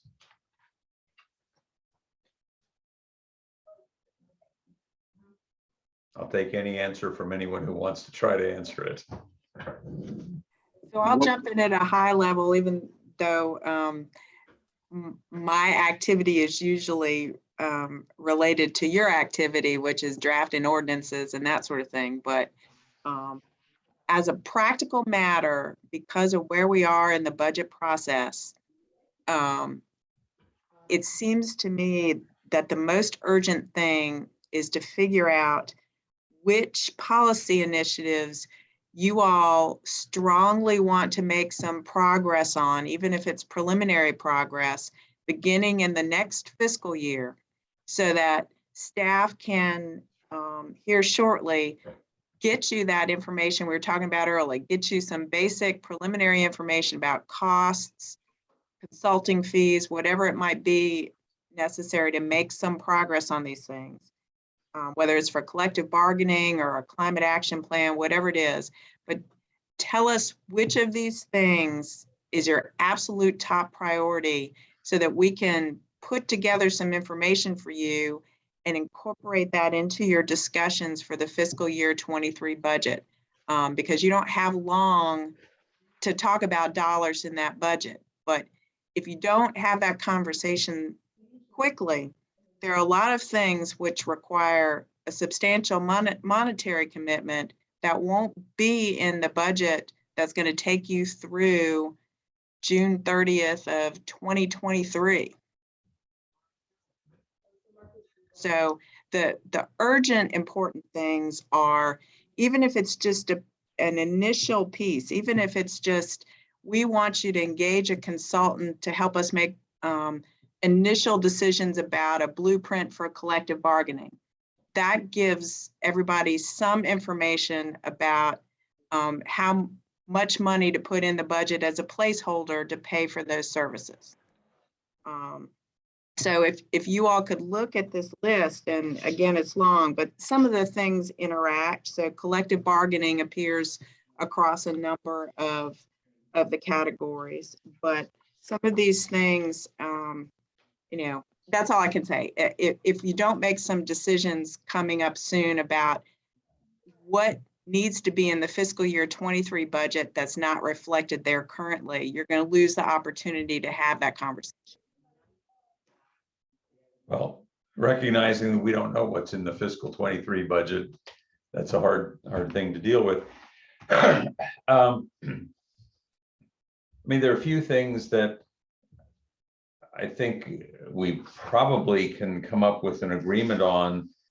I guess my question is a matter of just sort of time management, is whether it makes sense for us to do that right now. For those of us who haven't really had a chance to read this in detail, whether it would be possible to have that kind of a detailed discussion at our meeting on February 7th, and whether that would be time enough to do what needs to be done. Is that reasonable? I'm not comfortable trying to look through what's clearly a document that has had a lot of thought from a lot of very intelligent people, and to just sort of immediately say, oh yes, 1 from column A, 2 from column B, let's go. So I'll just interject myself in here a little bit. You know, I think when you think about priorities, and we get to these discussions, we quickly sort of migrate to very specific items. And I think Lisa's point is really good, that if there are some specific things that you want to address on the operating side, i.e., you know, we want money set aside for a consultant for collective bargaining or something to that extent, those are things that you could talk about. But I think if you zoom out a little bit higher, you know, as we talked to you this morning, and as if we continued this conversation for quite some time about the CIP and putting in large, you know, a large project or a large number and maxing out capacity and our ability, I think one of the things that you're talking about there is you're losing your flexibility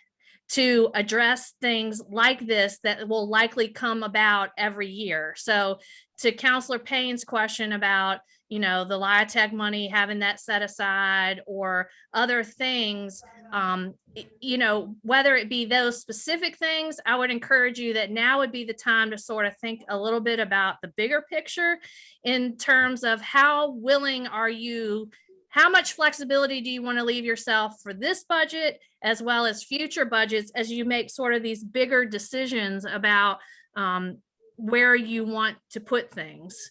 And then, because when you don't have flexibility, then it's hard to talk about these one-off specifics.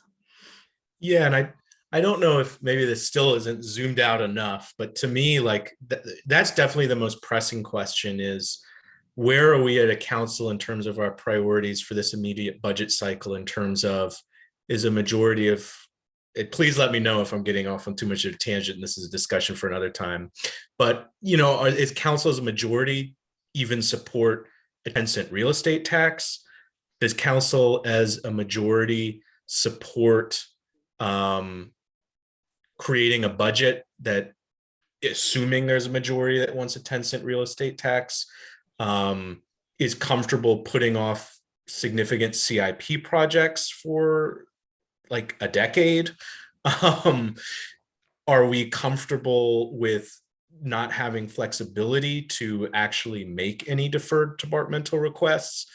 And then once we decide where a majority of council head is on that, because if we don't figure that out, I guess these conversations could sort of be a moot point if we just pass a budget that locks us out for a decade in our CIP and 3 to 4 years in our general fund for any significant new expenditures. And that will be important to communicate to the community if that's a decision council makes, because that will mean for a decade, most housing providers won't be able to successfully apply for LIHTC. All kind of, the climate action plan, transit will be delayed for about a decade. So we should, I feel like that's the foundational thing, is council in a point where they're comfortable saying that that's a possibility or not. And if it's not, then I guess we can break down other priorities. Again, that may be a tangent. But Well, no, it's not a tangent, because it gets at, I mean, you're absolutely right. It gets at the sort of the elephant in the room, so to speak, that if we're going to make a decision to go ahead with $75 million for Beaufort, and if we don't also have the sales tax increase that we've been talking about, then all of those things become problems. We then don't have the ability, the flexibility to do all of these different things. That gets to a discussion that I know we have had as individuals from time to time, but have never certainly tried to have, in the last few months anyway, have not tried to have a discussion collectively. Normally, there's a process that takes place before the budget writers begin its work, and that is a session with City Council around what are the priorities that City Council would like to see in the budget going forward. What are the council's priorities? Now, obviously, when the budget is submitted, to the extent possible, it will represent the City Council's priorities. And then when City Council starts to work through its budget, because once the city manager submits a budget, it's no longer the city manager's budget, it's the City Council's budget. To work through with the city staff around its policies, practices, its policies that it would like to see funded going forward. With the experts having provided, the options and the costs and the implementation. And so, with the new, this high-level document is really a good document, candidly. Many of those issues in here would probably not be, would be part of the budget process and should be part of the budget process. But what I'm hearing from some of the conversation that's taking place now is, what is the city's capacity to implement some of the provisions of its strategic plan, some of the visions of some of its housing policies, some of the provisions of some of its other policies, the policy decisions of City Council that should be incorporated as part of the budget process, and then given the option as to the city's capacity to fund those. Or the other option is the city administration provides a budget, and then during the working session with the City Council, the council's priorities bubbles up to the top. But generally, going forward in the future, there's generally a conversation with City Council as to what are the budget priorities for the year coming up. And then the conversation and the debate takes place at the budget writing process, during the budget season, during the budget, when the budget is presented to the city council, because at that point, the community, weighs in its priorities, and it's just a series of budget sessions with the city council. So, my recommendation would be for the city councilors and the staff to, take somewhat of a timeout, not at this session, but maybe at another session or even at today's session, to drill down through this high level focus. And the council may add some items to this high level focus. For example, the issue that we just discussed with regard to housing policy. But this is really a good list. Is it, pardon me for interrupting, is it an option, maybe this will be too problematic with FOIA and so forth, but is it an option for us to email a response, sort of responding to this, and to the DCMs, to have them kind of collate from each of us, this is sort of how we feel about the various items maybe want to add to or subtract, and do that between now and the meeting that you've mentioned on the 7th. And then on the 7th, they could present to us what we've all sort of said collectively. That would let us have some time to think through it and respond to them. It occurs to me, by the way, that we have on February 2nd, we have our budget meeting with the school board. And February 3rd, we have our first budget meeting of our own, which is designated simply for consideration of revenues and expenses or something like that, something pretty general. So we would have opportunities before February 7th to begin to engage on some of this. So could we perhaps each one of us respond to that document prior to the meeting on the 3rd, and then at the 3rd we kind of collectively share where we are? Is that an idea? That would sound reasonable to me. And maybe if we did it by February 1st, then staff could collate them into a document and recirculate it with all those choices out there. What does staff think? Is that a good plan? That sounds like a reasonable plan. Okay. And when we do have 221 scheduled with you tomorrow and Friday, where we can begin to start to hash out some of it just verbally, and at least maybe highlight with you some questions. I think that's where my head is right now, is I would then be prepared to pose questions to you, give you time to go back and think about those, and then respond accordingly. Plus, And Mr. I Rogers agree, will have and been I- here for 3 or 4 days, so hey. If it's possible to get it in a Word document, that would be helpful.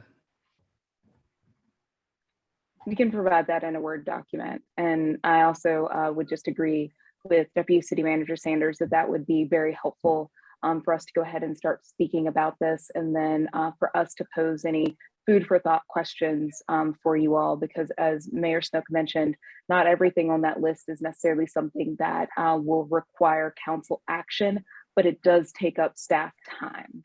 And some of it, A, needs to be done before then B can occur, and B may be one of your priorities. So Right. That's why those items were included, not to say that, surprise, you get to do all these hires, but more of that this will take the bandwidth of your staff, of your team, away from being able to potentially accomplish something else more quickly.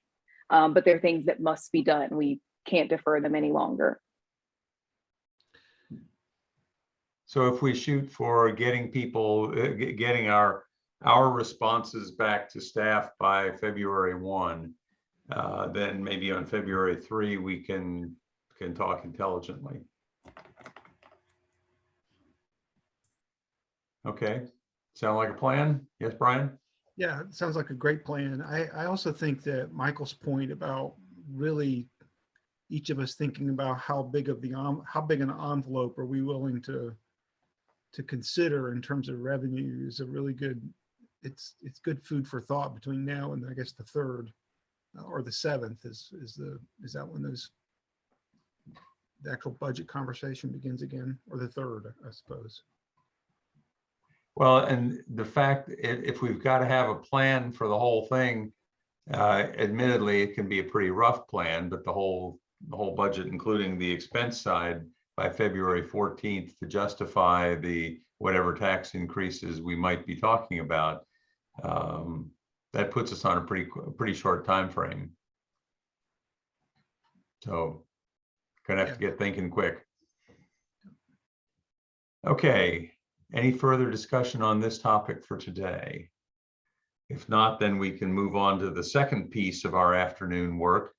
And this is something where it's let's get down to business, review and discussion of council meeting procedures. And says that discussion led by Vice Mayor Wade and me with input from cast of characters.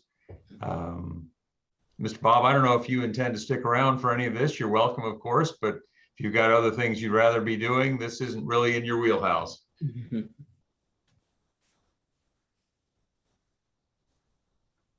Okay. Thanks, and good luck with the rest of the with the rest of the sessions. When you have your meeting on the 3rd, I certainly would like to participate in that with regard to the budget and the priorities. I'll just leave and say that one of the things that I've said a long time ago, and I say pretty frequently, the budget is really the Super Bowl of local government. So good luck. Thank you very much. Yeah. Okay. Business review and discussion of council meeting procedures. What's the best way to begin to approach this topic? Well, I think that this is one that I particularly wanted us to discuss, and that is and I think that we certainly have, start to address this, but just to kind of address the meetings. I mean, we have some very important issues to discuss, and I just felt that even way before I got on council, and I'm used to long meetings, I understand that, but I mean, some of them, meetings can go well after midnight, and like our last meeting started at 4, and I'm one of those early risers, and I'm not complaining or anything, but my day starts early. I'm an early riser. I get up at 5 o'clock. Usually I'm up, and so I just know that for the public, and certainly for us, that after meetings go 4, 5, 6, 7, 8 hours sometimes, it's just not conducive to making good judgment. So just looking at ways that we could, make our meetings more concise, not only for ourselves, but definitely for staff. And just want to use this opportunity now to really look at our agenda, the flow of our meetings, to see if there are ways that we can make them shorter. And sometimes I understand that it's big topics and it's just long meetings, but that should be the exception and not the norm. So I don't know, y'all may have already discussed this as a board, as a council many times, but I think that this is because one of the things that I would like to do, Brian and I had many things that we talked about when we were on the campaign trails, and one of them is that we want to make this running for council just more doable for anyone to do. And right now, if you have a job and you have a family, having meetings to go to 1, 2 o'clock in the morning is just not feasible, and it's just not fair. And if we're making these big decisions, as we talked about before, multi-million-dollar type of projects after hours and hours, I just, Mr. Mayor, I just want to look at ways we can see how we can reduce it. Yeah, and I completely agree with that, Vice Mayor Wade. I think it's very well stated. The other thing that I think gets lost sometimes is that most of the public is not able to be watching events on Zoom, or let alone being down at City Hall between 9 p.m. and 1 o'clock in the morning. And so you know, it's not that we're hiding anything or doing anything in the middle of the night or whatever. It's all, people can very much participate, but at the same time, I don't think it's fair to many of our citizens if the barrier to participation is so high because we're going so late. Well, and I note that in our procedures we've already got, it says the council's goal at regular meetings is to adjourn no later than 11 p.m. And although I think we've adjourned before 11 p.m. the last couple of meetings, that certainly has not been common over the last 2 years. I think if there are ways that we could streamline our procedures to make it more likely that we would adjourn before 11 p.m., that would be very reasonable. I've got a few suggestions actually. Okay. To streamline this. One, and some of the things are already in our meeting procedures. One, counselors ourselves, we're supposed to have time limits on our responses. And so running the clock during counselors speaking as well, I think needs to be done. I think the idea of when it's incorporating into the structure of talking about something coming forward, that we start incorporating more of a structure to that by calling on each of the counselors and asking, do you have questions on this topic? Yes, no. Do you have questions? And then again, just kind of bringing all of that, because and some of this is Zoom, I know, but to bringing a little bit more structure to the whole part of the meeting, not just, I know we tend to focus a lot on public comment being something that takes a lot of time, but there's ways that we can also structure ourselves to be a little bit more the word parsimony. And I know I'm now going over time that I would. So I think really if we start a timer on ourselves, that might help us. I'll just add that you might have noticed that the last couple of meetings, it's been a continuous meeting rather than breaking it up into work session and then the regular meeting. Part of that reason that we had to break it up before was because the meetings were so long and Zoom would cut off at the 8-hour mark. And being in a meeting for 8 hours and Zoom cuts you off is it can be pretty embarrassing. So we did run into that one time, and after that we split the meetings. So we'd rather have it as one continuous meeting so that we can do one video and have that available for the public to watch all at one time, as well as for the purpose of taking minutes and everything else that goes along with having an efficient meeting. Staff do convene on the very next day to begin planning for the next meeting. So getting out at a reasonable time is also helpful for staff.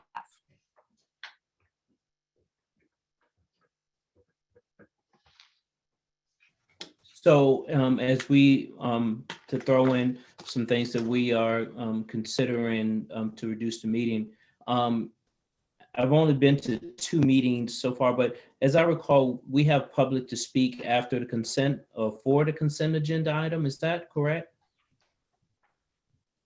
Yeah, we have at the moment three times. The first is if they want to speak on anything that's on the consent agenda. Most of the time there is nothing except that people think that they are to be speaking then. They're more often wrong than they are right about that.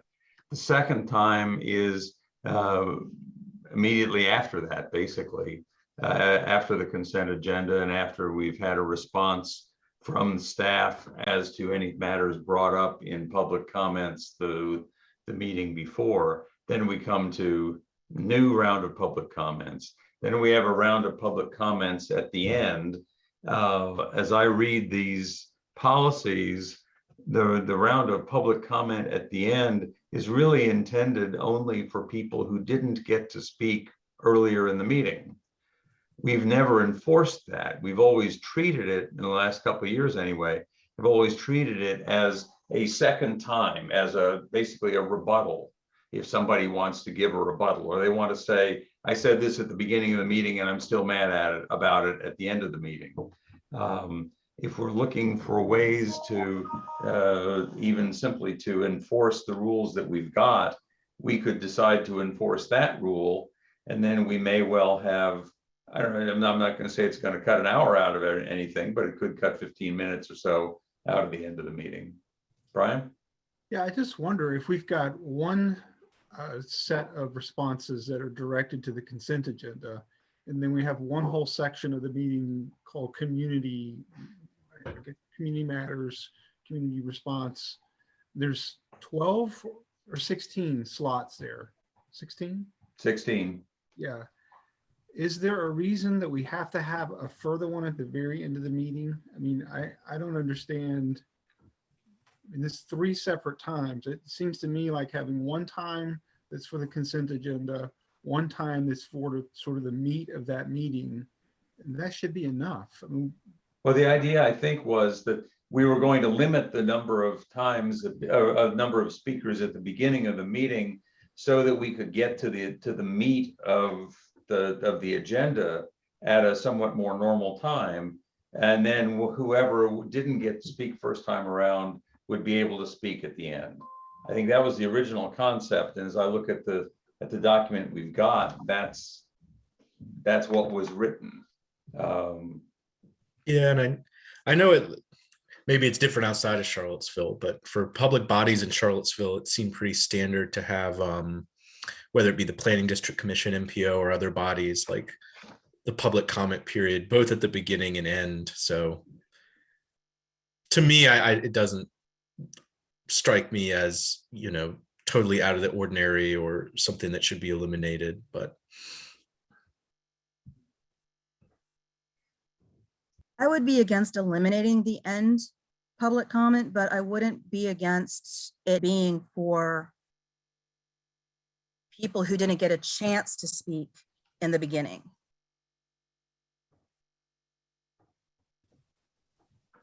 So we just, I see Keena just added a note about consideration for closed meetings at the end. So, do we have A good idea. considerations for many times we have people speak several times, and we have some people want to speak at least once and don't get an opportunity. How have you all handled that in the past? Is there any kind of equity or fairness in addressing that? How have y'all done that? Or how should we do it now, I guess? There's no limit at the end of the meeting to the amount of people who can speak. So if somebody hasn't had a chance to speak earlier, they can speak at the end. So there shouldn't be a time when someone doesn't have a chance to speak. So is that, I mean, I know at the last meeting wasn't, but is that one of the factors that's driving the meetings to be long at the, because if there's no fact that you could get to, a couple hours of public of input, is that, I'm trying to see way, because if we have several different opportunities for public to, and I know I asked this before in our smaller meetings, it's like, what are other localities doing? Is what I'm talking about out of the norm? And I don't want to seem like I'm curtailing public input, but again, we want to make this so that everyone can have access, and that's what I'm trying to determine. what is I was gonna, sorry. I was gonna say that, so it's 16 speakers at 3 minutes apiece. That's 48 minutes. So if you Call it an hour at the beginning of public input. Let's just say there's like an hour. We don't really have that many people speaking during the consent agenda usually. It depends on what's on there. But that's not usually for very long. Is that limited, Stina, to a certain amount? It's 3 minutes a speaker, but it has to be about something on the consent agenda. So it's gotta be in reference to something on the consent agenda. Yeah, but if that's rarely enforced, and once someone starts to talk, and I mean that's another time where it could be 1 or 2 hours there potentially of speakers. So if we can I don't know legally if we can limit that part. I'm trying to see how we can put our arms around this and yeah. I'm sorry, go ahead. Oh, no, just honestly, if you look back at old meetings, I would say we are just as responsible for the length of the meetings as our constituents are. I wanna, that we as counselors also in wanting to either make sure we're getting our points across as to why we're voting for something or asking questions about the packet that we weren't able to get to during our 221s. That takes up a lot of the time. There are things I think we can limit a little bit when it comes to the public comment part, but we also just have a very vocal constituency. And we also tend to spend a lot of time asking questions and debating about things. So if we want to limit the time on the meetings, we should also be looking to ourselves and how we can kind of make sure we're employing parsimony in our own questions. Yeah, it makes a lot of sense, Sina.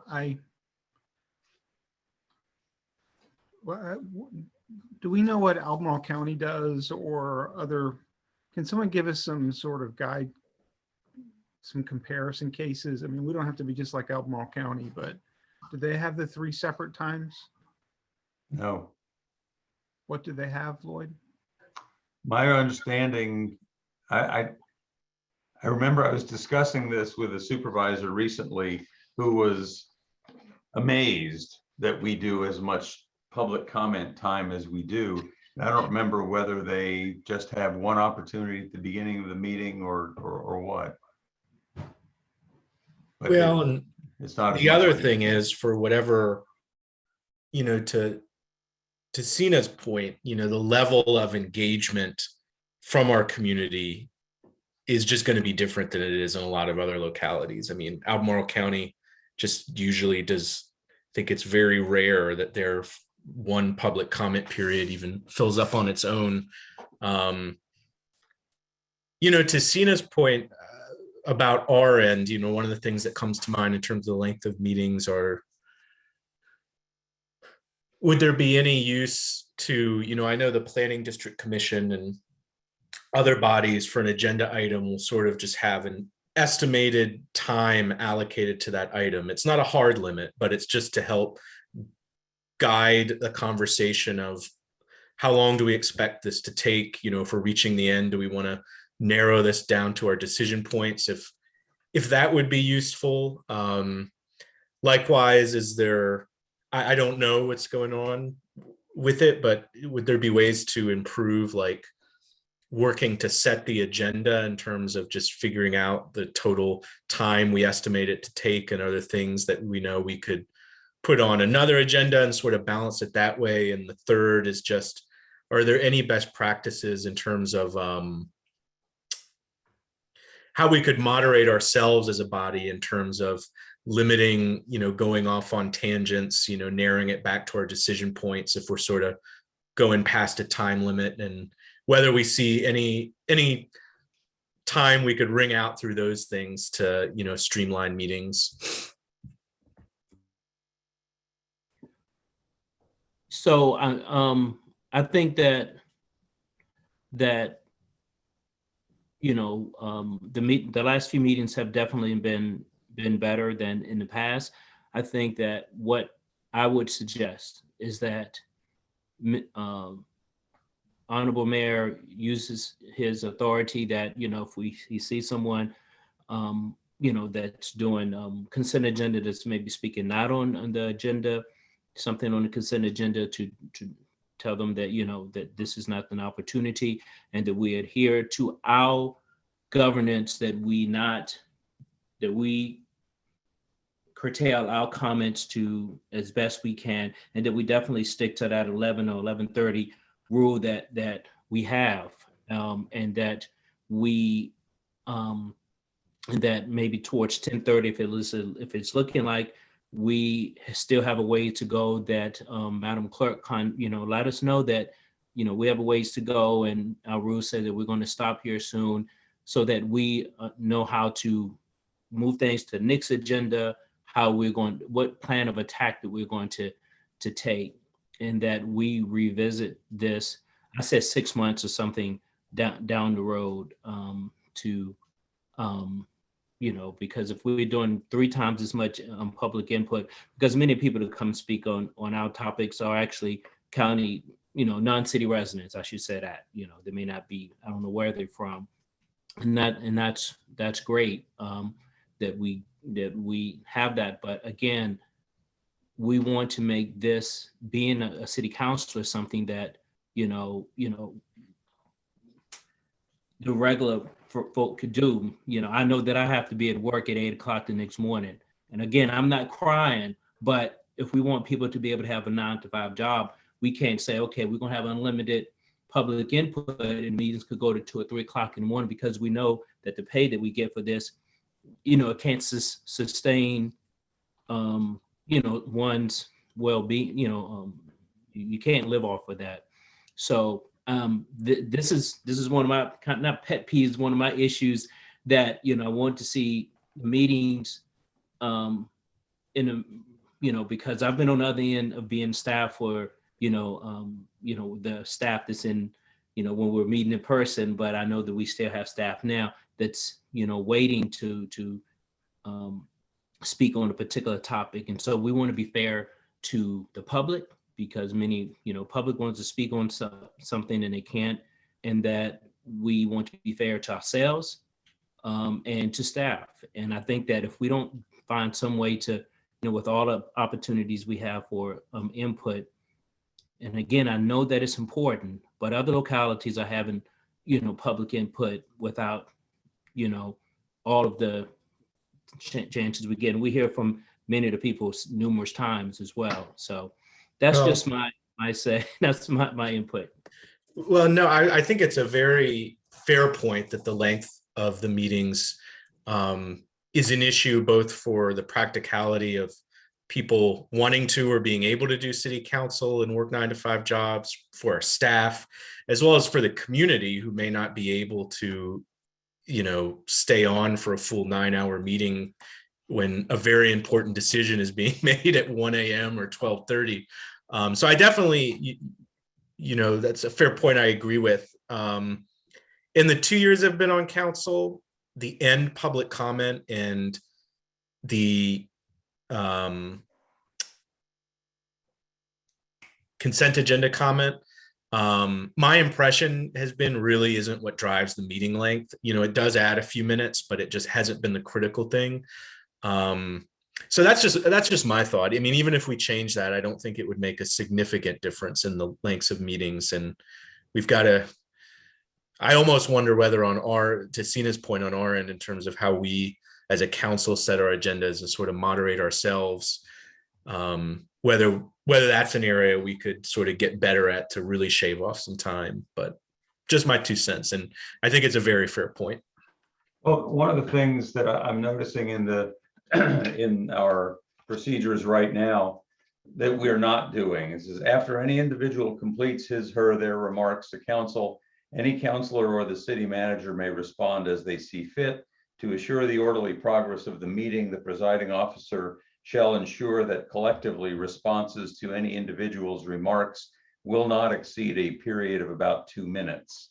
So that suggests a couple things. One is, we've typically not had any response at all if we wanted to make a response to somebody's comment.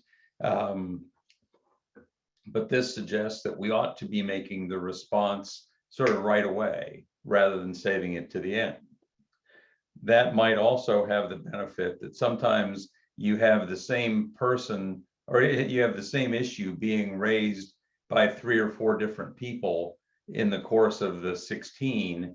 And if we were to address it up front, early on, the first time it comes up, maybe the next few people wouldn't feel a need to reinforce something that is basically, based on a misapprehension of fact. But second, there have certainly been times in the last couple of years when the response from council, in fact, usually the response from the presiding officer, has greatly exceeded 2 minutes. And if we were to adhere to that ourselves, we could probably hold down the number of times we run long. It occurs to me overall that maybe what we ought to do is to say, what can we do to make it reasonably likely that we actually get to the first thing on the decisions that have to get made by 7:30? What would we have to do to get to that point?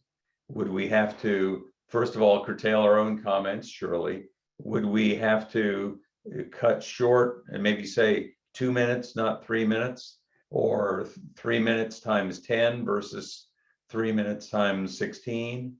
I just think it's really unfair to people who are signing on because they have something that, they're there at our request. They're there because we have a matter that they have to be involved on a discussion of or a decision. And we've gotten to some of those people after midnight. And that's just terribly unfair to them, as well as frankly being unfair to ourselves and being unfair to the staff who are going to have to stay up. And I still remember the meeting we had in July of 2020 that went to 2:30 in the morning. I also remember that marks the first and only time that I can recall that we actually voted to go past 11 o'clock. And then we voted to go past 12:30. And I think I am still the only person who has ever voted against going beyond 12:30. I think we should never, ever be going beyond 12:30. And we ought to be trying very, very hard to be over by 11. And that means we ought to be trying to get started, not just started at 6:30, but started on the meat of the agenda earlier. If we have time limits that we've fixed for ourselves so that we have a sense that we've laid out a reasonable agenda for that meeting. I mean, the meeting that went to 2:30 in the morning, it was going to be obvious very early on that that meeting was not going to be over by 11. We had not had a meeting earlier in July. It was like 17 different items on the agenda. And we should have exercised some discretion at the beginning to say, we're just not going to do that. I think a lot of those did have necessary timelines, though, that we had to get done because of CARES and other beginning of the fiscal year issues. I just remember the discussion that involved equity, that involved the person from the University of Virginia who started speaking at 1:35 a.m. And that's nuts. Lloyd, do you think there would be utility in doing as planning district commissions and others done, of sort of just having an estimated time allotment for each agenda item, and that way we have a sense on our end from a time management, like the total time we would like to structure the whole meeting, and that way we at least have a schedule that we know at the beginning of, like, if we followed the time we'd be over by 10 or 10:30. Yeah, I'd be willing to do that. And it means that the meetings to discuss the agenda that I would have with city manager's office would have to be, we'd have to focus on that pretty early on and really think about how we're structuring the agenda. But I have no fear of thinking early. I mean, the county does their agendas 3 months in advance. I mean, it's very rare that they put something on their agenda that isn't very planned for. And I know we keep having, now I know COVID and some other issues have caused that to be a little bit harder, but if we can start trying to work toward that.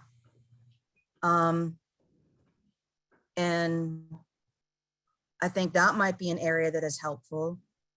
You know, did we have to have 2 PUD discussions on the same agenda? That's, I mean, those are things that are asking for a lot of change and would take, are going to take a lot of conversation. So, you know, large items like that, unless there is a real, very clear reason as to why, maybe they should be being moved.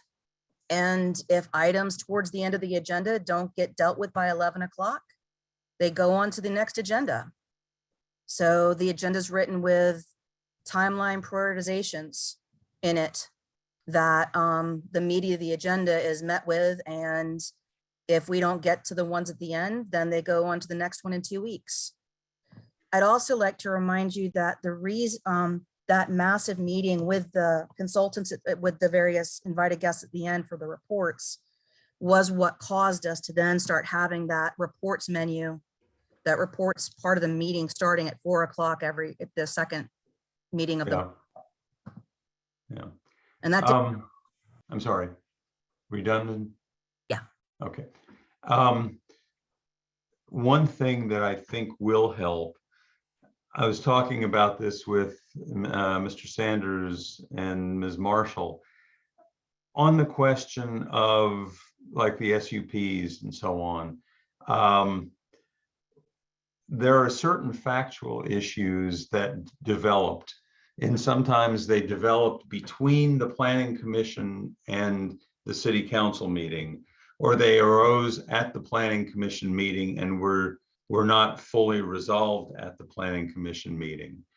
And one of the thoughts, I think Mr. Sanders was mentioning it, that maybe he gets together with Mr. Freeze from NDS and basically says, it doesn't come to council until these factual issues have been figured out. One of the things that I hate in just about every situation is to be arguing about facts that could be known if we just had time to go look them up, just had time to go find them out. That's one of the reasons in our family, my kids used to, we had the Encyclopedia Britannica 20 feet away. So that if somebody wanted to have an argument about what the capital of Ecuador was, rather than people trying to remember it, we could go look it up. I hate arguing about things we can know. And so when we're talking about, for example, on the Park Street PUDs, issues about the traffic counts that came up at the first meeting that caused us to delay it and have a hearing on it at the second time, this last meeting, we wound up having that discussion simply because we hadn't, the facts had been identified earlier. They weren't new facts presented to us for the first time during the city council meeting. They had been presented, but nobody had sort of run the facts down and gotten a staff memo on it and said, here's the answer, boom, boom, boom. And so more of that, maybe we can head off some of these issues where we end up arguing about things that could be knowable. We can make a decision the first time around, and that would help. That doesn't have anything to do with our procedures here specifically, but it may help a great deal in terms of what happens behind the scenes. The other comment I wanted to make is there's an anonymous attendee has posed a question. Says, I have several suggestions. One, to suggest that only citizens who live in the city are able to make commentary at the council meetings. 2, citizens should only be able to comment once during a meeting. And 3, citizens are not able to convey their speaking time to someone else. Anybody have thoughts on any of those?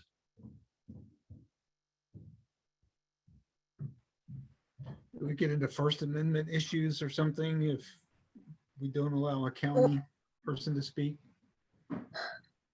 Okay, I got one.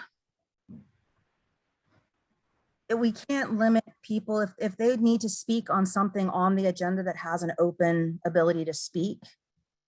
Like, I think we have to allow them to speak on that item when it comes up. Like there's certain items on the agenda that's there open that legally we have to give people a chance to speak on. And I don't think that should necessarily get mixed up with the public comment, because the public comment, I mean, in my mind, public comment's supposed to be there for citizens to come forward and bring us issues that we might not have heard about. Then let's see.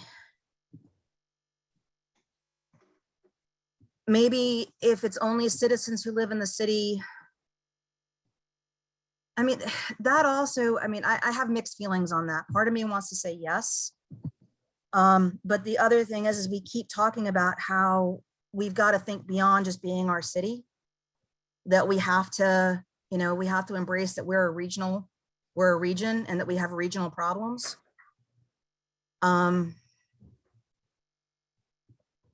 We'd also have to be able to verify that information. And someone could just put an address of a friend's house down for all we know. And the conveying they're speaking to somebody else, that just means they've been, I mean, we saw that more often when we were in council chambers and somebody couldn't get there in time because they worked. And so somebody else would sign their name to be there for them, to hold their spot. And so we still had, it's still that 16 spots got used. So I don't really see how that saves any time. Just makes it a little less convenient for some people. That's it. Well, and when we do ask people to sign up in advance to speak, and we ask them to give us their topic that they want to speak about. And then we have people who might start out talking about one thing and then convey their time to someone else. And we don't really have parameters around keeping people to what they signed up for. I don't know that we can put guardrails around that. Once someone starts speaking, we can't really hold them to what they signed up for, or the fact that we're in a Zoom environment and there could be multiple people sharing a 3-minute slot. I would just like to go back and ask, what is the, first of all, I think the ideas that have been put forward to put sort of time guidance around topics, agenda items makes a lot of sense. I think us trying to discipline ourselves in terms of just moving the meetings forward, that makes a lot of sense. I'm still struggling with what is the point of that last, Michael has said that it doesn't add that much time to the meetings, and maybe it doesn't, but that last sort of community response, the meeting is over, everything's been said and done. We're not going to speak in response to them until, I guess, later on the next meeting time we get together. What is the sort of vision or purpose or goal of that last opportunity for people to talk? Because we're basically, realistically, we've carved out about an hour of the community matters in the middle of the meeting, probably, I don't know, half an hour at the consent agenda. So we've got an hour and a half of opportunity for people to speak. And then at the end, we're going to add on another 30 minutes. It just seems like a lot to me, particularly at the very end of a meeting. So I just wonder what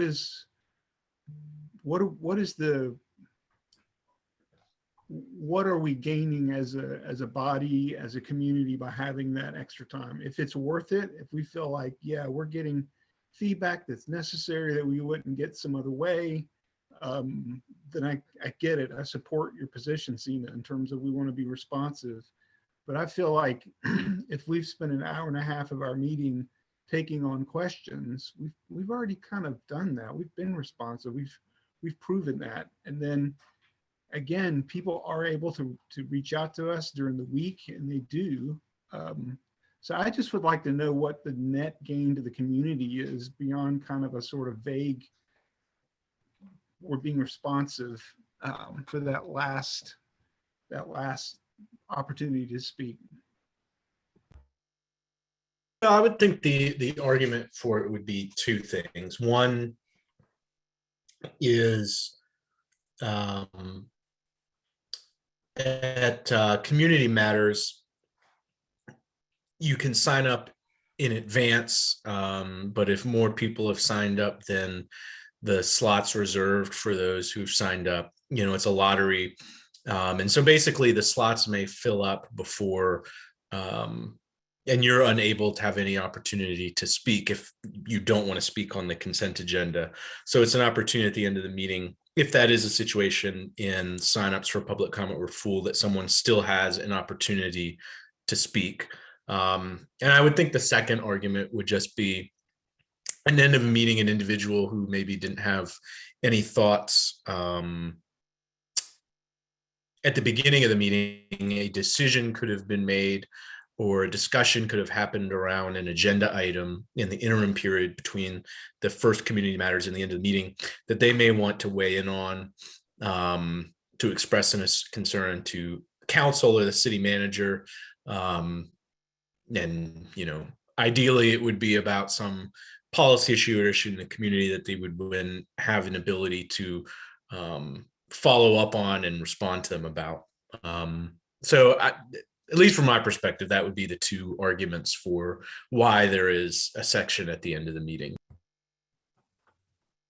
And like I said, I'm willing to entertain that being for people who have not had a chance to speak before. I would be against ending it entirely though. Because I always thought it was for people who were unable to sign up. When we started having that people could sign up via email a number of years ago, as I recall, people started getting very worried that they wouldn't have a chance to speak. And we also started limiting the amount of slots that we had. Before that, we had, I believe it was open. It was however many people wanted to speak. We didn't have a limited amount of slots. And so by allowing people at the end of the meeting to speak who haven't had a chance to speak, I think that's important. That's all. Yeah, well, that makes sense. So would a way forward be we keep that time, but we just, you can't speak in that time if you've already spoken earlier on. Is that something that you could agree to, Sina? As part of the community? In other words, Yeah, as long as it's also not about certain topics on the agenda that people have a right to speak to, because they're a first reading. Also, I've been looking at the procedures more. We do not actually have a procedure for a comment period related to the consent agenda. We could eliminate that and not have to change anything here. But it would have to be that the community matters. That's in the current procedures. Beg your pardon? Yeah, because that's in the current procedures. It's under section 1D5. After the clerk of council concludes reading the consent agenda, the mayor will ask if anyone in attendance at the council meeting wishes to speak on matters listed on the consent agenda.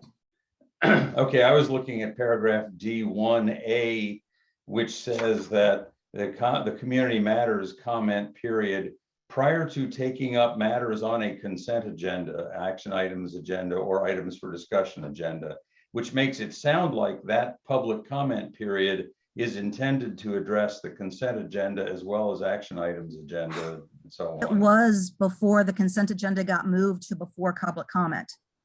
Because remember, the consent agenda used to be after public comment. I don't Okay, know. so we are going to have to tighten up.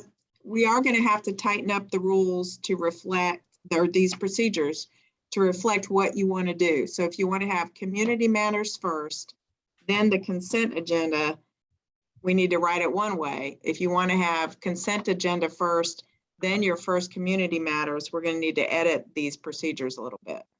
The procedures need to reflect what you actually want to do or continue doing as you go forward.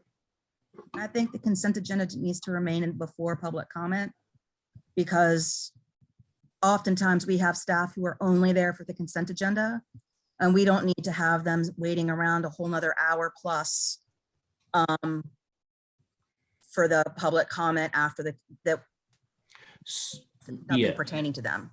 So I agree. So Mr. Chair, so I think that you know, speaking of how we can labor on a topic as board, I think that we're in the process of that now. So what I'm hearing is that we have an opportunity at the beginning, 3 minutes, 16 people, and 8 of them are you have to sign up ahead. The other 8, I guess they can you know, do it right there at the meeting. Then there's an opportunity for consent items that's on the consent agenda. And then anytime we have a topic that we speak on, the public can speak on it, you know, on that topic. And then we have an opportunity at the end. Am I getting all of the opportunities? I mean, public speaking. Okay. And so what I'm hearing is that some of us are really kind of think that, you know, we need to kind of, you know, keep what we're doing. Some of us are saying, you know, we need to really, you know, change it. And maybe the changes that we're considering really won't have a big impact on the meeting. I think that the last 2 meetings have not been unreasonably long.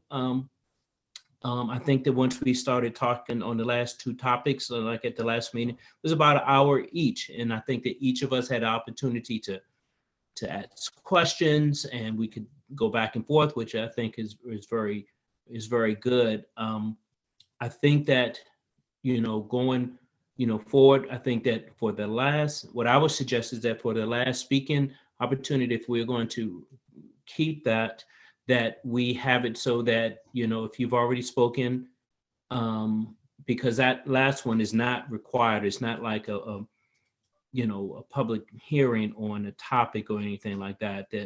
That's my understanding, that, you know, if you've spoken once, during any other times, you know, you're not, you know, you can't speak then. And that we have that also limited, because if we have a long meeting and that, you know, that could be limited, you know, to, I don't know, we can say up to 4 or 8 people or something like that. And that we keep our current, I don't know if it's a policy or rule, that meetings don't go past 11, and that what Sina said is that we see how we can put those items on the next meeting. So that's what I'm kind of seeing, what's emerging out of this conversation, our conversations, and let's see what works. And if it, you know, if we see that it's not working as the way we thought, that we, you know, we have the opportunity or the right to revisit this, you know, either at next year during a retreat or even beforehand. That's kind of where I'm seeing. I'm not sure where you think we're going, Mr. Mayor, but I appreciate your insight.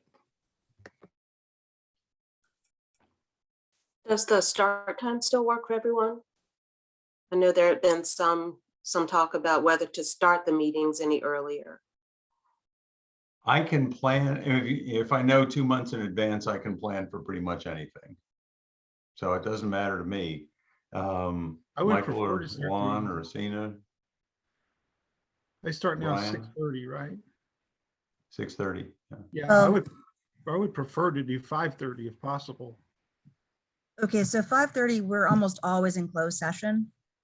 Well, that's up for discussion too. It's the, Okay, right now, the way we have it is that the first Monday of the month, the meeting starts with in open session, but going into closed session at 5:30. And then the third Monday of the month, you have your reports at 4 o'clock. So all of that is up for discussion on how you want to handle your meetings, whether that's working for you or whether you want to make any adjustments to that. Might make it easier for folks who have to be at work at 8 o'clock in the morning if we started earlier in the afternoon the day before. I mean, I can start at 4 o'clock. Both, Yeah. if we want to move the reports Monday for all meetings to 4 o'clock. Well, I thought that's what they were now, right? We already have one meeting of the month that starts at 4 essentially. The second, Then the first meeting of the month, I guess, nominally starts at 6:30, but we often have closed session discussions beforehand. I mean, if we were to just nominally start it at 5:30, and then I guess if we had closed session, we'd have to start at 3:30 or 4, I don't know, but I think moving it up certainly is better for me. On that one- Likewise. I'm Yeah. sorry. You want to move your consent agenda to a 4 o'clock session? I thought it was a closed meeting that Seema was referring to. So what we've been trying to do is just advertise a starting time. So right now, it's 4 o'clock on your second meeting of the month, and it's 5:30 on your first meeting of the month. And I see. the different components of your meeting take place throughout, over an 8-hour period of time, starting when you start. and So the the question is, do you want to start earlier, and do you want to rearrange the segments of your agenda? So do you want to start with, consent agendas, as opposed to waiting to do that later in the meeting? One meeting you start with reports, but that doesn't mean you won't have reports on a regular agenda on a different meeting. So it's, Well, I see what you're saying, Lisa. For what I'm hearing and seeing is that we may have some public who want to speak on the consent agenda item, and maybe 4 o'clock is too early for people that might be at work and things. Is that? Yeah. right. So But what just if right now, your start time is what it is, and you're just trying to figure out how to organize your agenda to fit all of your business in that window. So the first Monday, that's 5:30 plus 8 hours, which is your Zoom limitation. And then the second meeting, it's 4 o'clock plus 8 hours. So you have leeway within that block of time to get all of your business done, whether it's reports, public hearings, consent agenda, matters from the public, whatever it is. I mean, what if we moved all meetings to start at 4 and we start with reports menus? The idea was that by putting reports early, one, we could have staff who would normally, or other people who come in to give us reports from being stuck here to the end of the meeting. 2, it was also because the public could go back and look at these without having to have their voices heard about an upcoming vote that might take place on that idea. So that way they could look at it at their leisure and not be left out. And so it wouldn't be something that was voted upon during that time. So if we started at 4 o'clock and had reports and then closed session, and opened the meeting up, I don't know, even at 6, but we usually need to have at least an hour to an hour and a half for closed session. So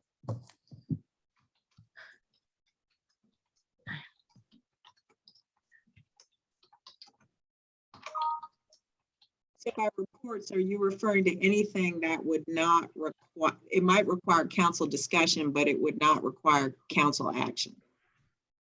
I think so, something that wouldn't necessarily have repercussions that if the public looked at it the next day, they would be.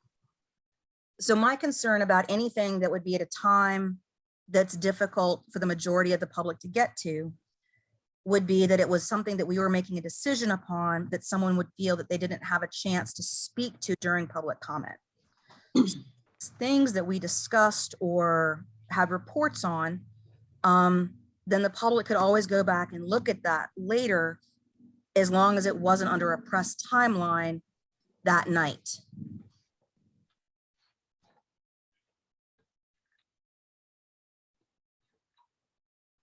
So would that include, for example, first readings of ordinances?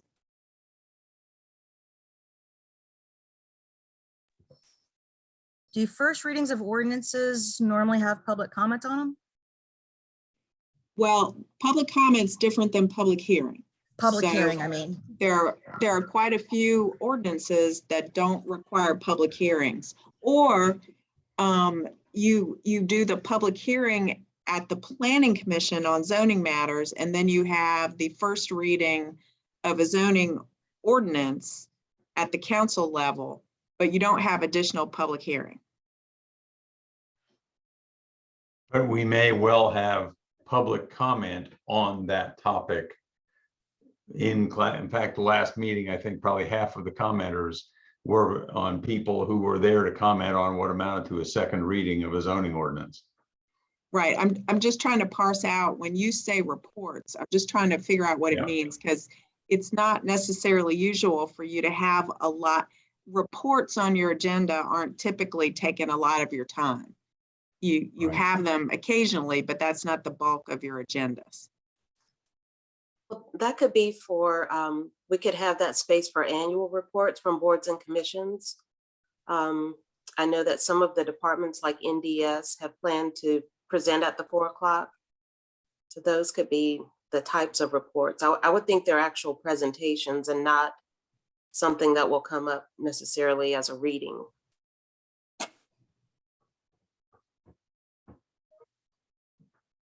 So you're just talking about starting at 4 o'clock all the time and always starting with reports. Yeah, because like last meeting, we had the Rivanna, we had the waste report.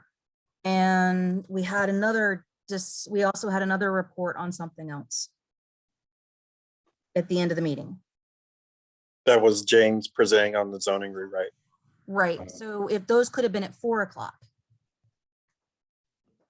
So we actually could reframe it and not have it as reports, but as general business. So those are items that are general in nature. If it's a report or if it's just something general, then have that at the 4 o'clock for guests who might be coming in to present or other staff. I mean, I think that meets that the idea behind that decision of, you know, again, we want to make sure the public has a chance to see our decision making and to see why, and still has a chance to comment on stuff, which they would, as long as it's not something that's being voted on.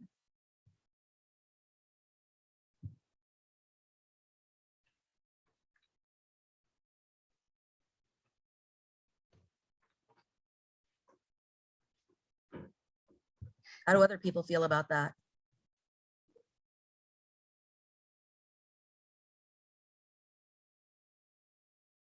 So is what we're saying is that both meetings will start at 4 instead of calling them reports. What would you say, Keena? Just getting clarification on whether that would be considered the general business portion of the meeting rather than a separate reports section. Would reports just be included in general business? So I am fine with starting both meetings at 4. In one of those meetings, we can get reports, or you know what we decide to call it. And the other meeting, we could, or we may even have to start earlier to start the meeting at 5:30, but we would meet at 4. One of those we would go. We could have our closed session. You know, if we feel like we needed to meet earlier, do it from, let's say, 4 to 4:30. I mean, I'm sorry, 4 to 5, and maybe, you know, 30 minutes to grab something to eat or get together, things together for 5:30 and start at 5:30. Is that what I'm hearing for that meeting and the other meeting? The same thing, we get the report for an hour, hour and a half, and then we would start the meeting. I think that works.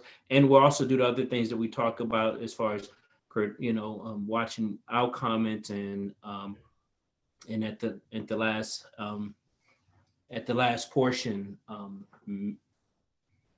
we still will keep that, as I understand, but, I put out there that if you spoke once, you can't speak at that time, and maybe putting a limit on that as far as the number of speakers.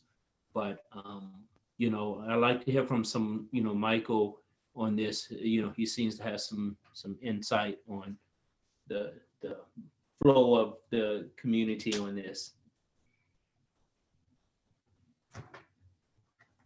I don't know. I mean, to me, I haven't thought about it too much, but I don't think it would,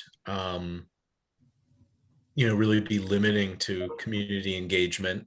I'd be able, in terms of time, I would be able to make that work, because I know that's just an adjustment in terms of our schedules as well. But I would be able to make it work. And I guess to your point earlier, we can sort of evaluate, is it actually helping? Is it hurting? Is it making no difference? And sort of adjust once we see. But I'm able and willing to try that adjustment. That's what I like, is that we make these changes. If everyone is agreeing that we start both meetings at 4, and I'd like to see if that's okay with staff as well. One meeting is where we have a closed session. Other meeting, we will get those reports like we essentially do now. And we take the other steps still with the intent of ending the meeting at 11, and moving things over, if we need to. So, and then, let's see how this flows. I think that's not too many of a drastic type of changes. We still have opportunity for robust public input, way more than any other locality, certainly in the area. But we're also thinking about, the future, not only of our future, but of other people being able to run. I certainly have heard it from a lot of staff, just walking on the mall or just seeing them in different environments, that these meetings are really hard on them, and they understand, they do it because they're professionals. But this is one of those things that, the retention that we hear about, that's really, really hard. I mean, that one of those things that plays into it. So I guess my question is, Ms. Robertson, if we're moving this around, it sounds like we're eliminating the designated spot for closed meetings, and you're the one probably more than anybody else who's going to want us to have closed meetings. Does that all sound workable to you, or do you have concerns? So my presence is required for the full length of the meeting. So I don't mind whether you have a closed meeting at the beginning or the end, but I would like some clarification on what happens both as to a closed meeting as well as to matters from the public on the back end. If you are getting to 11 o'clock and you're nowhere near finished your meeting. So, or the 8-hour Zoom timeline is being reached and there's not enough time, because there sometimes your closed meeting matters are things that can be continued to a different date, but often the things that I need to talk to you about are time sensitive. And so my only concern about having the closed meeting at the end, particularly while you continue to use an electronic meeting format, is how that's going to work with an 11 o'clock cutoff. So I just would like some clarification on the 11 o'clock cutoff, also as to the second matters from the public. So if you're getting to 11 o'clock, you haven't finished your regular business yet. We know that regular business can be continued to the next meeting, or you can even continue it to a special meeting if you want to set one up. But what are you going to do with the second matters of the public?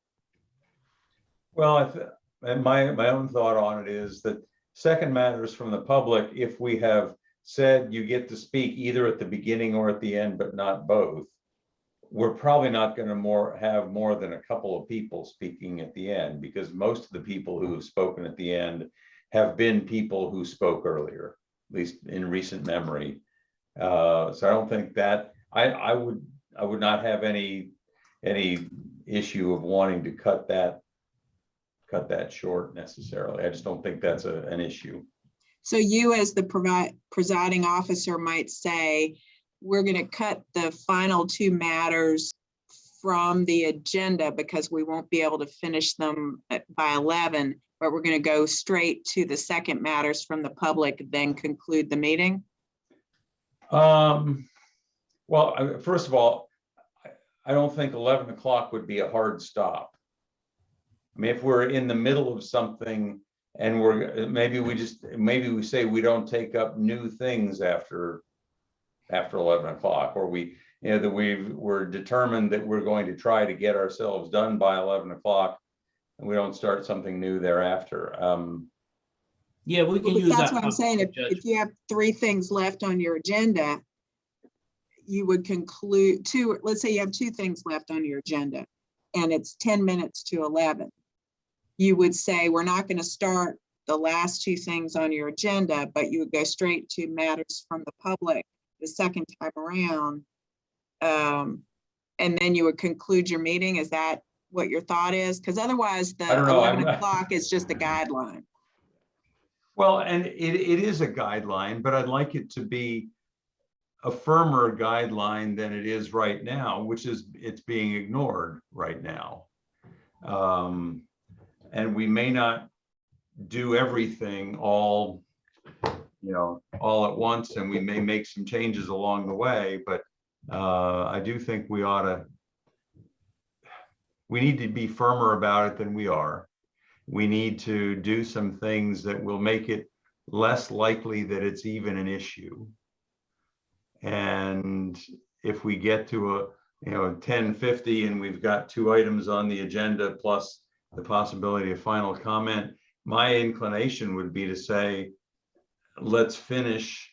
I mean, as I think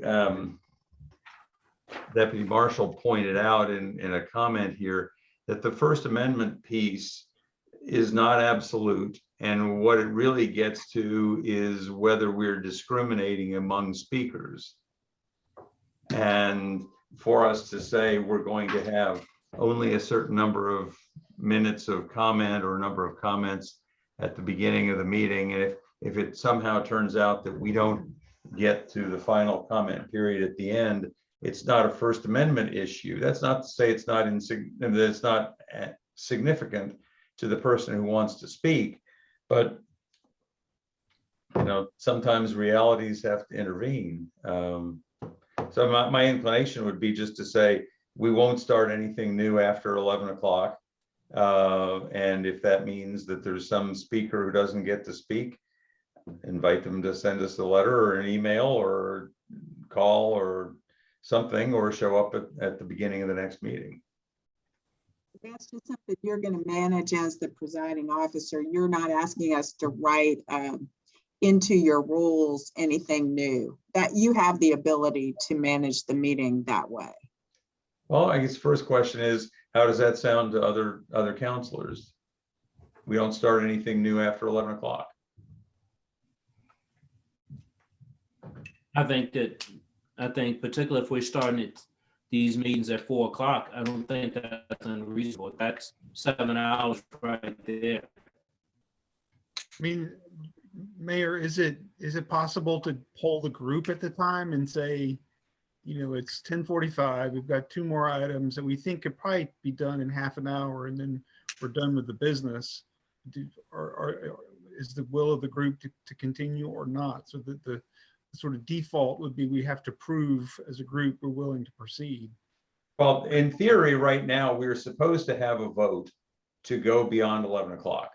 If we want to do that, I'm okay with that. It's just different. We just haven't been doing it lately. Well, I think we just do that. I think if you've already got the procedure that basically you have to vote to extend the meeting past 11, then that seems like a reasonable thing to me. But do we actually have a requirement in here, Lisa, that says, Yes. it says our goal is to end by 11? I think it's phrased that way. I don't think it's phrased as a hard stop. So why have we had votes to continue past 11 from time to time? Kina, help me where I'm having trouble locating it in Current procedures. Let's see. I don't know exactly in the procedures, but my question is, does it have, if it isn't here written, that it has to be a vote, can that be changed so that it is a simple poll and not something that has to be Yeah, but so firm? I'm having trouble finding it in the procedures. Let's see. Well, the goal that we would end by 11 is in paragraph E 2. Oh, yeah, there it is. There it is. So it does not reference a vote. Okay. So whether we have a formal vote or whether at 10:45 or so, we just, I stopped the action long enough to ask other counselors how we're feeling about going past 11. Yeah. Is that workable? And Ms. Thomas, I'll just ask you to remind me. I'll do my best. And it may depend on what the items are at the end of the meeting too. Yeah. Yeah, I because think what you can do if you'd like, because we are trying to move to a single meeting format, at any time, someone can make a motion to change the order of something on the agenda. So for example, if an agenda for a particular meeting has a closed meeting at 5:30, but you want to go long in your reports, you can make a motion to move the closed meeting to the end of the agenda. And then if it's a really important something that you need legal advice on, I can just prompt you around 9 o'clock and say, don't forget, we need about an hour for the closed meeting. So you have some flexibility, particularly on the closed meetings, to move around when that happens. It does not have to be, other than as an agenda item generally, it doesn't have to be in one place or another if you're not advertising it as a separate meeting. Okay. So I just have a quick question. I'm sorry to confuse this, but I thought that we only had closed meetings like at the beginning, but we do have the ability to have it like after our regular meetings. That does take place from time to time. Well, it would all be part of your regular meeting. Just on the agenda that you approve for your regular meeting, you could say, instead of having the closed session at 5:30, let's move it today to the end of the meeting. Sort of like what you do if somebody wants to pull something off the consent agenda, instead of having it on the consent agenda, it goes to the end of the regular meeting. I understand. So it's all one meeting agenda. It's not a separate meeting, but you absolutely can decide, you know, on a given day, do you want to have your closed meeting up front, or because of everything else on your agenda, would you rather hear it at the end? Yeah. So did anybody else have any response to either the notion of limiting the number of speakers at the beginning or in limiting the term, the amount of speech from 3 minutes to 2 minutes? Or do you want to see how these other changes go and then? yeah, I'm think not about in it. favor of limiting it to 2 minutes. I'm not in favor of limiting the 16. Okay, the Again. rules currently say that we can limit it to 2 minutes if we want to on a meeting by meeting basis. I don't remember where exactly. It says prior to opening public hearing, council may by motion limit the number of speakers who will be heard and or reduce the time for each speaker to 2 minutes upon determining that the session could not be commenced in a timely manner. I would I would think the most relevant time for that may be, and I've seen the planning commission do this, when we have a public hearing which has no speaker limit, that we know is going to have dozens of people. I would think that is the most relevant, and I've seen the planning commission do it, and I think that could be reasonable. You know, if we've had a public hearing that the planning commission just had 30, 40 people speak at, you know, we anticipate that'll happen as well. We also We did limited do it to that 2 recently. minutes. Yeah, I'm sorry, Ms. Thomas. We did do that recently. Lisa, you might remember the topic, but we had about 75 speakers The comp plan. at one of our meetings, and they were limited to 2 minutes, but that's a public hearing, so it's not generally public Yeah, comment. It's That, for a public that hearing. provision is specific to public hearings. Now, you certainly could write into your procedures a reservation of rights to change, matters from the public to 2 minutes. But I think as a general rule, given the broad nature of your matters from the public, it would be better just to pick a time and just apply it consistently, whether it's 2 minutes or 3 minutes. My thought is let's see how the changes we've just talked about play out and see if again, my goal would be to get to the point where we're at the meeting part as early as possible. And if we're going to start at 6:30, that would be say by 7:30. If we're going to start the meeting at 5:30, then by 6:30, but that it be at a time when people can know that if they get there right at 6:30, we didn't start without them, or that it makes it likely that we will get to their issue before 10:30 or something. So could we also do like the moment of silence, the announcements and the proclamations, any board updates that we want to give also at that 4 o'clock in the very beginning? Sure. Standardize moving that to the 4 o'clock. So we kind of move we shift forward, we move all of that. And we generally, because I want to be careful about moving the meat of the meeting any earlier than 6 or 6:30, including beginnings of public comment and the consent agenda. Much earlier than 6 on that is just a little bit, I think, pushing some boundaries of it feeling to our constituents like we might be trying to not hear from them. And Why is that? I don't understand that.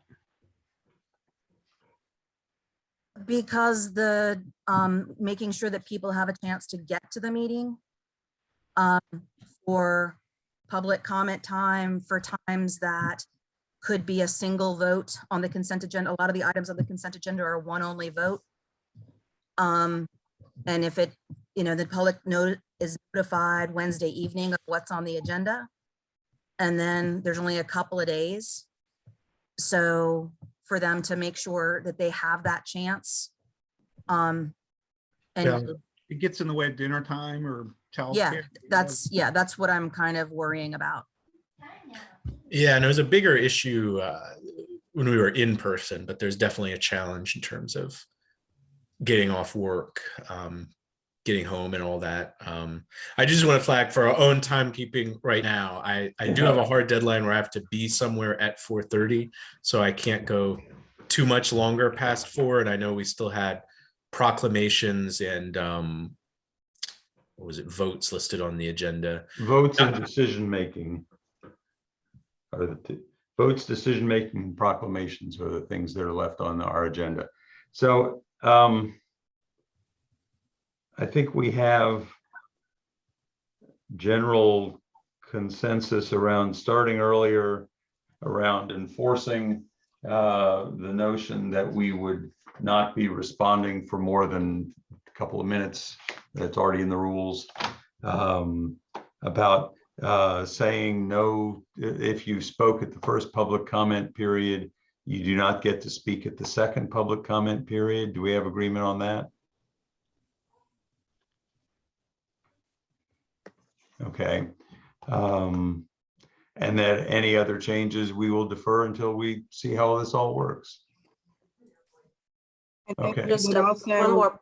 We would also make some changes. We need to update your procedures to reflect that you are going to do the consent agenda in advance of the first matters from the public, as you have been doing. Okay. Correct?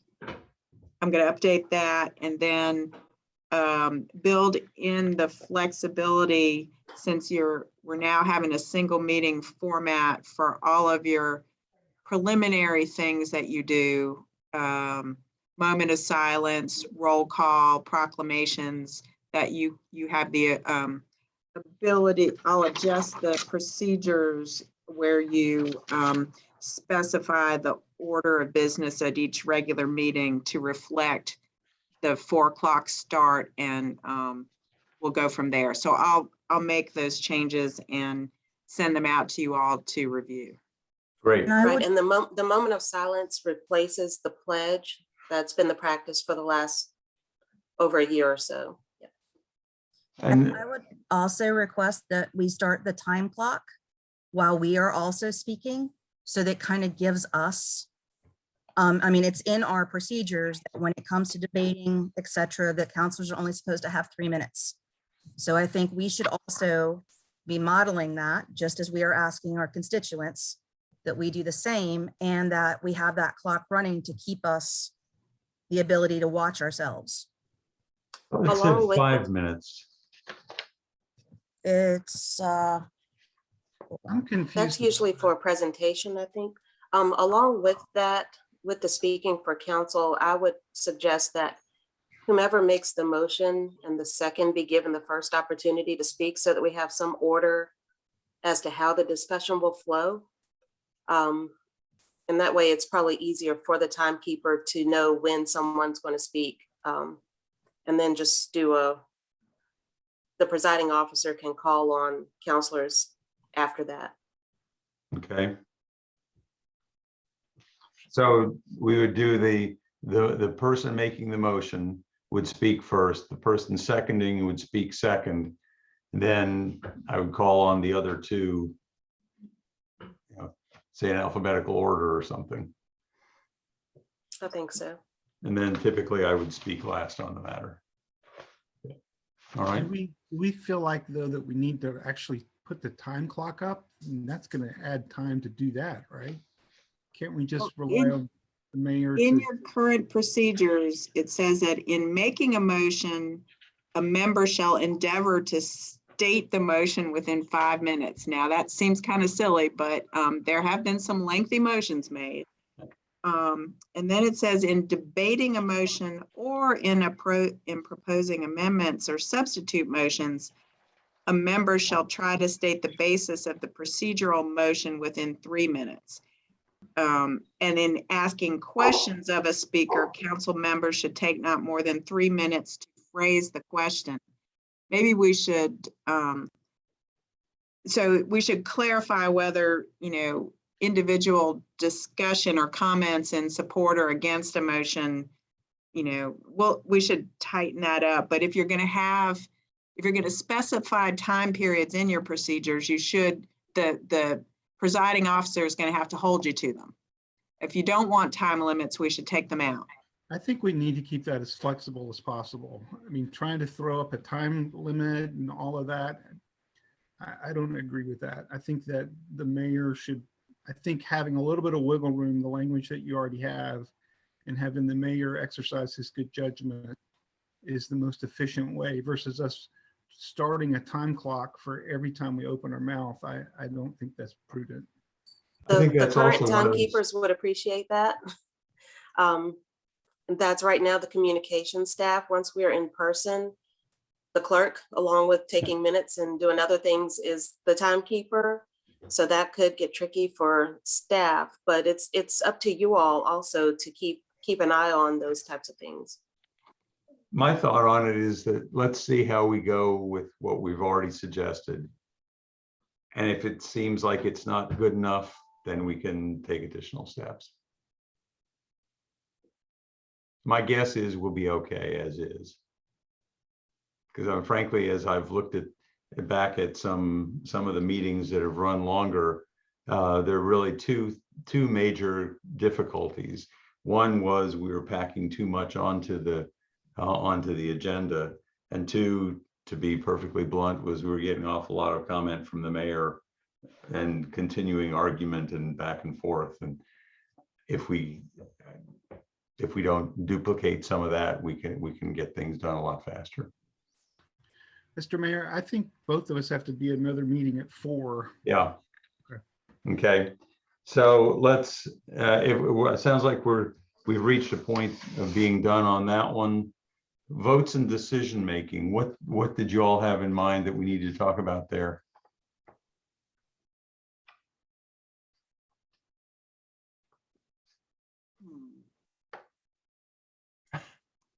I don't recall. Well, I'll tell you what, let's move on to proclamations. And if you remember, we'll come back to it. What do you want to talk about in terms of proclamations? I added that one being that we've received a few requests for proclamations recently.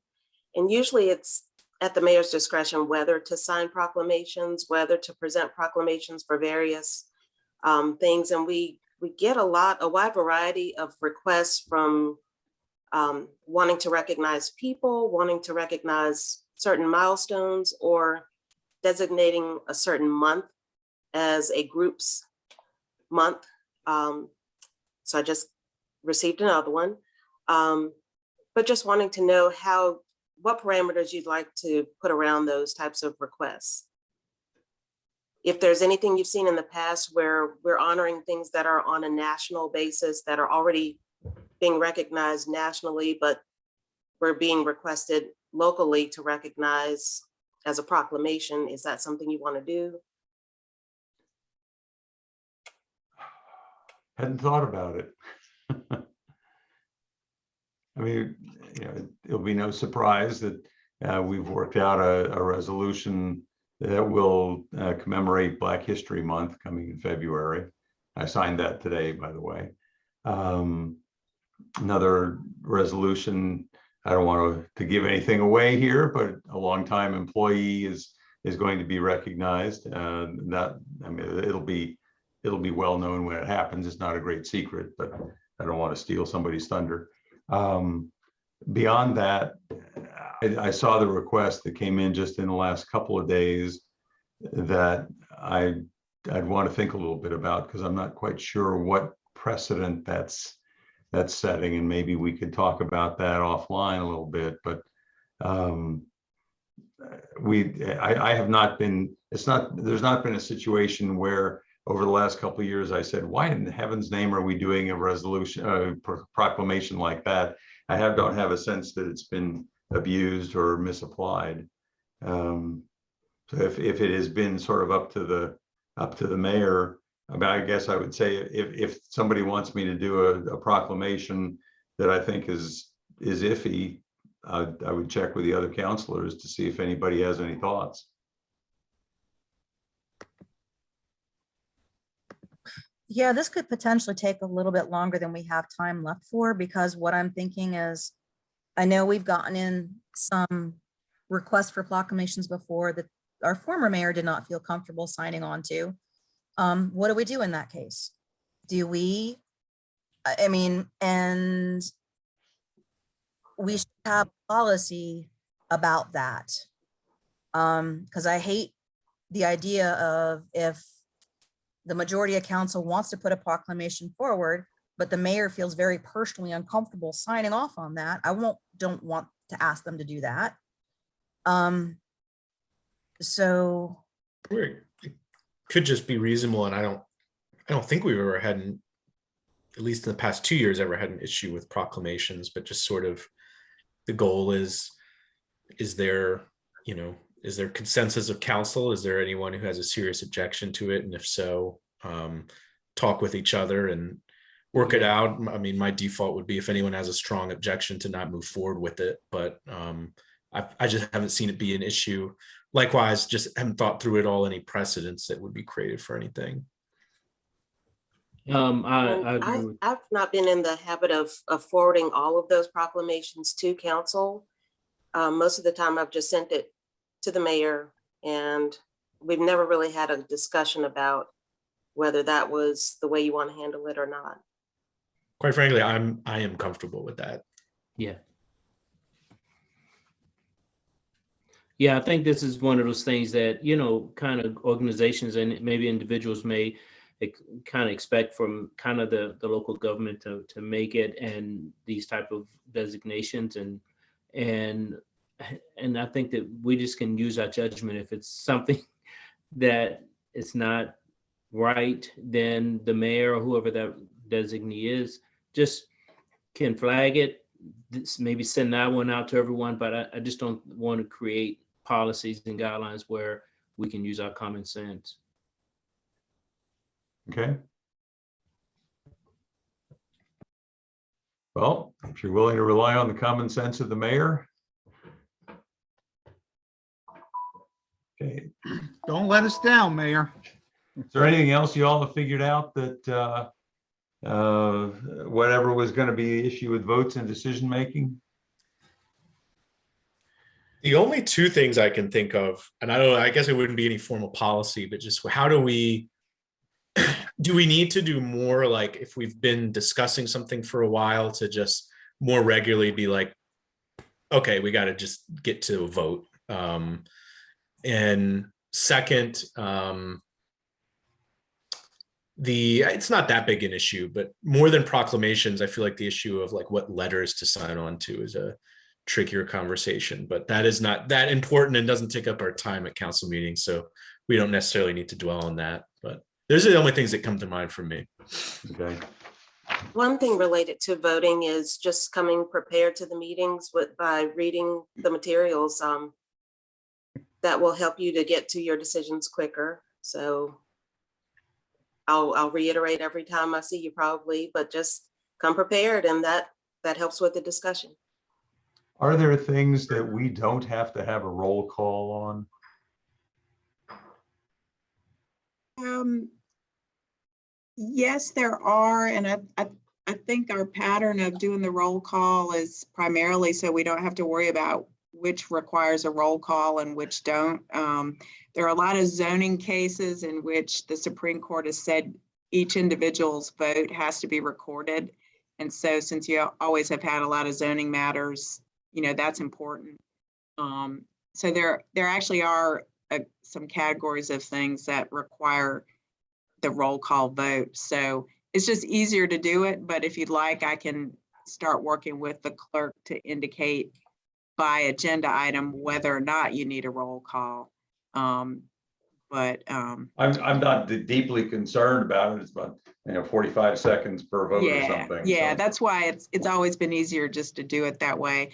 And then the Council Payne's comments just reminded me of something as well. But just keep in mind, everything is so fast paced here is that we often see a lot of emails in which you're supposedly taking a poll, but it seems more like a vote. So it is fine to poll each other individually to find out, sort of what your position is on a matter, but it's not really okay to authorize something to be done by email. So just keep in mind that any council business has to be transacted by a vote of a majority of you, and your votes have to be taken in your meetings. Everything today happens electronically and happens by email, it seems, but the General Assembly still hasn't allowed you to transact business by email outside your electronic meetings. So maybe that's why this made its way to the retreat agenda. But and could I ask one other thing? So when we were going through the onboarding training, I'm looking at my notebook over here a couple of weeks. Well, I know this before Christmas, I guess. Vice Mayor Wade and myself. The procedures that were in that manual seem to differ from what was on the website in terms of the meeting flow and all of the things that we were talking today. Can we just double check that all of that lines up and is the same? We will. I know I obtained from Ms. Thomas the copy of the meeting procedures that I annotated for you during the training, but we do need to, maybe once you update them with some of the adjustments you talked about today, we'll just ask for them to be reposted on the website so we know they're the current procedures. Okay. Well, I think we're done. Brian and I have got to hustle off to the MPO, so be adjourned. Thanks, Thank you everyone. all. for a good Thank you meeting. all. Good day. Have a good day. Bye. Bye.